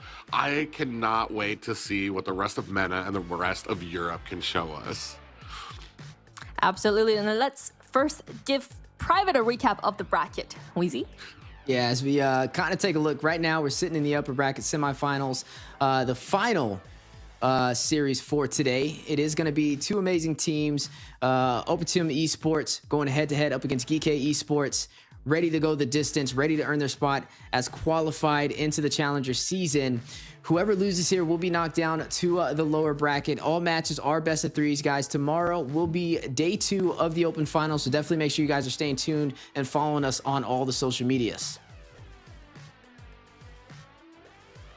Yeah, it's been some exciting matches, especially the first series. Watching it go to the limit there, all the way to 3. The last one, while it didn't go to 3, still some exciting matches there. It's been a learning curve for a lot of these teams. Now we're going to be seeing who's going to have that next little, who's going to be in that next slot for the upper bracket. Who's going to have to sadly mosey on down to the lower bracket. Still another chance for them. But I mean, everybody wants to be sitting up in the comfort zone of the upper bracket. Yeah, absolutely. And we saw the interesting fact that I found that is, first series that we saw, both of the teams are actually going down into lower bracket. So the team that secured their spot into semifinals was actually not captured their first game. BR. I mean, what an epic series that we just witnessed. Yeah, definitely an epic series. We got to get a showcasing of EU versus EU in the first series, so that was definitely a treat to see. But now this time around, we get to see, like I said, Opportune Esports fighting it out. Opportune out there from EU as well, but Geek, they're going to be out from MENA. So this is going to be a MENA and EU competition again, similar to what we saw when we saw Twisted Minds up against Centauri Queon. So maybe the meta shifts, maybe it doesn't. Time will tell. But like we said, maybe they go the distance. The last series was a sweep. It was 2-0. The series before that was 2-1. So I guess we got one to go the distance. Hopefully to close out today with our final series, we can see the same thing. Yeah, for me, it's been really exciting, especially with some of the meta. I don't want to say shifts.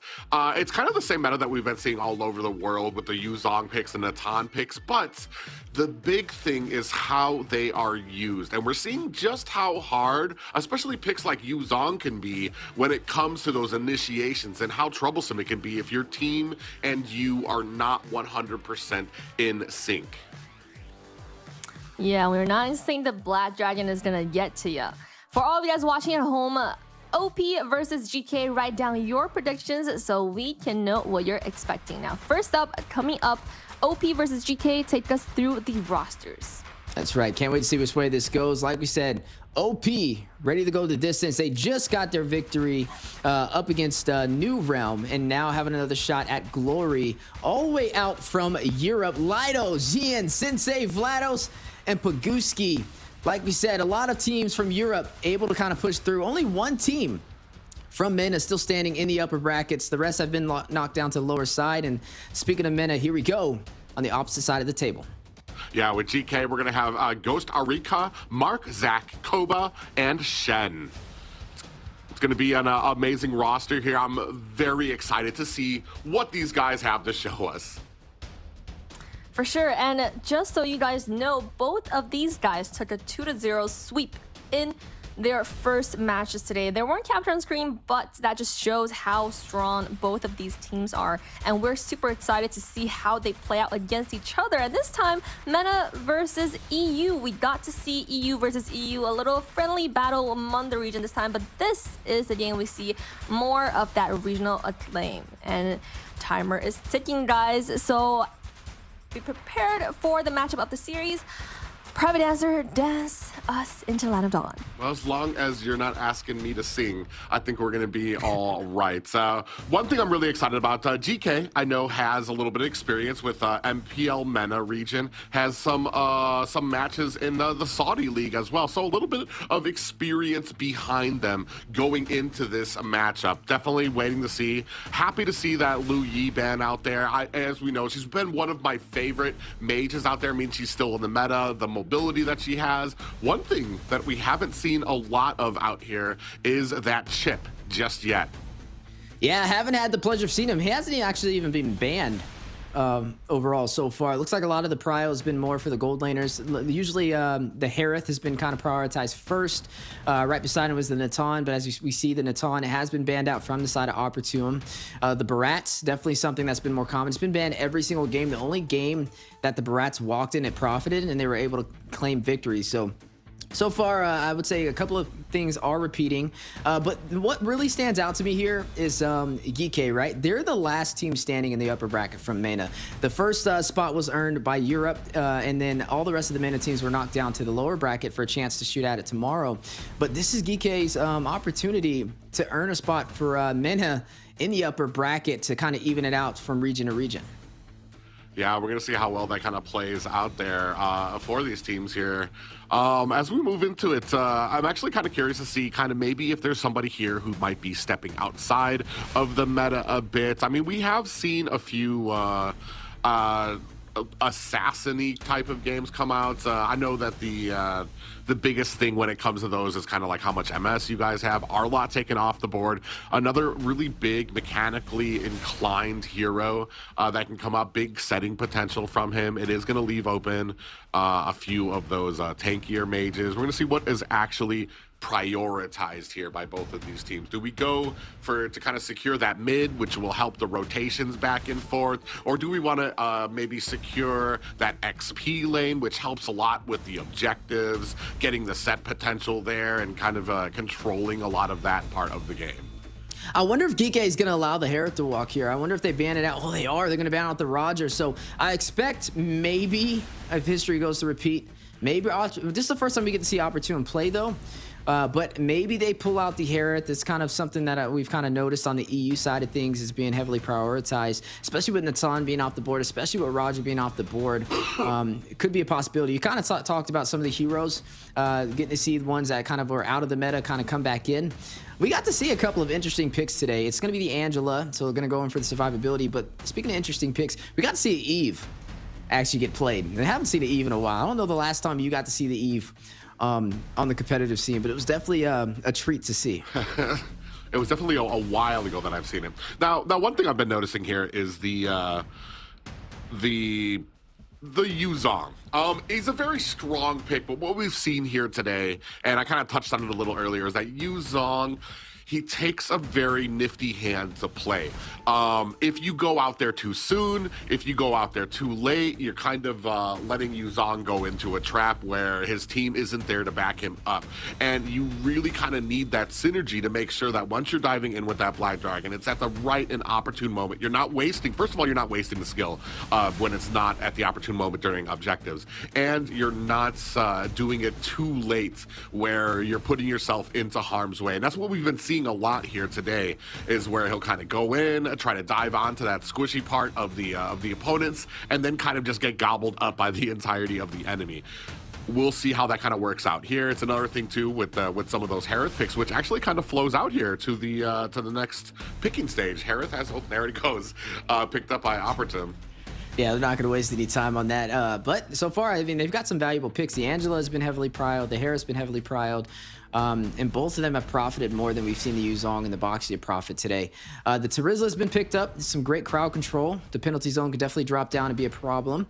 The anti-immunity to CC when he uses the execution strike could be a possible threat that Geeke has to look out for. But when it comes to dive capability, when it comes to getting to the back line, right now it's more in Geeke's favor. Being able to get to the mage, being able to get to the marksman, having that Yuzong could be the answer for that. But like you mentioned, getting to that hero is usually what the problem is. Going too early, going too late, or just not going at all.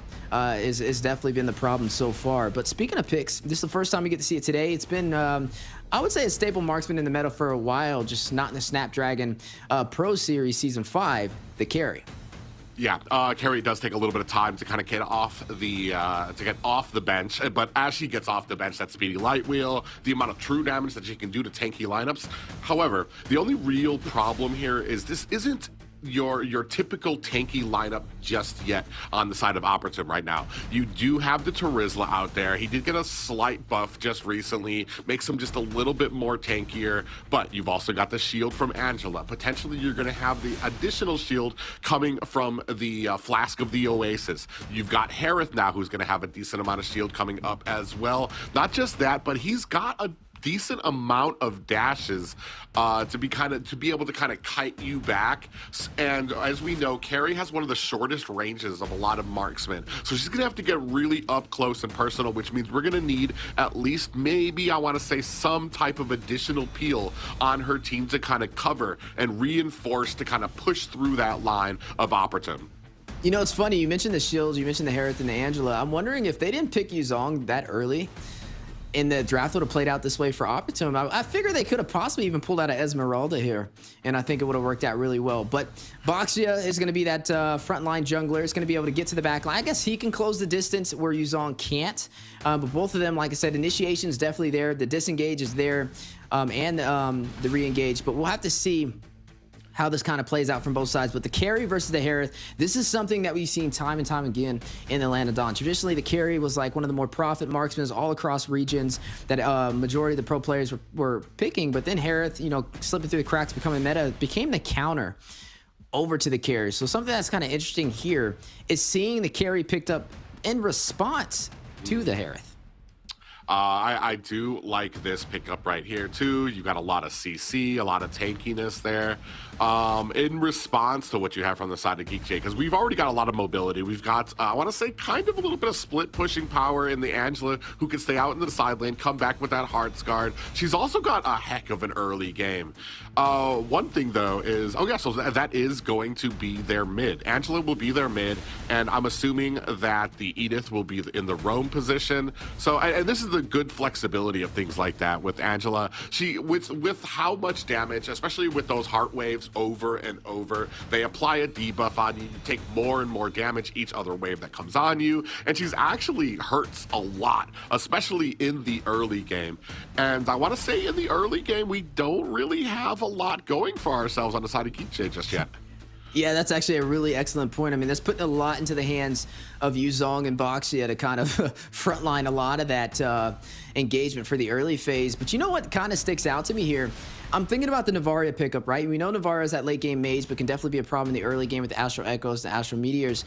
There's nobody to get back to the Navaria because Navaria can play from afar, and I don't really see any distance closers on the side of Opportune outside of, I would say, the Terizla. Maybe going in with the Flicker, trying to get back there with the penalty zone, maybe getting lucky and getting the Edith back there. Could be a game plan, but both of them not as easily accessible to get into the back line. Nowhere near on how a Yuzong can get it done or a Boxia. But the drafts are in. Ladies and gentlemen, definitely place your guys' votes across all the socials on which way you think this will go in our final series of the day. Upper bracket semifinals for day one of the Open Finals Snapdragon Pro Series. Man, it's definitely been a blast so far in private. It's amazing being able to cast alongside you yet again. We have a long past of multiple series that we've casted together, and hey, here we are again for the EU and the MENA scene. Yeah, this is actually one of my favorite regions to cast for. EU has been a longtime favorite of mine. But ladies and gentlemen, we're going to be stepping right into it, Weez. Yeah, stepping right into it. Like we said, two amazing teams, one from each perspective region. We've got Geek all the way out from MENA, and then we also got on the opposite side, Opportune, ready to go the distance. And can they do it? That's going to be the $1 million question right now. Whoever wins the series will be officially qualified into the Challenger season. Whoever loses will be knocked down to the lower bracket for a chance to fight it out tomorrow in day two. Yeah, and you were talking a little bit about the Navaria. Now, the big thing on Opportune, well, actually, first of all, let's go ahead and take a look at some of these emblems. It does look a little mixed up there. Big pop-up onto Shen, who looks like he'll be able to get away. So it's a little mixed up on both sides here. Nobody really kind of going for what we usually like to see when it's that tankiness for tenacity, like built up on a lot of sides, or when we see a lot of that agility or quantum charges. So a big mix for both of them. But as I was saying before, with the Navaria out there, it's really going to be on Opportune if they can form that line in front of their squishies, where you have Terizla, where you're going to have the Martis in front, where you're going to have Edith in front of your line while these objectives are going off, to make sure that if that Navaria is able to kind of get those pot shots out there, that they're going to be blocked by somebody who's just a little bit more tankier for Opportune. You know, it's also interesting. There's 3 Impure Rages for the side of Opportune Esports on Sensei, Zian, and Vlado's side. So we'll have to see how this kind of plays, and definitely going more in for the damage, possibly having the advantage for the early phase. We talked about it, right? More early game is leaning in the favor for Opportune Esports to thrive, but late game definitely will be GK Esports' favor. Yeah, and they just wanting to make sure that they don't have to go home, that they're going to have a lot of that mana. On Xian's, with that Impure Rage for Xian, that actually transfers into about, I think, 1% health for him every single time he lays out an auto attack. So it's a little bit helpful to kind of keep him in the game, get him a little bit more help. But it does look like now we're starting to kind of set up a little frame around this turtle. Yeah, GK Esports going to go ahead and pull the aggro. Does get reset. Paguski trying to find the opportunity. Lido jumping in, though. Black Dragon has been procced out from Goddess Rika. Whoa. Trying to get the opportunity with the Furious Dive onto Lido. Zian will be able to get the turtle for opportunity. Ghost Rika is going to find a kill, though. Zian takes down A. Lido's the one that fell, though. Paguski is going to find Ghost. Shen falls as well. Sensei able to get the kill. 3-2-1, and a turtle going to Opportune Esports. Oh, man, this is what we were talking about. Well, it's a half of what we were talking about with using that Yuzong properly. And he did use it properly. Waited until that turtle was down to about retri health. Jumped in with that Black Dragon. Was able to find the kill to push him away. However, the rest of Opportune Esports able to flank around the side, find the kills onto GK, and actually punish them for that turtle. Push them off. They got the turtle and some kills in the under their belt. And they, you know, GK Esports, they need these objectives because they have more of that late game composition. And when you give the early game composition these objectives, it's going to kind of starve out this carry, right? Who's already at a deficit from going up against Vlado on the Harith. And you can already see he was kind of shining a little bit more in that favor. But speaking of shining, speaking of pressure, 3v1 wild charge. Vlado able to hit the finishing touches, though. Does get the kill, shuts down Shin. Yeah, and this is something that you might want to be talking about with your team. We do see on the other side, I mean, as far as marksmen are concerned, we already have the Corrosion Scythe being picked up by Koba, so doing well in the gold lane despite how the team is doing. This has been a pure moment that we always talk about with how marksmen and how you can tell great marksmen, which is despite their team and how their team is doing, they're still able to get that gold, still able to get those items so that they can become that menace during the mid and late game. Right now, I want to say GK needs to start making decisions when it comes to some of these team fights, especially in the early game. Do we want to take these fights, or do maybe we want to transition into another lane somewhere? Maybe get the pick up at gold, maybe get a pick somewhere else away from turtle, because this early game pretty much belongs to Opportune. Yeah, I mean, especially with having that Martis on the table as well, able to hit that decimation. He's definitely a bully when it comes to the neutral objectives. Not really somebody that Boxia can kind of push through, who is an up-close and personal jungler. But against the Martis, I would say definitely a little bit of that counter. Speaking of countering, though, the play for the turtle on the way, Astro Echo goes in. Zian, with the Retribution play, is going to be able to get the second one for Opportune Esports. 2 turtles under the belt so far. The immobilization on a Costa Rica. Sensei able to take him down. Activated on that heart guard, hugging onto Lido on the bot side. Yeah, and unfortunately for Ghost, this is just the opposite of what we were talking about with that first engagement. He has the Black Dragon form out there. He cannot do anything to stop the retri and goes in to continue the attack. He faces a heart guard, and without the rest of GK there, Opportune collapses onto him and makes him pay. Yeah, and down goes the turret on the bot side. Map advantage going to Opportune Esports. Not too unexpected. Like we said, they do have the early game composition, so typically on paper, this should have worked more in their favor. But right now, this is more of a snowball, right? 5-1 is a lot more kills than you would want them to have this early in the game. And we haven't really get to see GK Esports find a trade-off. They haven't got a turtle or a turret for a turtle, and they haven't got a turtle either. So, and only 1 kill, and that kill went over to Costa Rica, but he's found 2 deaths. So I wouldn't really say it evened out in his favor either. Yeah, and right now, I mean, they're doing their best to kind of fend off. This is what we expected from the composition. Opportum, you would be silly to not expect them to be very offensive here, to try as hard as they can when it comes to these objectives. It's just on GK right now to weather the storm, hold the line, and make sure they don't take too many deaths. Yeah, but a big knockup in the mid lane. Astro Echo coming down. Trapped between 3 members of Opportunity Esports. Zian with the decimation will be able to take him down. Heartguard alongside him to keep him alive. Sensei, eyes on the prize all across the map, keeping his team alive. And now the opportunity to take the tier 1 on the top side. Yeah, and I mean, a good job by Opportum right now. They find the kill. They're moving through the jungle. Once they know that the jungler is down, they're going to find an opportunity to be able to start transitioning these kills now into towers. You have 2 towers on the side for Opportum right now down. There's looking for those mids so they can kind of open it up. We're going to have another turtle fight here, and this is what I'm saying. Do we go for this turtle? Do we try to fight this, or do we transition to another lane potentially to get some push, to maybe even get a tower down in our favor? Yeah, because right now you're looking at GK. They're falling into a hole, and I don't think they're going to have a ladder long enough to climb out if they're not careful. But right now, you're going to see the turtle go down yet again. Another objective to Opportunity Esports. 3 turtles under their belt so far within the past 7 minutes and up by 5 kills. Right now, GK yet to find the trade. Yeah, a trade or even any type of macro in their sense. They're basically trying to rotate. They're spread out. Opportunity Esports doing a great job. As soon as that turtle is taken, the entire team spreads out back to go ahead and enforce some of those lane pushes that are coming, to go ahead and defend it. Now you see them collapsing onto GK again. Shen in trouble. Yeah, definitely need to get out of there. But hit by the slow. Vlado on his tail, forced to use the wild charge, but down he goes. 7th kill on the board for Opportunity Esports right now. Having all the answers to the test, definitely showcasing to the world they're ready to be qualified into the Challenger season. You mentioned Sensei on the Angela. You mentioned the pressure of the Angela in the early game, and we're seeing that today. Already 2 kills on the board, and maybe some more in climbing as the Mortal Coils goes out onto A in the mid lane.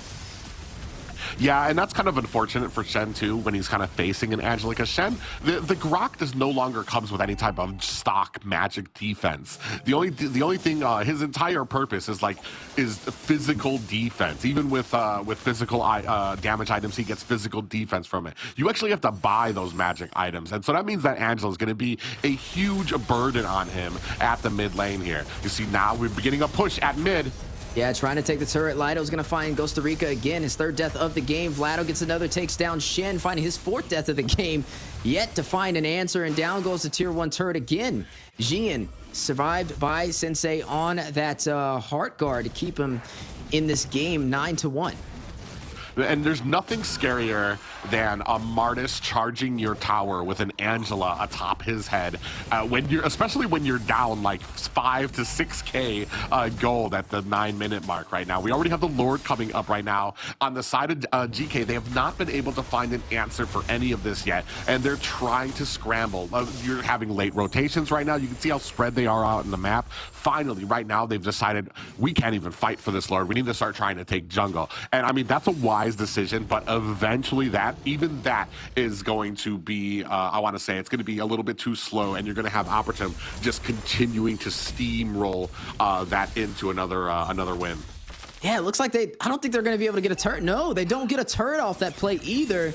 A little slow to the objective trade, and Opportum able to fend off those minions is going to force Koba back into the mid lane on this carry. But I will say, officially, I think something we can agree upon is the only thing GK Esports can do now to turn this around is play for the late game. They have to just defend for their lives until Koba can get online with the late game damage, until Young can get online with the late game damage, and then they can have the possibility to turn this around.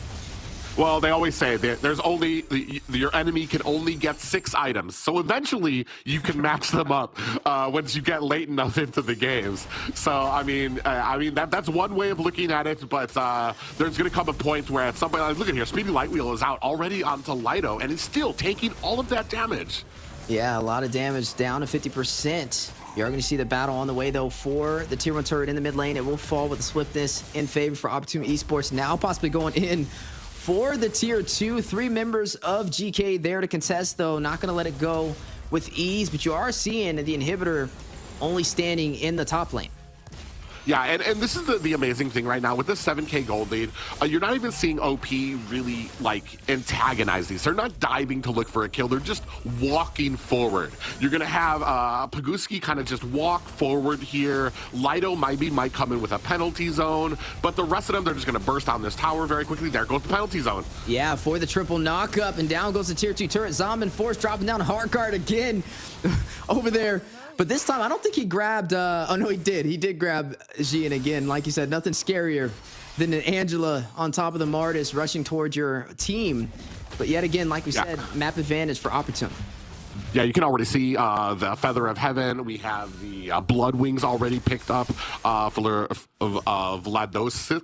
Hopefully I did not butcher that name. But the Harith right there. He's already got 3 items right now matched up. So he's going to be doing a truck load of damage. And this is what you don't want from a Harith. This is why he has become such a meaningful pick here in the current meta, is because once he gets those items, once he's able to spam himself on that Zombin Force, the amount of damage he can do, the amount of shield he gets from that, there's very little that you're going to be able to stop him with, even if you have the speedy light build. We can take a look here already, the gold leaderboard. He has just been farming his heart away.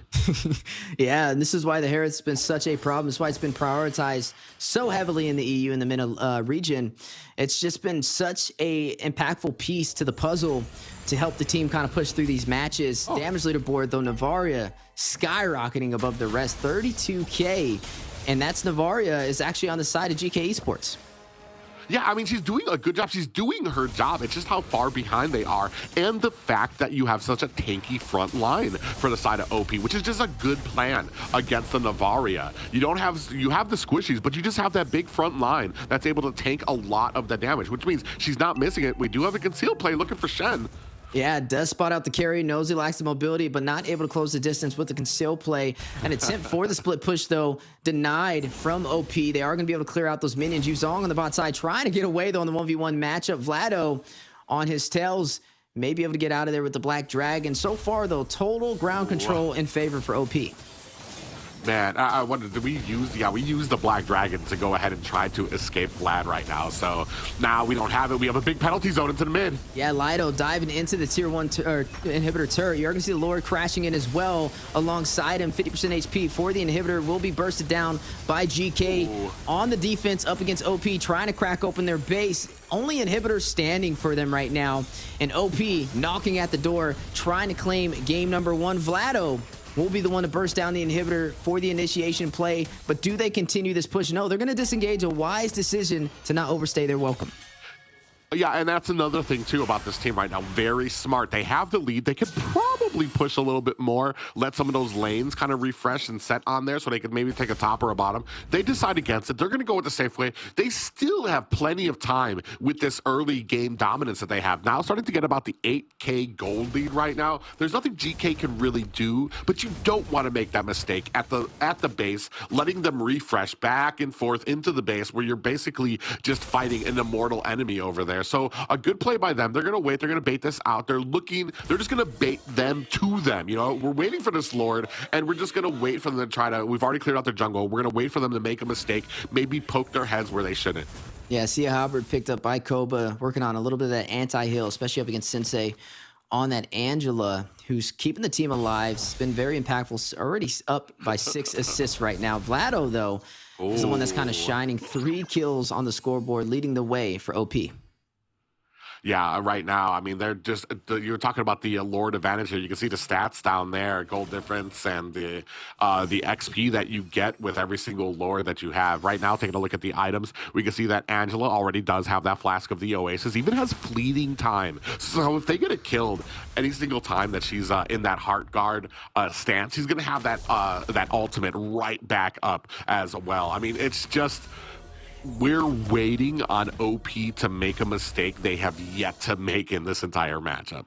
And stacked up with the Ice Queen wand to provide some slow on top of that, some additional utility when she uses the Heart Guard on Gian or any member on the side of OP as they decide to initiate on these engagements. Speaking of initiation, though, the push play, Young deleted by Vladowski, and now rushing in for another opportunity for a kill.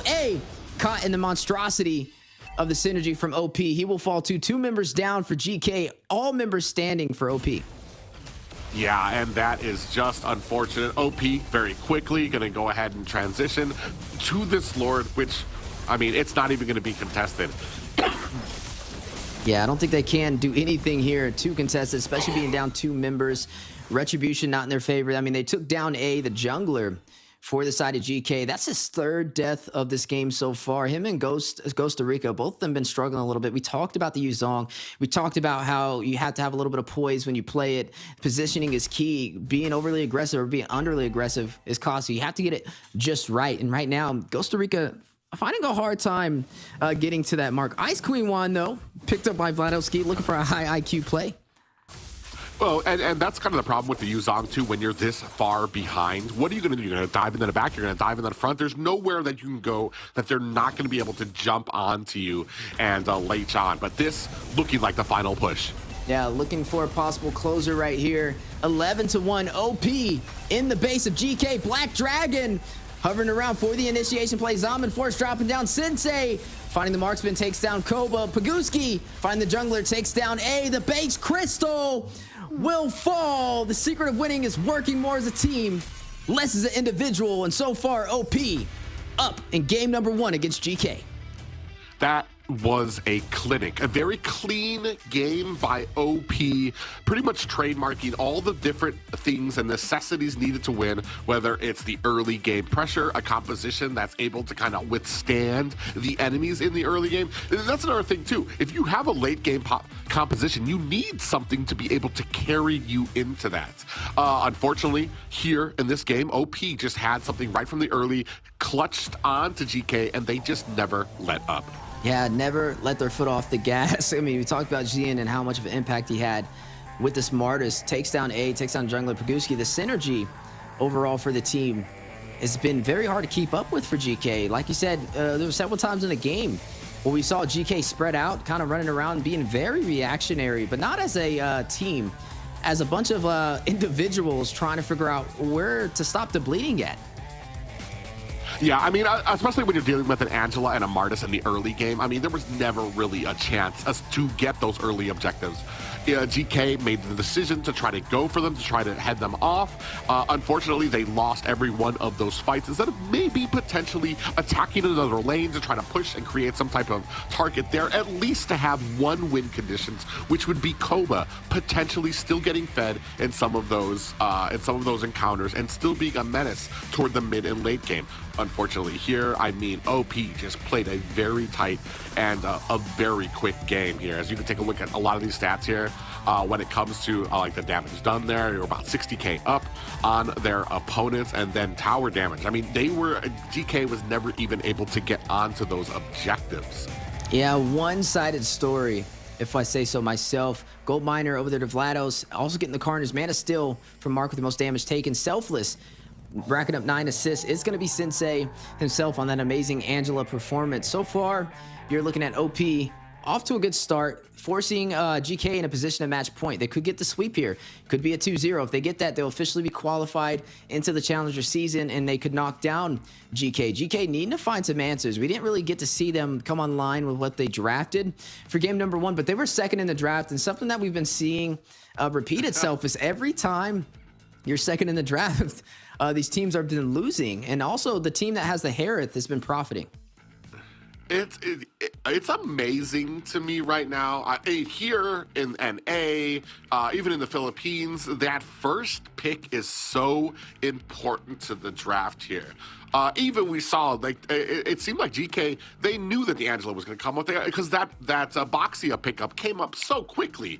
And they're like, we have an answer. Boxia, I mean, on paper, Boxia has all the tools that are needed. He's got CC, he's got stock anti-heal, he's tanky. It still was not enough. And it's been proving here that that first pick is so important because your reply is never, it's basically never going to be good enough. So you need to be prepared for that first pickup, and and your composition needs to be able to kind of hold you up. Here we saw OP, I mean, did a fantastic job with that Angela, and especially with the Martis. We were talking about the early game is a huge thing, especially they didn't really have too much late game potential in there, but they didn't really need it because the game, wow, the game, what was that, like about 18 minutes game there? It wasn't like super fast. It wasn't super late. It's just that they just never let go of the reins. They knew what they needed to do early, and we could take a look here. MVP there, Paguski, 2-0-8 for him. Yeah, Paguski definitely been on fire. Somebody you have to kind of keep your eyes on as we progress through the land of Dawn. Paguski, like we said, he's just been having such an impact. We got to see him on the Edith, rotating around, creating that opportunity, opening up the map for his team to be able to initiate the engage, and the disengage is definitely there, and he's the one to do it. Game number 1, though, like we said, OP had the earlier composition, and they won the early game. We got to see them take the turtles. We got to see them take the objectives. We got to see, on the other side, GK very, very reactionary to everything that OP was dishing out, and really not reacting in a positive way, but just reacting the way that they kind of wanted them to close that game out. So I'll say for game number 2, if we threw some conditions on the board for the side of GK, it would definitely be either winning in the draft or winning on the first neutral objective. Something has to happen there. They can't just let them snowball through the draft and then also snowball through the objectives. Well, and yeah, that's the important part is a lot of these compositions, we need something early game to carry us through. And if we don't have something early game, identify that and make sure that these early objectives, maybe we don't go for that first turtle. Maybe we go for a gold lane. Maybe we go for something that's going to be less protected. We all need to make sure that's I don't know.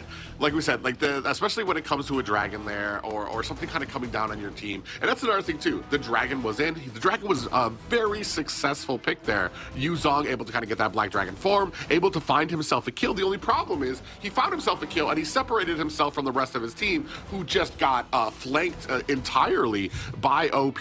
So we're gonna see what these first picks kind of come out. I reckon we're gonna probably see very familiar bans here from both of these guys. It's gonna come down to those picks and see if maybe something has changed in the way we want to kind of go at some of these comps, especially in the early game. Yeah, I expect the R-Lot to be banned out, possibly from the side of OP. Definitely doesn't want that to walk into GK's favor to give them that advantage. GK does have first pick in the draft. Like we said, a little bit of statistics. We're seeing more teams win or have a higher % chance of winning when they are first in the draft. So that gives them a slight advantage, but OP is on that winning buff, right? They have won the last game, so they're up on a little streak right now to kind of keep them rolling. But it looks like history is kind of repeating itself with kind of more standardized type of banning phase, at least for the side of GK. They are going to take out that Mathilda. Now, hair's still on the table. I don't know if it's worth banning out for the side of OP, or are they comfortable letting GK pick that up?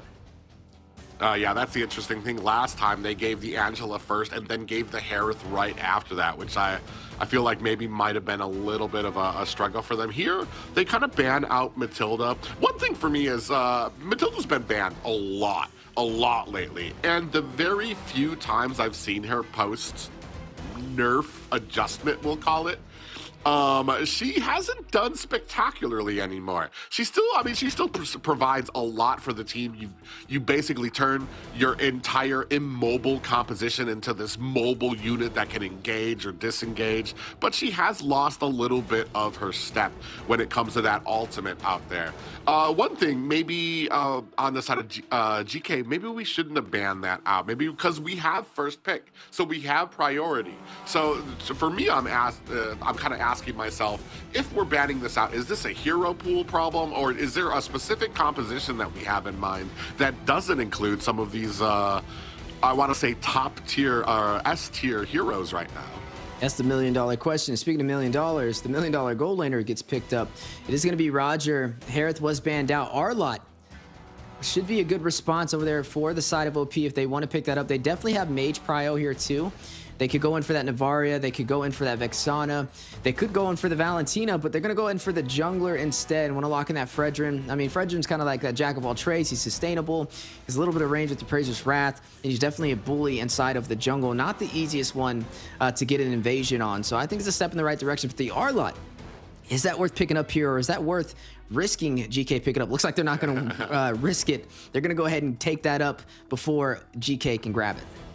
Yeah, these are some great pickups by the side of OP right now. You've got the tankiness, you've got a lot of damage on the side of Fredrin, and then you've got the CC and setting potential of Arlots in there with that final slash up. We do have the Roger out there. He is, I want to say, as far as a first pick, he's a very strong one because of his transitional ability through that marksman and that gold position. He can change into wolf form, which negates a lot of damage, lets him catch up and do an insane amount of damage. I want to say, though, he does need a little bit of time. When he's not jungling, he needs a few of those items to really start getting going. And here, we're going to go ahead, pick up the... and this... great. I was going to say this, but I didn't. I'm like, we're not talking about Zane here. So, like, that would be the immediate answer to the Fredrin out there, would be the Akai, because you're going to be able to pin him against the wall. He's not going to be able to get that Appraiser's Wrath off. He's not going to be able to get any damage off, and you're going to be able to very cleanly, while you're in that heavy spin, get that retry off into the objective. So a very smart pick up there. The Yuzong, we're going to see. You need to have the team. You need to be talking with your team to let them know I'm going in so that they can support you as you go into that Black Dragon form. Yeah, I mean, I like the way the draft is going so far. We haven't really got to see the Yuzong profit. Even when he profited, the team did not. So we'll have to see as this jumps into game number 2. I think the carry is a wise decision. I mean, it's a little weak compared to the Roger in the early phase. The Roger definitely can be that bully if carry's not careful. And carry is a little bit lacking on the survivability aspect. We're going to see you probably run that Brave Smite, though. May even not even run for the damage build. May run in for the survivability build. Just because it's a dive composition from GK, that could be a problem. They didn't go in for their mage, though. And, you know, what could work out here for OP is picking up the Valentina. I think it would be great to have the heavy spin. You could have the Black Dragon. 2 of these ultimates already work in your favor. We're yet to see the mage from the side of GK either, though. The Navaria is an option. The Vexana is an option. All 3 of these, I think, will be pretty solid pickups to go up against a team like GK. You know what you also could pick up for OP? You could take up the Lilia here, because if the Black Dragon drops on you, has the Petrify, you have a Purify, and you have the Black Shoes to go back to safety. If the Heavy Spin connects to you, it's the same kind of story. And Lilia kind of can counter both of them when they get up close and personal with the Power of Gloom. So we'll have to see how creative both these sides go. But bans on the table look like they're going to limit the roaming capability, takes out the Minotaur, and also takes out the Florian. Ooh, we've kind of limited the XP decisions we have right now for the side of Geek J, and you're absolutely right. A lot of those picks for those when it comes to those pickups here, I want to say I'm kind of leaning towards potentially. Actually, for Ramos is still on the board, but we still have Valentina out there too. And I've noticed here right now that the last few matches we haven't really seen Valentina really pry out a lot, and she can provide a lot when it comes to kind of just matching what your enemy has taken. We potentially could give ourselves a final slash. We could give ourselves a heavy spin or even a Black Dragon out there. For some reason, we've kind of steered away from that with these last few matches. Another answer, the Vexana. Yes, a perfect answer, especially when you, on the side of Geek J, you want to get that heavy spin, you want to pin somebody, keep them against the wall in one little area. Vexana can abuse that to its like 100th degree right there. Well, I'm definitely going Navaria here. Since there's a Vexana, I would say Navaria can fight from afar, especially because of the dive composition that could happen if you try and play as an up-close and personal mage. I mean, you're going up against an Arlot, you're going up against a Fredrin, and we have yet to see if this Arlot is going to even be in the XP lane. It could still be in the roam position. It can be flexed, creating more of a 3-dimensional drafting style from the side of OP up against GK. I mean, this right now it's looking pretty good so far. They definitely are going to have to watch out for the Akai, though. I mean, technically, even the Akai can be flexed. It might not even be in the roam position, or jungle position. It might be in the roam. It's going to be jungle now. Diggy slotted in. Theramis double support, manifested it into reality right there. But alongside the Diggy, though, it's a little, the double support could be costly. But time will tell. I think Diggy got a slight nerf, but only on the damage output from the bomb. So I think he'll still be okay. But is that the route to go? Is the Theramis and the Diggy overkill? Or is it the recipe to success that GK is looking for? Yeah, we're going to find out here. Diggy, I want to say the only problem for Diggy that I see right now is potentially this Vexana. Diggy's biggest problem is burst damage. a stiff sneeze and he's laying over on his eggs because of how with his little bit of health bar right there. But what he does provide, if he can start getting going, especially because you're talking about a nether realm that's out, you're going to have the time journey out there as well. Plus a kind of a little bit of a tanky front line from the side of GK.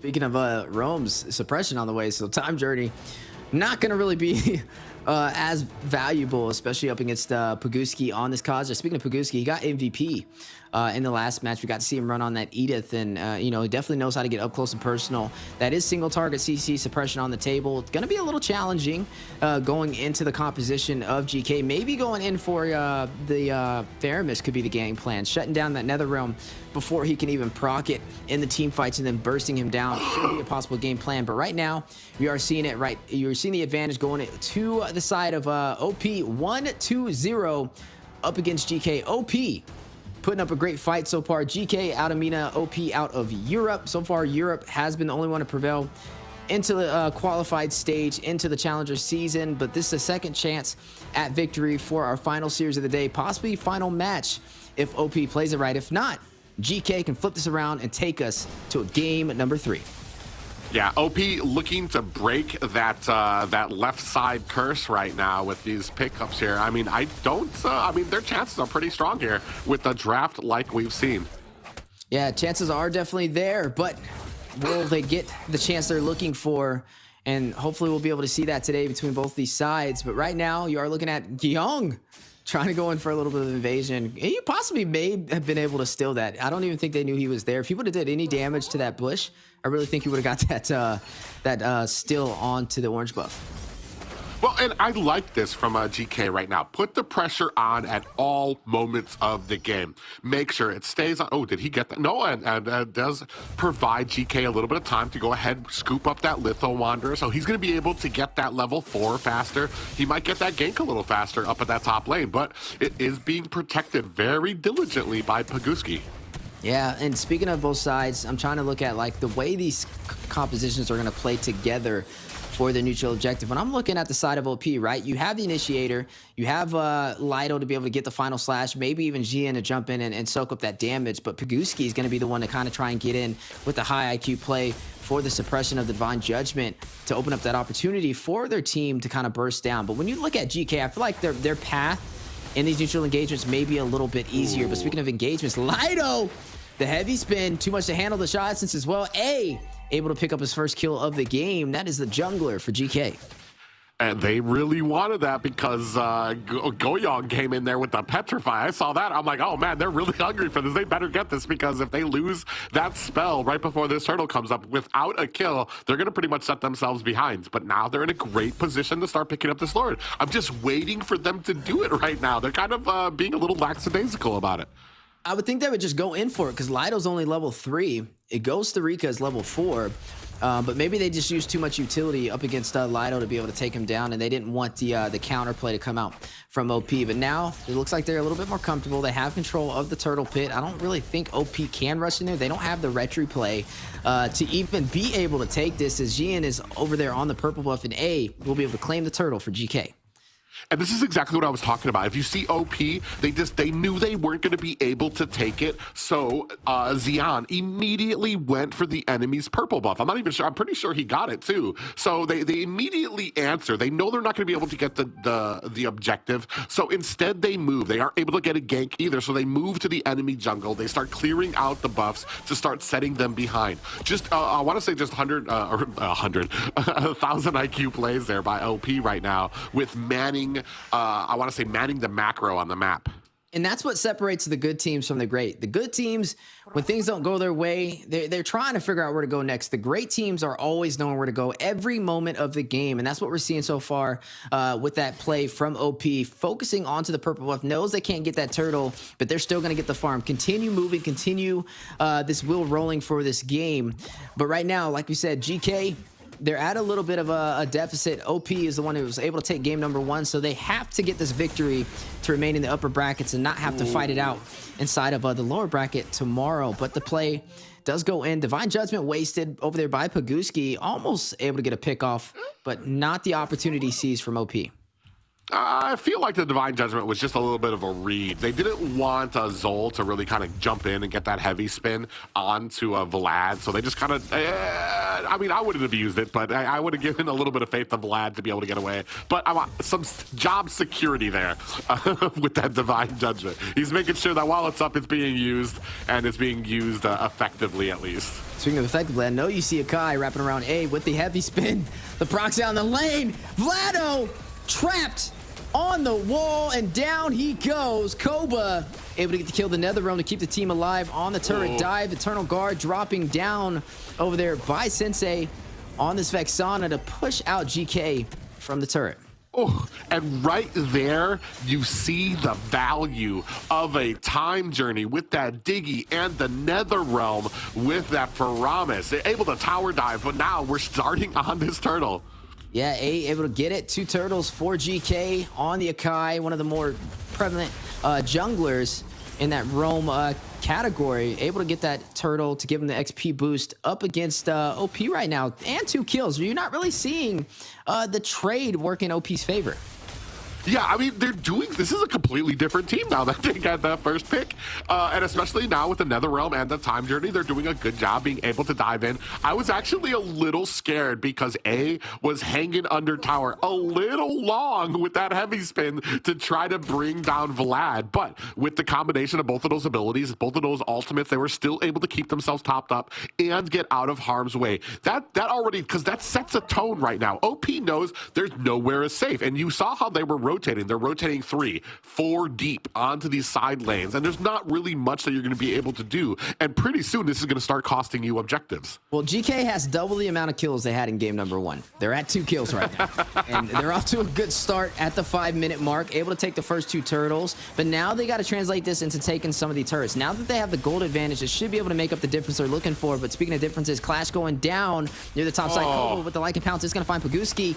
Koba very low, heavy spin going down to keep him alive, but Lido try to close the distance. The headbutt from A to slow him down even more. Not able to close distance. Costa Rica will be able to take the tier 1 in the mid lane. Huge play for GK. Final slash going down. Zian able to do some damage as well. Costa Rica getting hit. Lido very low. Koba finds Zian. The dive into the turret with the Black Dragon. Costa Rica risking it all, but Paguski shutting him down with the Ring of Order.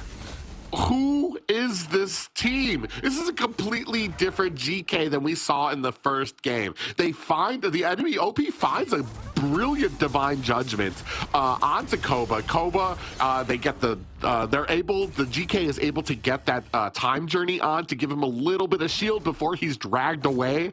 As he gets dragged away, he just forces his way into enemy lines to try to find the kill onto Pagoski for daring to Divine Judgment him. And then the rest of the team, you see that heavy spin coming in to secure his escape. This is synergy beyond what we saw from that first game. And maybe it just takes a little bit of momentum for GK to kind of get going, because right now this is completely flipped around than what we saw from the first game. We're looking at a 4-1 game here at the 7-minute mark. Yeah, off to a good start to be able to take this to a game number 3. OP. They do have Vlado. He has 1 death, but he is running on this carry. If he can get to the late game, he should be able to burst down at least Costa Rica and A. But the problem is the survivability from Guillaume on this Faramis is going to be able to keep the team alive even when that does happen. And then Shin, like you said, some great time journey so far to slow down the crowd control over there with the final slash over there from Lido. Speaking of Lido, trying to fend off the push from Costa Rica, able to take the tier 2, not even worried about him defending that lane, but now needs to get out of there. Black Dragon, 1 road to success, 1 road to escaping, and he's able to escape the 4-man rotation from OP. Yeah, he threw up them deuces when he saw the rest of the team coming. He was like, I got the tower. I got what I wanted. I am outsies. And you can see now, I mean, even with this, you've got a bottleneck starting to happen for OP. They're starting to get kind of strangled in, pushed in. Not a single tower taken down on the enemy side, and they're being forced back. And look at Diggy. Look at this vision. Look at all these bombs everywhere as well, while all of these lanes are starting to get pushed in as well. A great job by GK right now. Heavy spin is out. Onto Lido, gonna pin him, but not gonna stop him from getting away. There goes a Petrify in the Furious Dive. Costa Rica not gonna allow him to get back to safety. Down he falls, Zian as well. Koba able to pick up that kill. 6-1 for GK in the mid lane push, but not able to take the tier 2 turret. Oh, man, just like that. You thought Lido was about to get away. Petrify coming in from Costa Rica. I mean, this is just an excellent game played right now. I was worried that this was going to be a very clean sweep for OP, but man, GK really showing, especially when they have a good draft in their favor, just how well they can play and how well they can manage the lanes, including a lot of these objectives. Yeah, they're putting on the pressure, and OP not able to match it. Koba! With the Lycan pounce, takes down Paguski, sniffs the low HP, not even able to hit the Divine Judgment in time. That just shows how fast he is on the mechanical heroes. Right now, 7-1 though. You're looking at GK having the advantage, gonna make the most out of the situation, now shifting their focus into the Lord Pit. Yeah, I mean, an excellent game played by GKs thus far. 6K gold lead at the 9-minute mark. This is going to be the first Lord. I mean, it's not going to be a Luminous Lord just yet, so it's not going to be charging into any of the towers. But right now, a great game played for them. All they need to do, make sure to manage these waves, which it looks like they're getting a little lackadaisical, especially at that bottom lane just yet. To kind of get them all pushed, make sure that they have the pressure in all of these lanes when this next Lord comes up. As we take a look at the gold leaderboard, and this is the value you get out of a Roger, especially a Roger who's able to feed himself. He was able to kind of get it through the gold lane. Now that we're at the mid to late game, Koba's just running around the jungle, feeding himself like a jungler, getting all these minions now and kind of stacking himself up.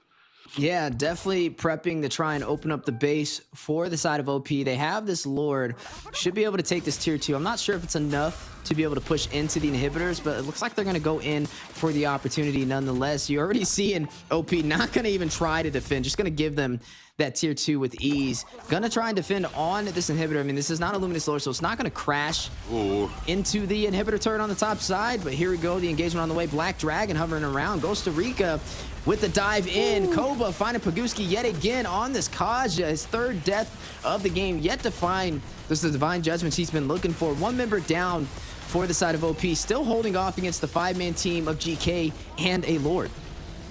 Yeah, and very smooth as butter transition for that high ground tower. Black Dragon goes out. He's not looking for a kill. He's just looking to zone out the rest of OP while his team goes ahead and grabs that tower. Here, I'm not sure if they're going to be able to get anything here. Only about 2 minions. I think they got a little health on this last high ground tower at the mid. How Divine Judgment is out. Yeah, and down goes the inhibitor for the mid lane. Final slash on the way. Big knockup. Eternal Guard drops down. But members are very low for the side of OP. Koba taking down Lido, looking to try and even out the series, looking for a game number 3 against OP. Oh, bro, I think this is going to be going to a game number 3. You already saw there. You had all that damage come out, and now looking to put the final touches on the core. Zian will fall. Koba able to get the kill. Vlado responding back, takes down Egg. Young finding Vlado to response back. The Marksman has fallen. Look at the base. Crystal very low. And down it goes. GK finding the opportunity they were looking for to even out the series against OP. Man, what a great game. What a turn of events, too, when it comes to having the advantage. You saw there, I mean, the Vexana damage came down with the Eternal Guardian. They had them, and all they had to do was wait for Diggy to come up from the rear with a time journey. Then they all just said, charge, right into the base. It's just a perfect composition for their needs when it comes to just being that offensive juggernaut of a team. Yeah, definitely a very strong team indeed. GK, I mean, they were on the backside for a while. We thought it could have been a sweep with the way they played in game number 1, but game number 2, a new team entirely. Is it the first in the draft buff that works in their favor? I guess game number 3 will be the one to kind of decide that, but nonetheless, it looks like they flipped the script. It was 13-1 in game number 1, but this time around, I mean, they showed up, and they showed well up against OP, forcing them to kind of rethink their decisions, not to take them lightly when stepping into the Land of Dawn. I'm actually, I mean, like, who do you give the MVP to? Goyong, Shen, for like that support, the amazing support that they provided here, or do you just give it to Koba? Like, Koba, I guess probably. Koba. Yeah, probably Koba. But man, he was enabled by those two, the strongest two little supports that you've ever seen from GK. As we take a look at the stats here. That's funny. I mean, I feel like there's not ever enough credit to the supports. No matter how well they do, everybody just looks at who has the most kills. And yeah, definitely Koba on the Roger. Goldminer going to Koba, speak of the devil. Shin with the most damage dealt on the Carnage. That is going to be on that Diggy as well. Man of Steel is going to be Xian with the most damage taken. And Selfless with an amazing 9 assists. Zach dominating, but right there, 12-2. It was a 13-1. For OP versus GK game number 1. Game number 2, 12-2. But on the opposite side of the table, GK pushes through. So OP not able to break the curse just yet. And now it's on the side of GK. They're gonna look to try to break this curse. But I mean, does it need to be the first pick? I mean, they showed that they can draft a very powerful composition. The only question, though, is when it comes to those, I want to say the priority now has kind of been set onto that Roger, onto that Harith and stuff like that. Does that composition work without the Roger or without that priority picks? Are we going to possibly be looking at a Diggy/Faramis ban in the future here? Yeah, it's definitely an excellent question. And I mean, speaking of questions, we asked who the MVP would be, and I'm going to guess that it is going to be the mid lane or the marksman menace, Koba, on this Roger, and it looks like it is. 8 kills, 3 assists, 0 deaths an entire game. Ran that quantum charge for the mobility and the flicker alongside it. Just a very strong force to deal with, and this is kind of showcasing why a lot of these teams are prioritizing at least the marksman so early in the draft. I mean, it goes to show the proof is in the pudding, but game number 3 is a different story, right? Both of these teams 1-2-1. One team from Europe, one team from MENA, but OP, if they pull this off, we'll have 2 teams already making it into the qualifier stage, into the challenger season for Europe. If not, we'll have 1 from each region on the board with GK pushing through. Yeah, I want to say Europe looking to make a stand here tonight with this game. I mean, it's 1-1 apiece. I was a little shaky in that first game. We were a little afraid, especially once they start falling behind. But that's kind of the mark of a great team. And that's where these teams kind of need to kind of come together. It's not always going to be in your favor. And you need to be able to kind of take those licks, come back, and get that decisive plan so that you can bounce back in the middle of a game when you're behind. Otherwise, it doesn't matter. Whoever gets that first turtle, it's over. The game, they're already starting to rotate. They're already starting to get those side lanes. You need to be able to kind of come back, rally your team so that you can find those objectives on the other side of the map, so that you can get that jungle and refuse it from the enemy jungler there as well. And this is going to be the mark, because I want to say the pressure kind of on Europe, kind of on GK right now. They need to be able to react better to that first pick, to those first objectives, to that early game that will most probably be coming from OP. Yeah, so definitely let us know which way you guys think this is going to go. This is the final game of the day, our final series of day 1 of the Open Finals. 1-1 on the board, 6 seconds until we jump into the draft. But like we said, if you guys want to check any of the spicy engagements, any of the spicy matches, check out the Snapdragon Pro Series social media and catch those highlights. But speaking of highlights, now into the draft we go. First pick this time around will be for OP. Will that be the difference they can lean on to try and close out the series, or will GK get the reverse sweep? Oh man, we're gonna see. Already we have we have the Roger being taken off the board alongside the Angela, wondering if maybe we're going to see that Faramis taken off. And this is the thing, too. This is kind of why we've been questioning not seeing the Valentina Faramis out there. Valentina is the perfect counter for it. Not only that, but she also provides a lot of mobility, a lot of damage for your team. And she has a decent amount of early game because she has a lot of those passive buffs that give her, I want to say, the XP in the mid lane that can pretty much outmatch any type of mage as long as, as long as she's got like the same level or ahead. She's just going to keep on getting more and more XP like that. So we're going to see what we go with here on OP, see who can kind of meld and predict better when it comes to this next draft. Speaking of melding, two marksmen taken off the table, the Harith and the Roger this time around. And definitely both of them being the deciding factors. I mean, we got to see Roger was the MVP for the last game, so a possible wise decision from OP not wanting to allow the side of GK to get that again. Natan gets banned. I was going to say, okay, we're limiting the marksman pools. It's getting lower. Natan gets taken off the table as well, which means, are we going to see a carry and an Aerithel, or maybe a carry and a Claude come out here? Yeah, I was just about to say, like, all we're waiting for now is that Claude ban and the carry ban, and then it's like, who's left? Maybe we start throwing a Saber in the marksman lane, or Aerithel. Oh, please not a Hanabi, though. That's, if I ever see that again, it might be a little too soon. Yeah, we're at the last ban right now. I'm wondering then, where do we go here? Do we go maybe settle on that XP lane, pick up that Arlott who's still out on the field? This has been a very strong positioner here for a lot of these teams. Ooh, Arlott is actually a very wise decision. I think it would be a good pickup for either side. They're going to go in for the Mathilda play, though. It walks. You talked about it earlier, right? We've been seeing it heavily prioed across multiple regions, multiple pro scenes. But with recent nerfs, supposedly it hasn't been as well performing as it has been in the past. But we'll be able to get a showcasing of that today with OP slotting that in first pick. But that creates the opportunity for GK to have marksman prio and jungle prio. They're going to go ahead and take up this Fredrin. Even Arlott, they could go in for the Arlott here. It synergizes well with the Fredrin. Overall, it's just a really good pickup. Not something that I'd really want OP to slot, but I mean, I guess you can consider if they pick Arlott for OP, it wouldn't be in the roam position because Mathilda has to run in that roam position for OP. So yeah, I mean, but you're running kind of the risk of matching what you saw from OP's draft in the first game there.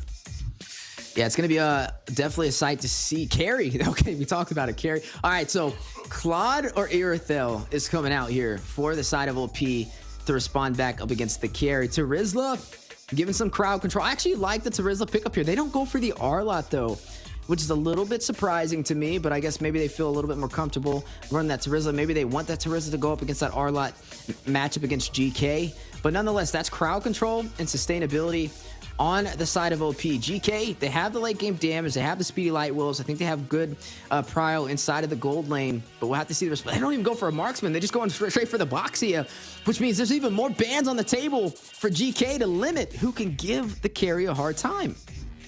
Well, right now you've got a lot of initiation from the side of OP where you can dive into the enemy lines, and then you've got that peel back from the guiding winds of the Mathilda. Not just that, but it's going to be an interesting game here, OP. There's going to need to be some type of plan from GK here to be able to kind of limit the mobility of what you're going to get from the Mathilda. Maybe even build up a little bit of tankiness on your side. I mean, you do have the tankiness. You've got Fredrin. You've got the carry on your side. Possibly building up with the Vengeance over there as well. This last pick going to be very. This is what I was looking for. It's something that Faramis pick up. It's going to give you a lot of that sustain that you're looking for, especially with a dive that will come in. You can kind of maybe bait them in with a dive. You're going to have that Nether Realm come out. However, the only problem is going to be you're going to have them dive in. You're going to have them pulled away with Mathilda again. How do you re-engage that after the Nether Realm? Yeah, that's really going to be what we kind of look at as both these sides initiate in these team fights. Speaking of initiation, Moskov taken off the table in the gold lane. We kind of said not picking their marksman in the first half of the draft is going to limit their opportunities, as I definitely see GK leaning on taking out maybe even the Claude next tier. Could be a viable option. I mean, yes, they have the Faramis. The Faramis technically with the Nether Realm can negate the damage of the Blazing Duet, but then it's the opposite effect as well. Sometimes the Blazing Duet can negate the survivability of the Nether Realm. It can undo it. So I think maybe just taking out the Claude entirely would make him even stronger in this draft. Maybe the Aerithel will come out here inside of the gold lane, can kind of play from afar. I mean, it's just a carry you have to worry about. Carry is just one of those marksmen that kind of plays up close but doesn't have as much mobility. So I think they'll be okay still inside of the gold lane. But yeah, survivability on the board for the side of GK with the Faramis. Good jungle presence from the Fredrin. Good late game damage from the carry. But we have yet to see late game picked up from OP. Yeah. My big thing right now kind of comes down to how well we kind of initiate some of these fights. The damage. 2 on the side of OP. Yeah, we'll have to.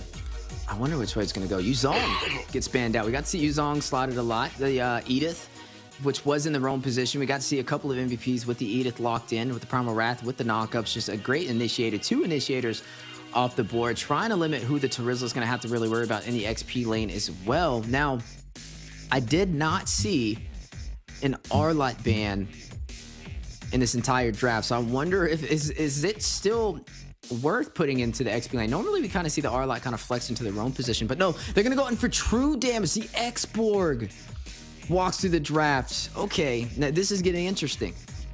So you trade one problem for another. Arlott, if you kind of go in with the final slash, you collect everybody together, you still have those guiding winds from Matilda that's going to be able to get you out of harm's way. X-Borg, I want to say you kind of run into the same problem. You're going to have a good front line, a lot of true damage that he can spray around once he gets those stacks up. But same thing, as soon as he comes in for that last insanity, you're going to have that guiding winds again that can pull everybody back. It's going to be, and finally, we have the Valentina pickup now. So now I think we've matched up that Nether Realms coming out from the side of GK, and we picked up that good burst damage in the size of Clint here. Haven't seen a Clint in a while, but it doesn't mean it doesn't work. I just haven't seen it in a while. But yeah, like you said, I mean, Clint is a master of 1v1. Not too many marksmen can go 1v1 in the gold lane up against Clint, especially not a carry, just because he has a lot more range than she has. So that could be something that works in their favor. But we do have supports on both sides of the table, so it's going to be a battle survivability for sure. We have the Mathilda on OP, we have the Faramis on GK, but we have double the amount of heals for the side of OP. Since they locked in that Valentina, they have a Minoan Fury, they have a Nether Realm at their side, they have a Last Insanity at their side, which definitely, in my opinion, would at least say that Sensei is going to be profiting a lot more than Zach on these team fights. But speaking of team fights, there we go. Slowly getting into the Land of Dawn. Ladies and gentlemen, this is our final game, our final series for today as well. A spot, a chance to earn inside of the Challenger season for both these amazing teams. One from Europe, one from MENA, OP, and GK. Make sure you guys vote your favorite teams, which way you think this is going to go. But it can only go one way, and that's victory for one side. So we'll have to see which coin is flipped and which side it lands on for both these amazing teams as we jump into the Land of Dawn. Final game of the day for the Snapdragon Pro Series Season 5, Day 1 Open Finals. Yeah, one path will continue for a team here today. Another path will diverge, we'll call it, for a little bit tomorrow. But both these teams still very much alive and looking for that easy road to the top and to kind of continue and move forward in the Snapdragon series. As we're going to go see, we see already a little bit of for the sides, a clever mix for both teams right now when it comes to it. Not too much when it comes to the emblems. There's not too much tenacity there built up when it comes to like the shielding. There's not too much, I want to say, quantum charges out there as well. Just 2 for the side of OP right now. So they're going to be looking, especially on Sensei, especially on that mage, they're going to be looking to try to get these rotations very quickly to those side lanes to kind of get that support in the early game. Yeah, but there's 4 flickers on the side of OP, and they have the Mathilda for the guiding wind. That's a lot of mobility and survivability playing on their side, especially up against Shin on this Minotaur. He's going to have a set out of this world to be able to catch at least 3 members of the side of OP with that much mobility on their side, but no purifies, which is something he could possibly lean on. If he can kind of get the surprise aspect in there from Minoan Fury, then there's not really much they can do there. But like we said, Mathilda is the X factor here. We got to see it banned out majority, actually every single game of the Snapdragon Pro Series so far, but now sliding through the cracks, sliding through the draft, has been picked up from OP. Is this something that they can use to their advantage to be able to take this game in their favor, or is this something that GK can expose as not being considered meta anymore and push through for a victory? Well, you were talking about the spells and their usages here, and this is why the laning phase is so important during a lot of these games. You want to kind of burn out some of those spells, make a good opportunity for your team to try to get some of these ganks before we start on these objectives. Right now, we haven't really made an effect on this bottom lane, and we're going to go ahead and start for this turtle. Yeah, both sides ready to fight it out. Close enough for the Retribution play. Zian will be able to take it for OP. Last Sandy going down. Nether Realm be able to negate the damage. Big play over there to keep the team alive. That was actually Sensei with the IMU taking the Nether Realm away from Goyoung to stop the damage from the last Insanity coming out. Go Young, though, trying to take down Sensei. Not going to be able to burst him down. Forced to use the Flicker to escape the 3-man rotation from OP.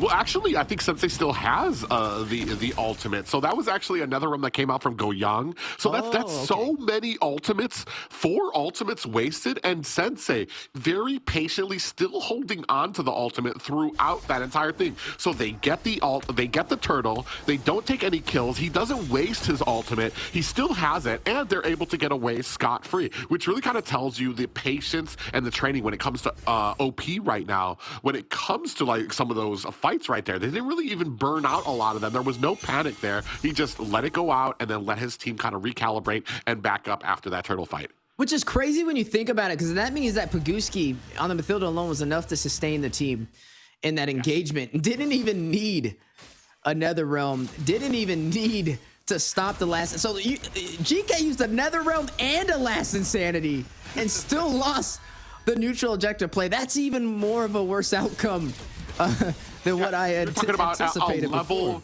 A level 4 Matilda early game without Flask of the Oasis is already kind of keeping her team topped up, and that's I guess why she is continually banned right now, is that what she provides. Yeah, and speaking of providing things, hey, trapped on the wall, able to get out of there last second. That was very close of a call right there. But right now, first turtle going to OP, which means they have a little bit of that XP buff, a little bit of that experience to be able to translate possibly to some of these objectives. Not much to make a major lead so far, but if anything goes to show, like you said, without the Flask of Oasis, Paguski already having such a strong impact on this Mathilda GK. I wonder if they're going to go in for the contest. No, they're not. They're not even going to go in for the trade-off, which means it's going to be a free objective in the hands of OP. Yeah, and very quickly you can see at the bottom, Costa Rica trying his best to kind of get some pressure onto this bottom tower. They are rushing to try to get down there to head him off. Oh, able to connect, able to slow him down. Forces out the last Insanity, the immunity on the way, the fire missiles as well, goes back to safety on the bot side, but that just shows you how objective focused and overall the map awareness for OP. Yeah, I mean, it's as soon as that objective went down, they beeline for the bottom to try to head him off, make sure that he can't make anything of it. And then that's kind of the problem here is from GK is like, what do you do when like every single thought you have to try to counter any type of these objectives, to try to push something on the opposite side of the map is immediately thought of, and you can already see cutting the lane up at the bottom very deep already is Lido. Yeah, War Axe picked up by Costa Rica as well. May be able to fight a little bit longer, have more pin as he stays inside of that fight, deal more damage up against the side of OP. But speaking of damage, circling Eagle around, both sides fighting it out. Another round proc by Guyong, canceled out. Zian able to take down A. Shin very low, back into the tier 1 turret he goes. 50% HP, still has Guyong by his side, but godly! Oh my goodness, Lido! Able to deal the finishing touches, shuts down a member of GK Esports. That was Guyong that actually fell right there, right? So, but he responded back enough with the passive, I believe. But nonetheless, 2 turtles for OP, no turtles for the side of GK, and a good start at the lead for the early game. My friends, that is why you always zigzag away from people. Never run straight away, because there's always those abilities that can catch you there. Yeah, that passive is going to bring him right back up. But right now, you're looking at a 3-0 game right now. As we take a look at some of these matchups, you see that Matilda already does have the Flask of the Oasis. We do have a War Axe on the side of Costa Rica. But speaking of Costa Rica, might be a little bit caught right now. Going back to Costa Rica, at the rate he was escaping away from the 3-man rotation of OP, and now shifting focus over to this turtle, may be able to take the 3rd turtle of the game. They've been able to claim the first 2 a little to no problem, and the 3rd may be the charm. Zian able to get it again. Nether Realm goes out though, a little prematurely. I don't think it was really needed over there by Sensei with the IMU, but hey, it's not like they really lost much from that situation. Yeah, the one thing I'm starting to notice, though, is Shin is starting to fall very dangerously behind, especially as a roam. You saw in that last engagement, well, I mean, at that last objective, Shin wasn't even in the front of the line. He was kind of off to the side. The rest of his team was taking the bulk of the damage, but now you can see a little bit of engagement here at the orange, or at the purple buff. Yeah, both sides fighting it out, but looks like it's working in OP's favor. Big Minoan Fury for the knockup. We were just talking about Shin and his placement for the team, able to get them out of there alive, but does he escape? You are seeing them trying to close the distance. Oh. Lido finds Costa Rica. Lido finds Shin. A very low praises Wrath into the turret. Koba will find Lido a 1-for-2 trade. OP overall winning the engagement. I mean, at least now GK is able to respond with something. But like you said, they were able to kind of get away. And OP just so quick, and Vlad is a menace right now on this clean already. Only 8 minutes in, and he is starting to hit. Hit like a truck. Yeah, definitely a problem if left unchecked. Right now, you are seeing ground control still in favor for OP, but tier 2 turret on the top side barely hanging on over there for the side of OP. So definitely, I would say GK, they're not too far out of the ballpark to turn this back around in their favor. But again, Shin, it's going to boil down to his placements with the MENA and Fury. We've seen him have a good engagement to get his team out of that invasion for the purple buff. But then he fell short, and his team was kind of punished on the counterplay from OP. But speaking of counterplays, spicy engagement, there goes the MENA and Fury. Knockup from Shin yet again, a little prematurely though. This may be an opportunity for OP to seize. Oh, dude, and this is the example that we're seeing from the Matilda. The team kind of just, you have Xian just front lining a ton of that damage, walking into it, and then very easily able to slip away. Oh, Goyong actually pulls Sensei. They might be able to have a little, nope, just like that. Sensei slips back into the bushes. They're going to trade the mid, though. They're going for the mid turret. They're going to allow the bot side to be pushed in from Koba. Lord is in play, though. Looks like neither side's going to go in for it. Vlado takes the mid turret, and honestly, I would trade a mid for a bottom turret any day of the week, because that's going to open up the map for OP to be able to invade into the jungle of GK with more ease. And down goes the Lord inside of OP's hands. At first, I thought you said you were going to give a bottom turret for a mid. I'm like, maybe not. But yeah, you're exactly right.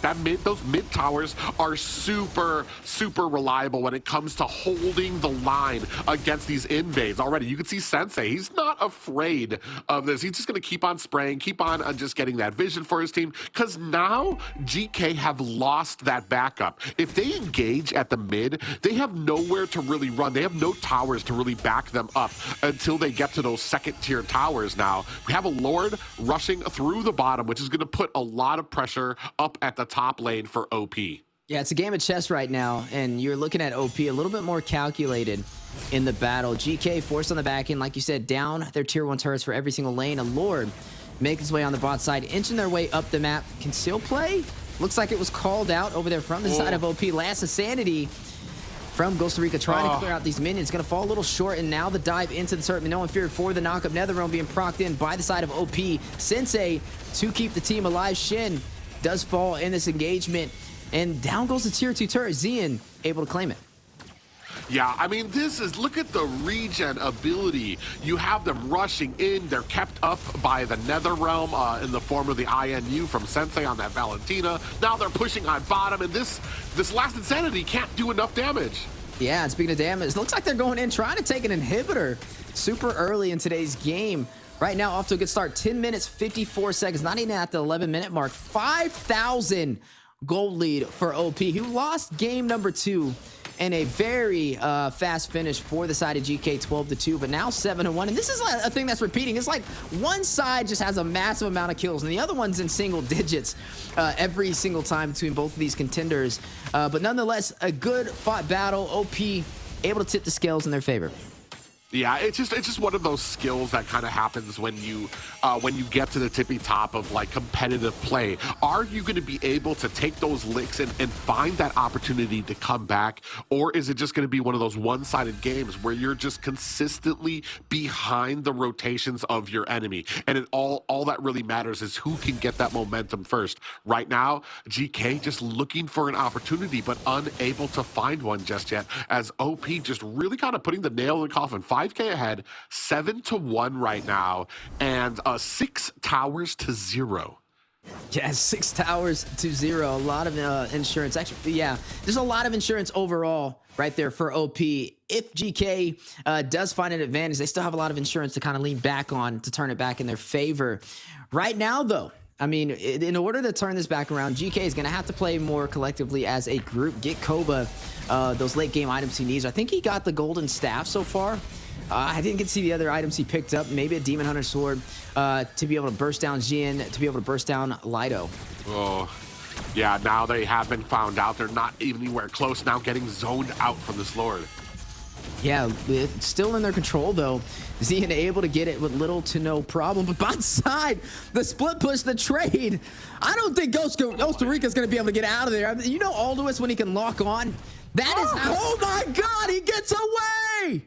Yeah, with the deuce side up, he's like, all right, boys, my job has been fulfilled. I am out. Got himself a little bit of a tower now. The only problem is that now you have a Lord kind of pushing at bottom, and yet I want to say GK has not been able to really kind of defend these pushes. You can see Ghost, look at how much damage while he's being chased. Yeah, and now the battle on the way in the mid. Big knock-up from the penalty zone. Zian able to take down A. The jungler falling for the side of GK. 8 kills to 1. OP in the lead. Netherrealm being activated. Dives in to the base, showcasing the mobility over there with Paguski on this Mathilda. There goes the Luminous Lord on the bot side. We'll take down the first inhibitor. Still 2 to go through, though. Vlado, not going to waste any time, is going to go ahead and take down another member. A has fallen with the grenade bombardment. You're going to see him get the double.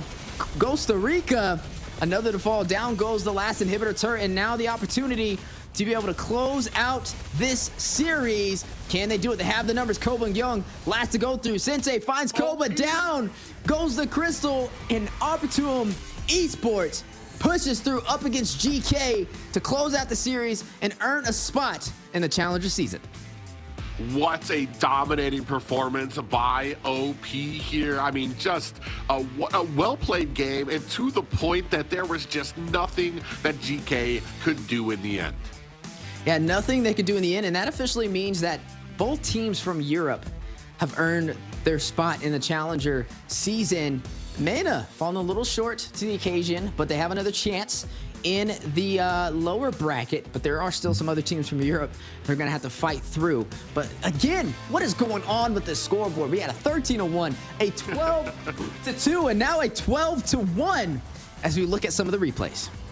Yeah, I mean, you can tell by the replays here, man, just the amount of damage that GK was trying to put out. Oh my God, and Go Young there. That was just a heartbreaking moment there for him. There's just so much damage. As much as GK was trying to put out there, it was not enough for the amount of sustain that OP was able to kind of collateral out here with the Matilda, with the Flask of the Oasis. You could see there the Nether Realms coming out for both of the teams. But here, you're going to see this, you're going to see the damage try to come out here. He tries to come in with the last Insanity. Look, they barely even took 10% damage on each person there, and that's just because of how much sustain they had going on for the team. And then when you're talking about being about 7K behind at that point in the game, I mean, there was just nothing to it. OP was just walking their way into the core, securing their position.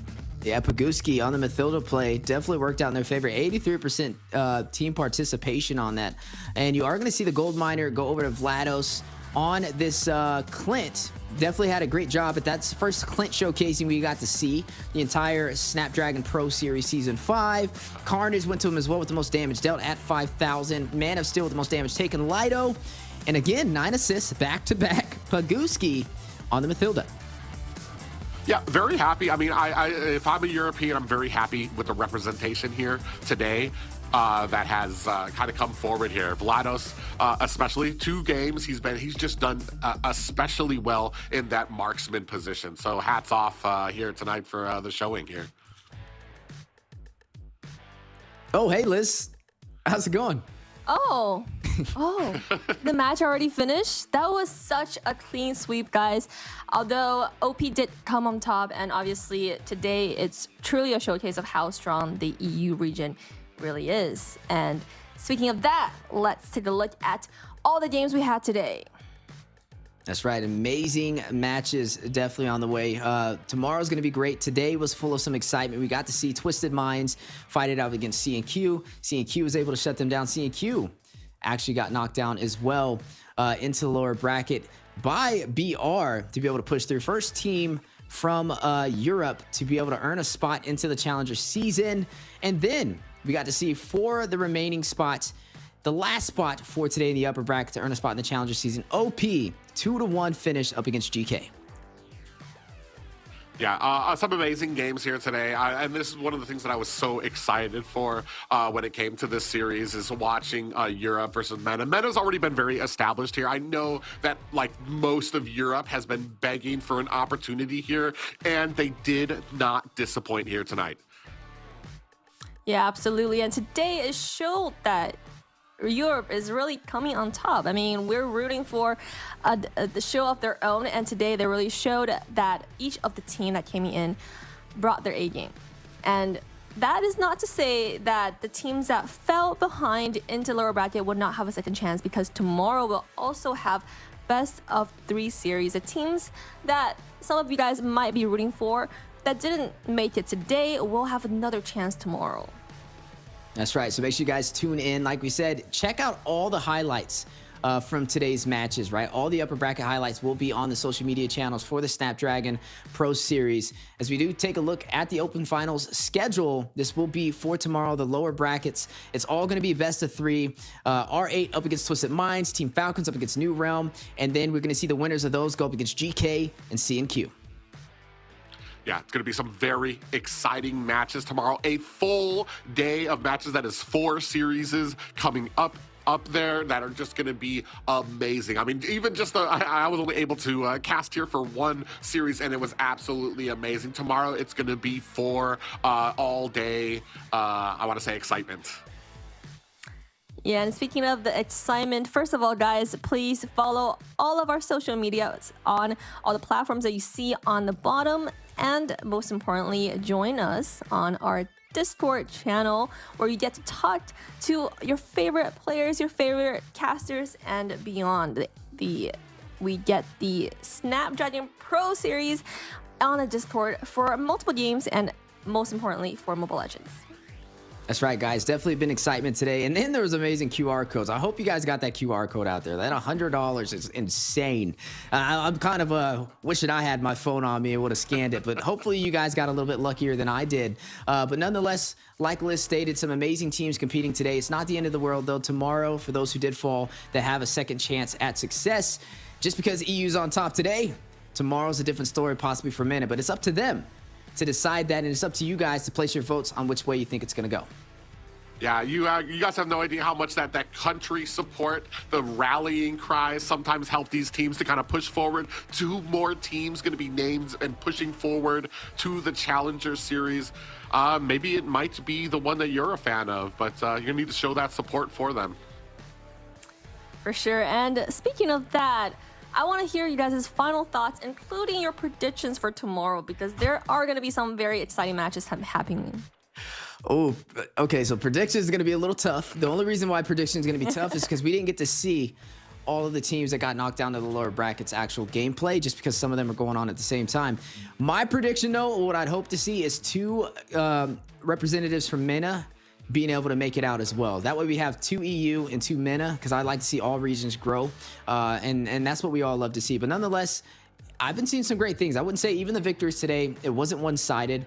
It was like a flip of a coin. Literally, what do we say, Private? At 12-1, no, a 13-1, a 12-2, and then a 12-1 is the way these things play out. But something I do notice, at least from a lot of these teams, is it's one way and it stays that way. It's not a back and forth. You take advantage of the early game, you're going to win the game. Hopefully tomorrow, as you go through those series, it gets a little bit closer and the competition gets a little bit higher. Yeah, it's one thing to say when it comes to these back and forths, and I know sometimes it can make teams look a little weaker because they get beat so decisively, but at the top of the mountain here, excuse me, it only usually comes down to who makes that first mistake. And they're so professional that they can hold on to that lead, squeeze out all the juices of it, and then go for that core pickup as well. It's very hard to kind of get that momentum back. Maybe we see that here tomorrow, where a team's kind of on their back, they're losing, they're getting so decisively beat, but they're able to rally forward. But I mean, it's anybody's game here. I'm just excited to see MENA and Europe go at it. Well said, guys. I mean, tomorrow we are super hyped to see all the teams fight neck to neck, battle for the last standing chance to go into the challenging. And once again, guys, remember this tournament features a $65,000 prize pool, so that's some very exciting prizes to look out for. Now, with that being said, I hope you guys are ready because tomorrow is right around the corner. We'll see you tomorrow.